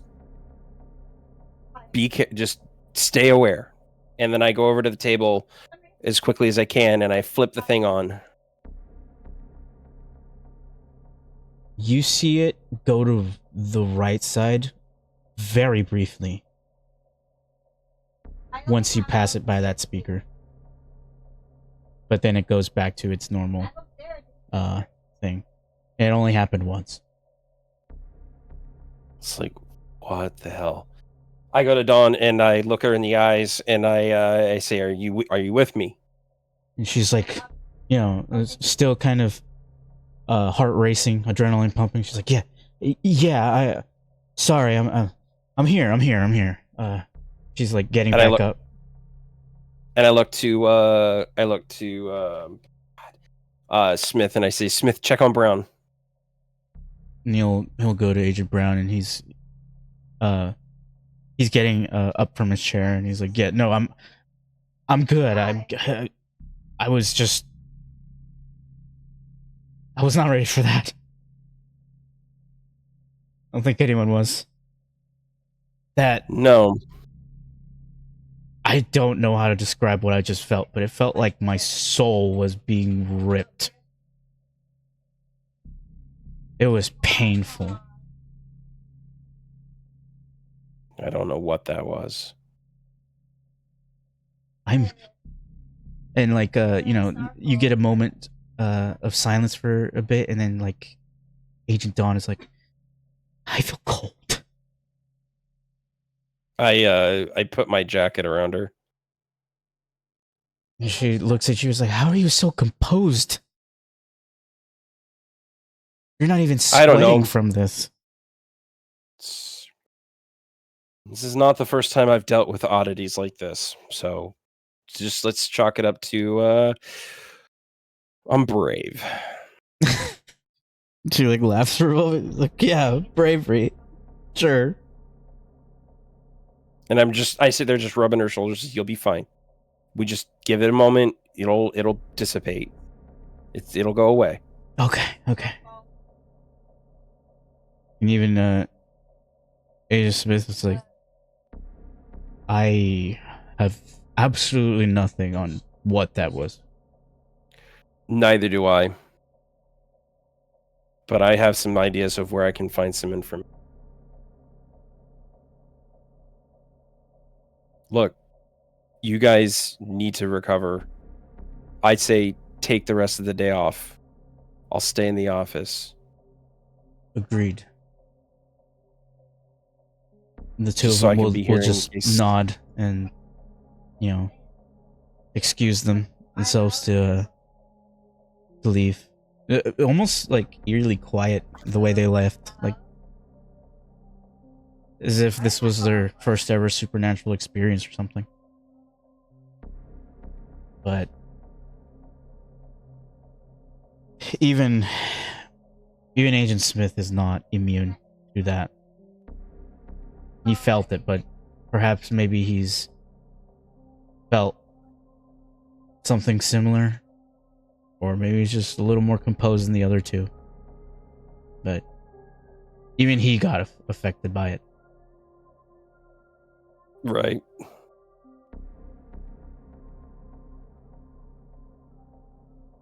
And So I assume all three of them leave. yeah, Right. Well, if we're gonna close the scene, we'll close the scene with I go into my office and I start looking through for the books on some of those occult books, and I find one that's related to ghosts. If I checked one out. okay. And I would say to connect the timelines all together, a few days would have passed, and you get a message from Molly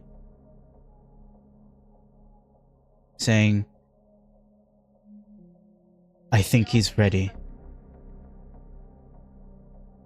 And that is where we'll end tonight's session. Sweet. I message back where and when. And that will be determined on the next At episode. WrestleMania. On the next episode of Holy Shit, that was a banshee. On the next episode of Lakeland. Yeah. All right. Let me see here real quick. Let me make sure I put some notes in there about that one. Look at that. You got a chance to roll your hunter edge. Yeah, man.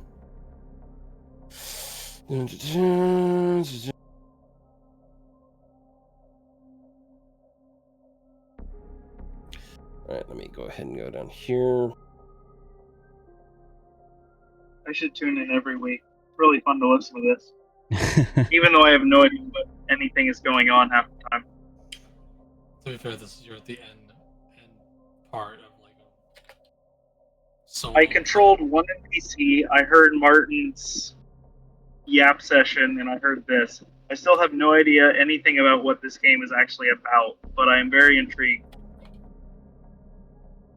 Yeah, it's not episodic like Buffy, but it's like the type of game. Yeah. Yeah. I will attempt to post the links on the on Hunter, essentially like the notes of my side. If you wish to listen. The only problem is that it's so long that you have to I have to allow the audio to be shared through Drive, so Yeah. but that's about it. No, it's just good stuff. Alright, Ken, give it to me. Give me your favorite, least favorite. What'd you like? What you didn't? What you dislike? Favorite.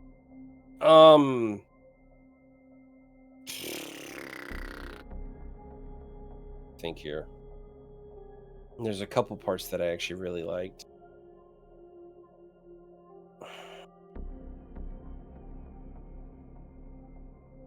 I guess maybe my favorite part would most likely be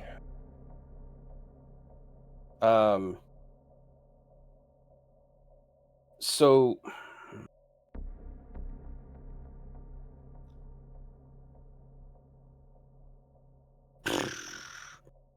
sorry, I'm just like double checking my notes and things. So I guess my favorite part would be when, and it's strange to say so, but you know, for somebody as a DM, and it probably was just an accident for this one, but I think it played really well in the role play of when Mrs. I can't remember her name, Bartholomew, Miss Bertha? Miss Bertha, Mrs. Whale, whatever. Yeah. Fish Face. We'll just call her Fish Face for my own help, for my own sanity. Miss Bertha was telling me about what's going on, what happened to her desk when she came back the day that Trent came by. And originally she was like, yeah, I got all cleaned up and this shit and this, that, and this, that. And then she started saying something about, you know, the cabinet was, you know, the thing in the cabinet and the cards missing. And it's just like her story was completely off. Like originally she said the table got cleaned. And I'm like, hold the phone a second. That's why I was sitting there saying, so you're telling me the table was completely spotless, like everything was cleaned, not a speck of dust around. And then she said no. And I'm like, okay, so what do you mean? Because her story literally kept changing. Then she called it a cabinet. It's a fucking drawer. It's completely different. Cabinets usually are on fucking walls. Right? And they have doors that swing open, not doors that pull open. That's called a drawer. Two different things. And so like my character started getting a little suspicious of this, if she was somehow involved. So time will tell whether or not she really was involved or not. Because, you know, she's willing to, because just the only reason why he's willing to give her the benefit of the doubt is because he saw she got very flustered after looking in the same drawer where she put that card. She got very flustered and she started yelling at somebody, where is it, type of thing. Yeah. You know? You saw the reaction afterwards. Yeah. So I was just like, originally I was sitting here thinking, wait, did Molly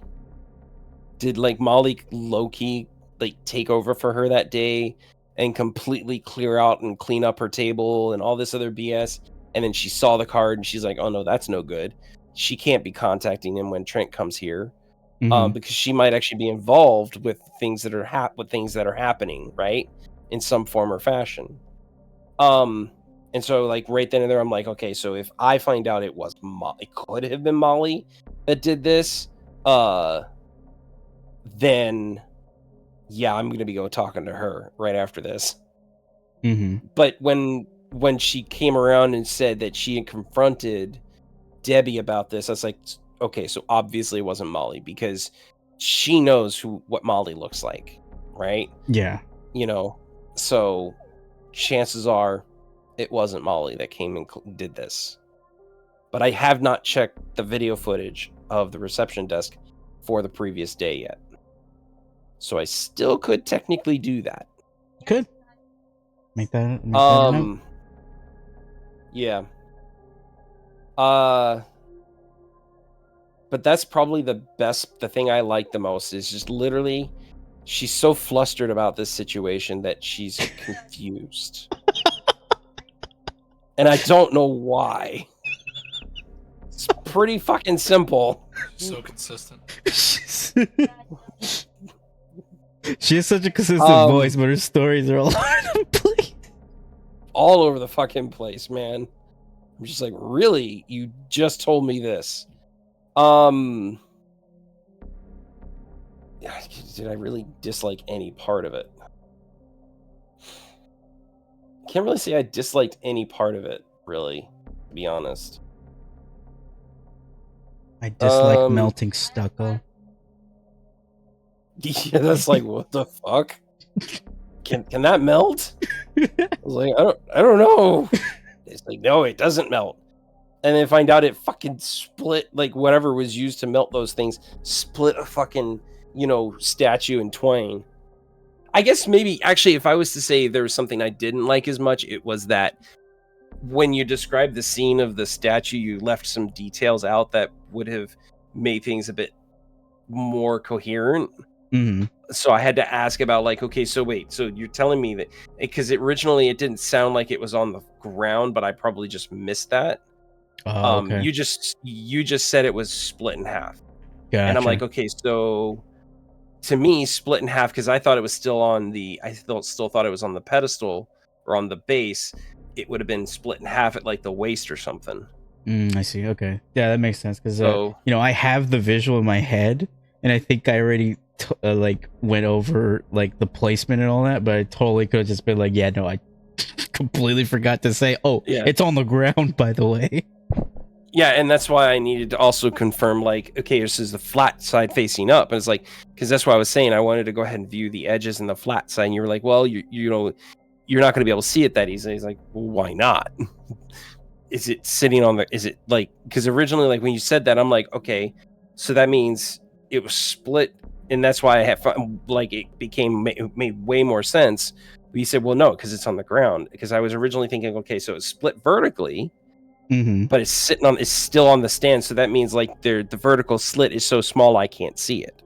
Oh, yeah. And that's why I was trying to clarify that, because I was like, okay, well, I can at least see the edge, and then you're like, yeah, because it's on the ground. I'm like, wait, hold the phone. That changes my whole Is it thing. like, Holy shit. Is it like the rough side is up, or is it like the flat side's down? Because I was like, if the rough side is up, that means those would have had to have been, if it was split in vertically, those sides would have had to have been manipulated somehow to get them to fall that way, because naturally they would not fall together and land flat side down. They would land separate. They would literally, probably tip left or right a bit and then twist, most likely.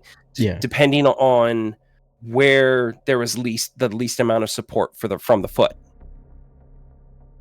So if there was more support from the front of the foot, it would fall backwards. If there was more support on the back of the foot, it would fall forwards.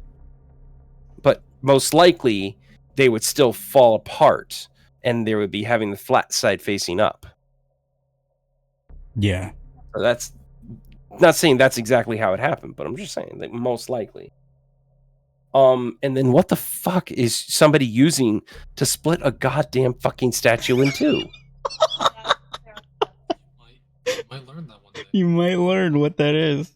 Hopefully you don't get the receiving end of it. You might. Jesus. You might know. Christ. Did somebody roll like 12 successes on an attack to do that or some shit? Yeah, essentially. That's part of it. God damn, man. I would say also another part I liked, and which is really interesting, but essentially the Banshee scream. That was really, it really was unexpected for myself. Like, the fact that something completely unrelated, to that situation, and there was a fucking Banshee scream. So Joe Walker, you have no idea. That means they were at ground zero for that. Oh, Joe Walker, you are so sweet. You're such a sweet boy. You have no idea.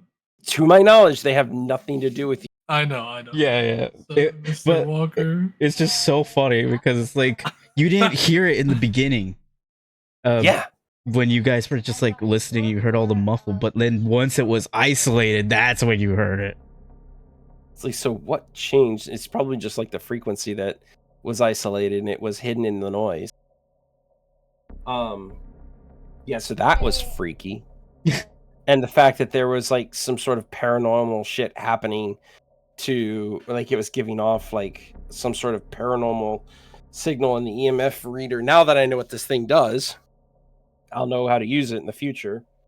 But it's the speaker, like again, not related like at all to what was happening, you know, with what I would have thought to be the school maybe, but to the shit on, you know, that was happening at the site. But all of a sudden now it's reading some weird fucking spectral signal, you know? Yep. So I think Almost like the did world kind is of like that connected. part. Unfortunately, yeah. We'll see if my team, because you know, historically, when people see that I can remain composed in situations like that, they get very wary of me, as if I'm not normal. You know? Yeah. Ooh, not normal. So generally, most people have distanced themselves from me when that happens, when just that kind of abnormal situation happens, and people are like, "How the fuck are you so calm?" I was like, you know, let's just chalk it up to I To dealt with bravery. situations. She's Bravery. Like, yeah, bravery. Okay. Okay, buddy. It Yeah, made, sure. it made her laugh, right? Let me give you the sound that they heard, and essentially this would be what you heard.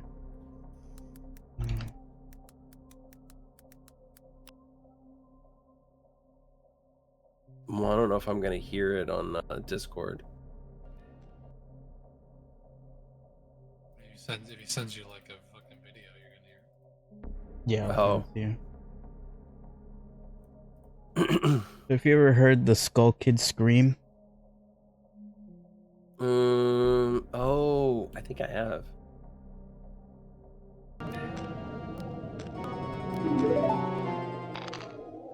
Yeah. Yeah, that shit's amazing. Yeah, that shit came out of the fucking speaker. Well, we'll see what happens with the team, and if they continue to trust me after this, we'll go from there. We'll see what happens. Yeah. But I will have to tell them like when and where and when I'm gonna be Mr. Trent Desmond. That will be a thing. We'll see how that goes. I am very confident that we could definitely get you in for the next Hunter session. A couple things are gonna need to be housekeeped first. I know that Spook and Trent have a dealing to do, and Bobby Joe may be involved, maybe not, depending on her choice. Depending on the timeline, we can see how that works. But yeah, but essentially for the next session, you're gonna be caught up on the current time, because that that text that she sent you would have been I will mention it in the session, so it will be like well, because remember, like when you guys ended the last one, she was unconscious. Yeah, but also a couple days have passed since okay, each of them had a couple solo sessions before. All right, because I was gonna say, because Trent took her to his party house. Yeah, which is a smart thing to do. But yeah, we'll get it all sorted out. We'll figure out in the timeline where everyone's at. And then I do think that this session coming up will get you in there. All right, man. No, I'll be available. So, because like I said, I'll work from home on Monday, and then just like today, and I'll probably start a little early so I can end early and be available for when you guys start it at I think it's 3 my time. It's like 6 your time, right? 5:30, but sometimes we have to run it at 6. But yeah. So I'll make sure I'm available at like 2:30. Okay. My time. Excellent. Will that work for you? Yeah, no, that'd be fine. It just means I'll start my day at 6:30 in the morning and work until 2:30. Alrighty. Yeah. Might have Excellent. Nico by then.